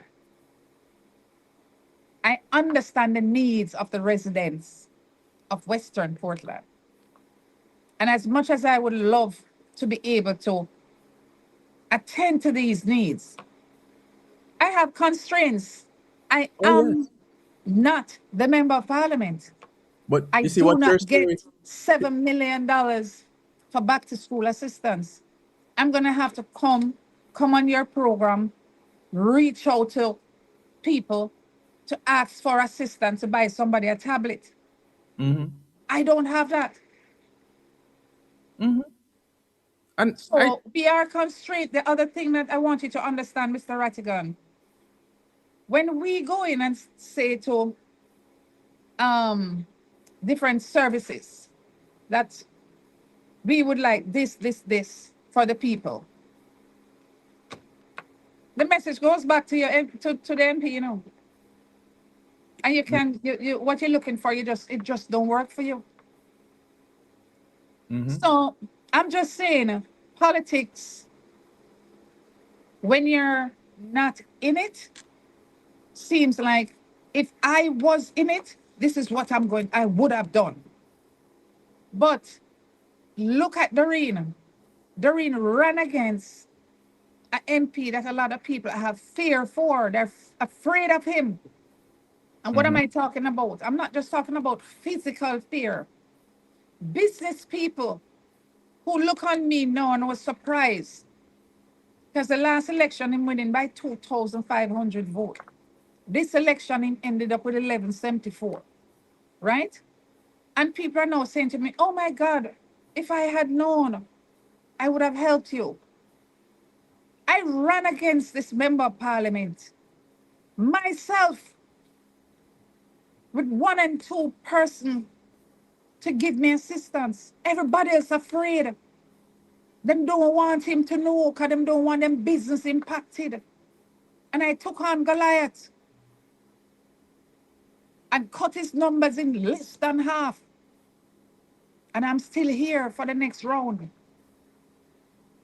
Not going anywhere because the people deserve the best representation possible and they're not getting it from who they have.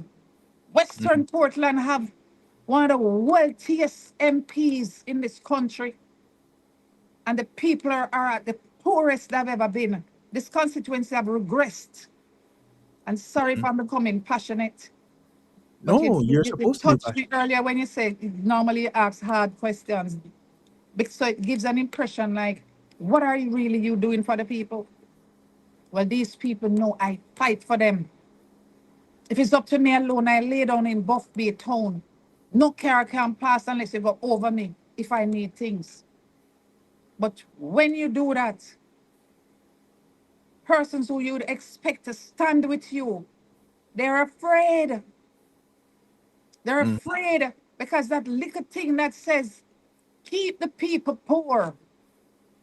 Once you keep them poor, they will always come looking to you for bread. That is what's happening in West Portland. Oh no. We lost Doreen. They are dunce, Oh they my are God. dark, and they are stupid. They are dunce, Oh they my are God. dark, and they are stupid. You know, I hope we They are get dunce, Oh they my are God. dark, and they are stupid. I hope we get Doreen back because it looks like her battery probably died. I hope we get her back because this is someone that is truly passionate about the people that she represents or the people that she wants to represent. You can hear it coming out. And the people of Western Portland might know her. Some of you listening might know her. I don't know her.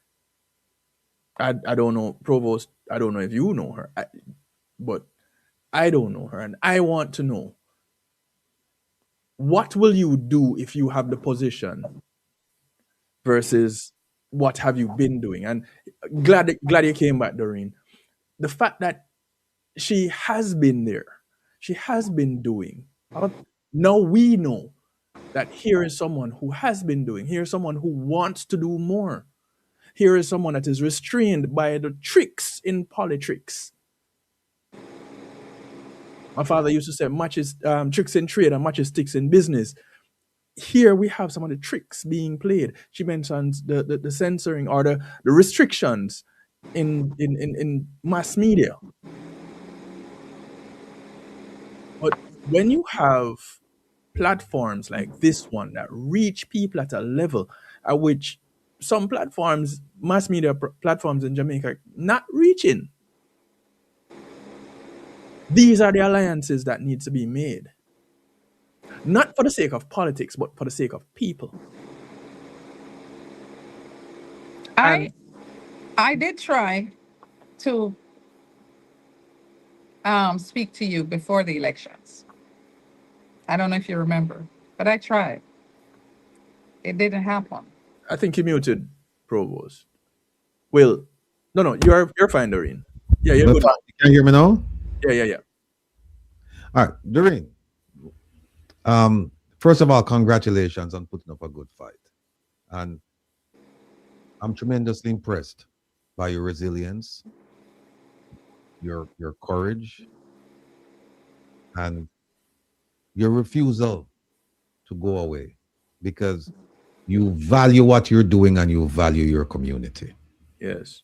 No, you've been there for quite some time. You are visible. It's not like you go and come, you're there. So my question is this: you're helping people. You're one of them, meaning that you're there, you're visible, you're present, and when they need help, them turn to you. Why is it that they chose not to vote for you and vote for somebody else? That's a very good question. I was at an event 3 o'clock this morning. I went to a round robin. I don't know if you know what that is. Yeah, we know what it is, man. Yeah, man. Them days ago, I dance. Yeah. So no, it's not dance. It's called round robin. Yeah, everybody support them. Them rotate the venue. Absolutely. They move the event. Yeah. Absolutely. And I saw a young man, and he says, "I'm so happy you didn't leave." And instead of me saying, "It's okay, I'm still here," I didn't say that. And I'm not going to forget. I said to him, "What difference does it make whether I stay or I left? You still would have voted against me." And he says, "No, don't go. Because this time I'm voting for you. I'm voting for someone who's committed to my constituency." It's gonna battery. I think is our battery.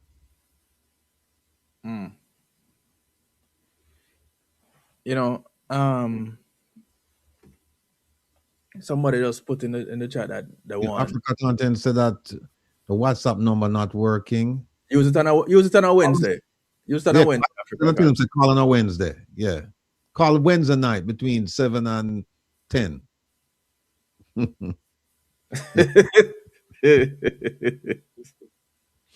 7-11.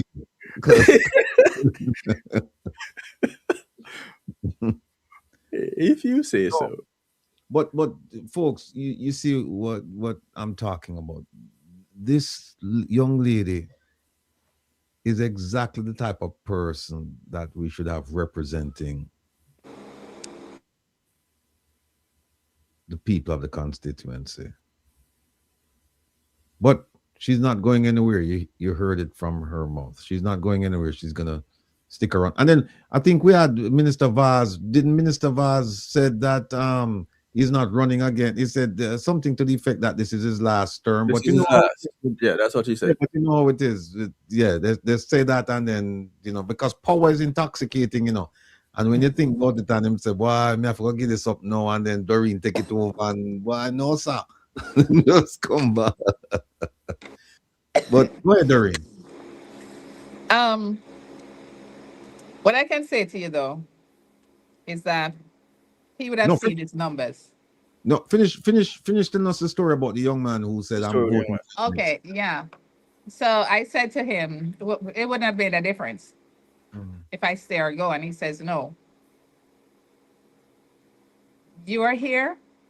I will vote for someone that I know is not just gonna come and leave, because the last 5 elections, all the candidates that came from the PNP, when they lost, they left. So the PNP didn't develop a trust factor in the constituency with some of the voters. That's one. The second thing he said he was promised. He said he was promised that he would have gotten a backhoe, and that backhoe would have afforded him a certain amount of work. It did not happen. He turned to all the little youngsters around him and he says, "You know, you did not lose because," and I'm not making this up, this happened this morning at 3 a.m. He said, "You know, you didn't lose because JLP voted for Vaz. You lost because PNP voted for Vaz." And I'm like, what? What are you talking about? He said, "We were afraid. We felt like if we did not support him, the police would have harassed us." This is a set of young guys talking. So remember, one said trust factor. It's the same group of persons. Another said fear factor. And then they come to the conclusion they will not be fooled the next time around. Them fool them not going to fool them the next time around. But I must not leave. In other words, the next time they go to ballot to vote, they don't want to see a brand new PNP candidate on the ballot. No. Let me ask. That's one. I'm going to say something else. Wait, something wrong with your mic? Okay, you're back up. Yeah, no, please finish. I'm going to say something else. Elections require money. It requires money. With all the millions my opponent spent, my opponent got the least amount of votes he has ever gotten since he has been in West Portland. I was able to attract 1,008 more persons for the PNP in West Portland. Most people don't even know that. 1,008 more persons came out in this election than the previous general election. But when your opponent has 2,500 majority and you're going in, it's not so easy to just wipe off 2,500, and put on another 500 or 1,000. It's not the easiest thing. But we could have done it. I could have done it. I said the word we because it's a team. But the assistance wasn't there. I did say to you that I tried to get on even your program so I could reach out to those overseas. So stand with me because my commitment is there. My tenacity is there. My ability to stand and fight for this seat is there. The people know it. But on election day, when no matter what people say this is illegal, on election day, if you don't put that money in some of these people's hand, they're not going out to vote. And people are now looking at the numbers and realize that Western Portland, which is skewed towards the JLP, and this is something your listeners need to know, Western Portland is skewed towards the JLP. Eastern Portland leans to the PNP traditionally. And traditionally, Western Portland votes JLP. So in order to get to where you want to get to, against a kind of Goliath that I ran against, it would have also required some more external support. And I believe the fear factor kept some people away. Let me, can you hear me? You're good. You're good. Yeah. Let me, couple of questions. One is, you've done, they don't have a word called yeomans. They have yeomans, but you know what I mean. You've done yeoman's work there, right? You're a member of the community. You're not, you didn't parachute in, right? And lost, and then you left. You're there. You've done a lot. Two questions. One, is there anything that, apart from reaching out and obtaining external support, is there anything else that you thought that you could have done or you're thinking about doing for the next election? That's one. And two is the party, your party, at the end of the day, they make a decision as to who is going to run where. We've seen situations where they had candidates like you and someone came in. Is that a concern of yours? Or have you been given some assurance that no, you will remain in place for the next election? Very good question. The party is a Democratic party. The party cannot give me that assurance that you're going to be the candidate in the next election if we live to see 5 years, 3 to 5 years. The party cannot do that, and they should not do that. It's not their right to do that. It is my responsibility to represent the people over the next couple of years in a way that caused them to believe I should be given the nod a second time around. Stop.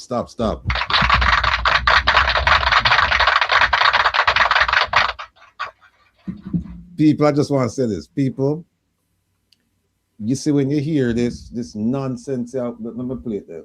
You hear this nonsense, oh wait there, it's gone. No, this nonsense, Oh my God. And they're stupid.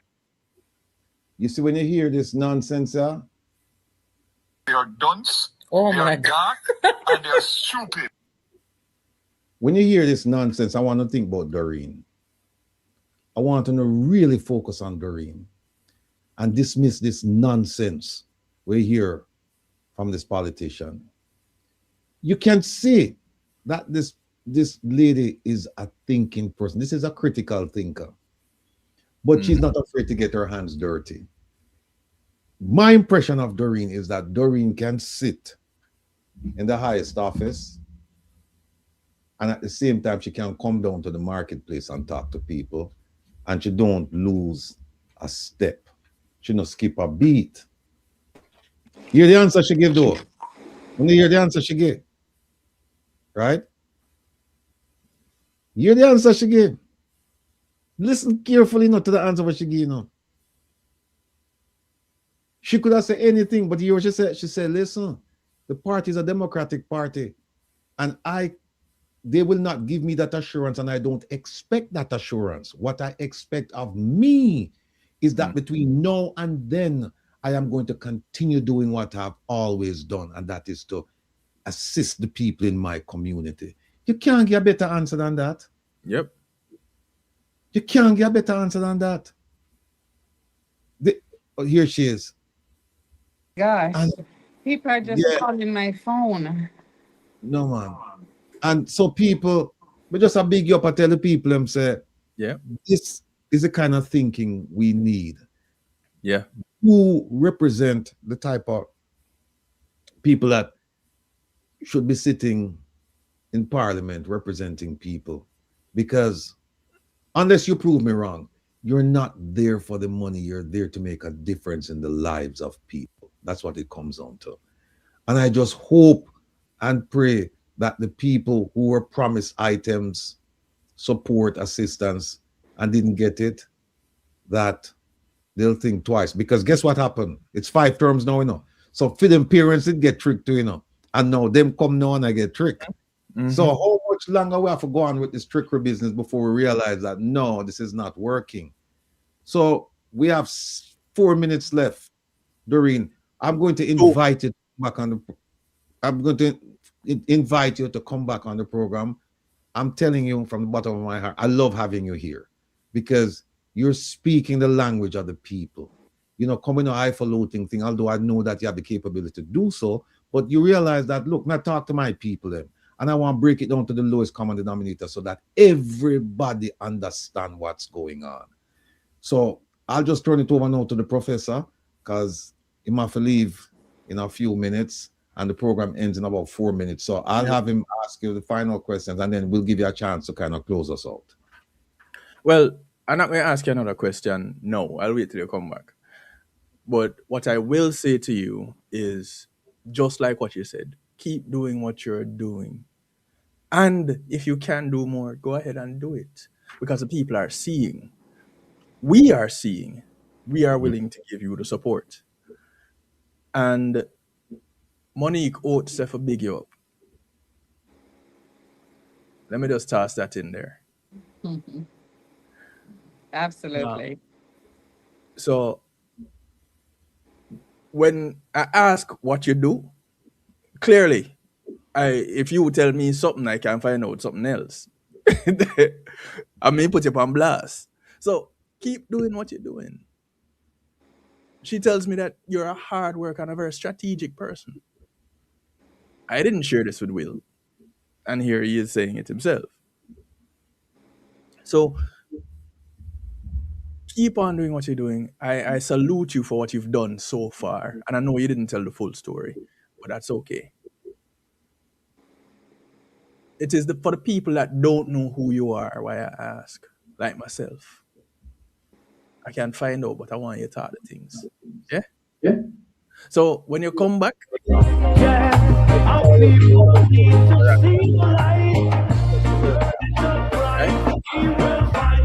Will, that loud. Yeah, that loud. Right. So do take care. Keep doing what you're doing. You have some support, some additional support coming your way. Thank you so much for having me. Yes. No, you can't leave us with just thank you so much for having me. Give the people I heard more music, inspiration. so I thought Inspire you were... more. You need some contact information. People out there asking how to contact you.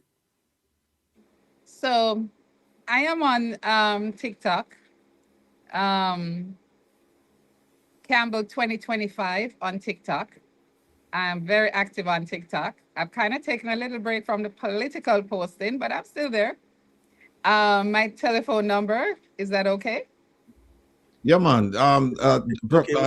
Producer June, you can go ahead and mention it, and Producer June will put it up in the chat. Okay, my telephone number is 876-503-6271. I welcome all the support I can get. It's not the easiest of seats, but I stand with the people. Well, look, folks, we have our sister. She has come home. She didn't know she have a place right there, so, but now she knows she have a place right there, so and we welcome her. So, Doreen, we want to thank you. Seriously, want to really thank you for sharing your time and your talent with us today, and we look forward to having you again really soon. And people, don't forget, go out and register to vote in the Global Jamaica Diaspora Council upcoming election. You'll hear more about it, but I think voting will start next week. So you have to register and then you can vote. But that is minor compared to the subject matter that we run today. So we never get a chance to really do that, but we'll do it on Wednesday. So again, Doreen, thank you so much. Take care of yourself and be well. Blessings.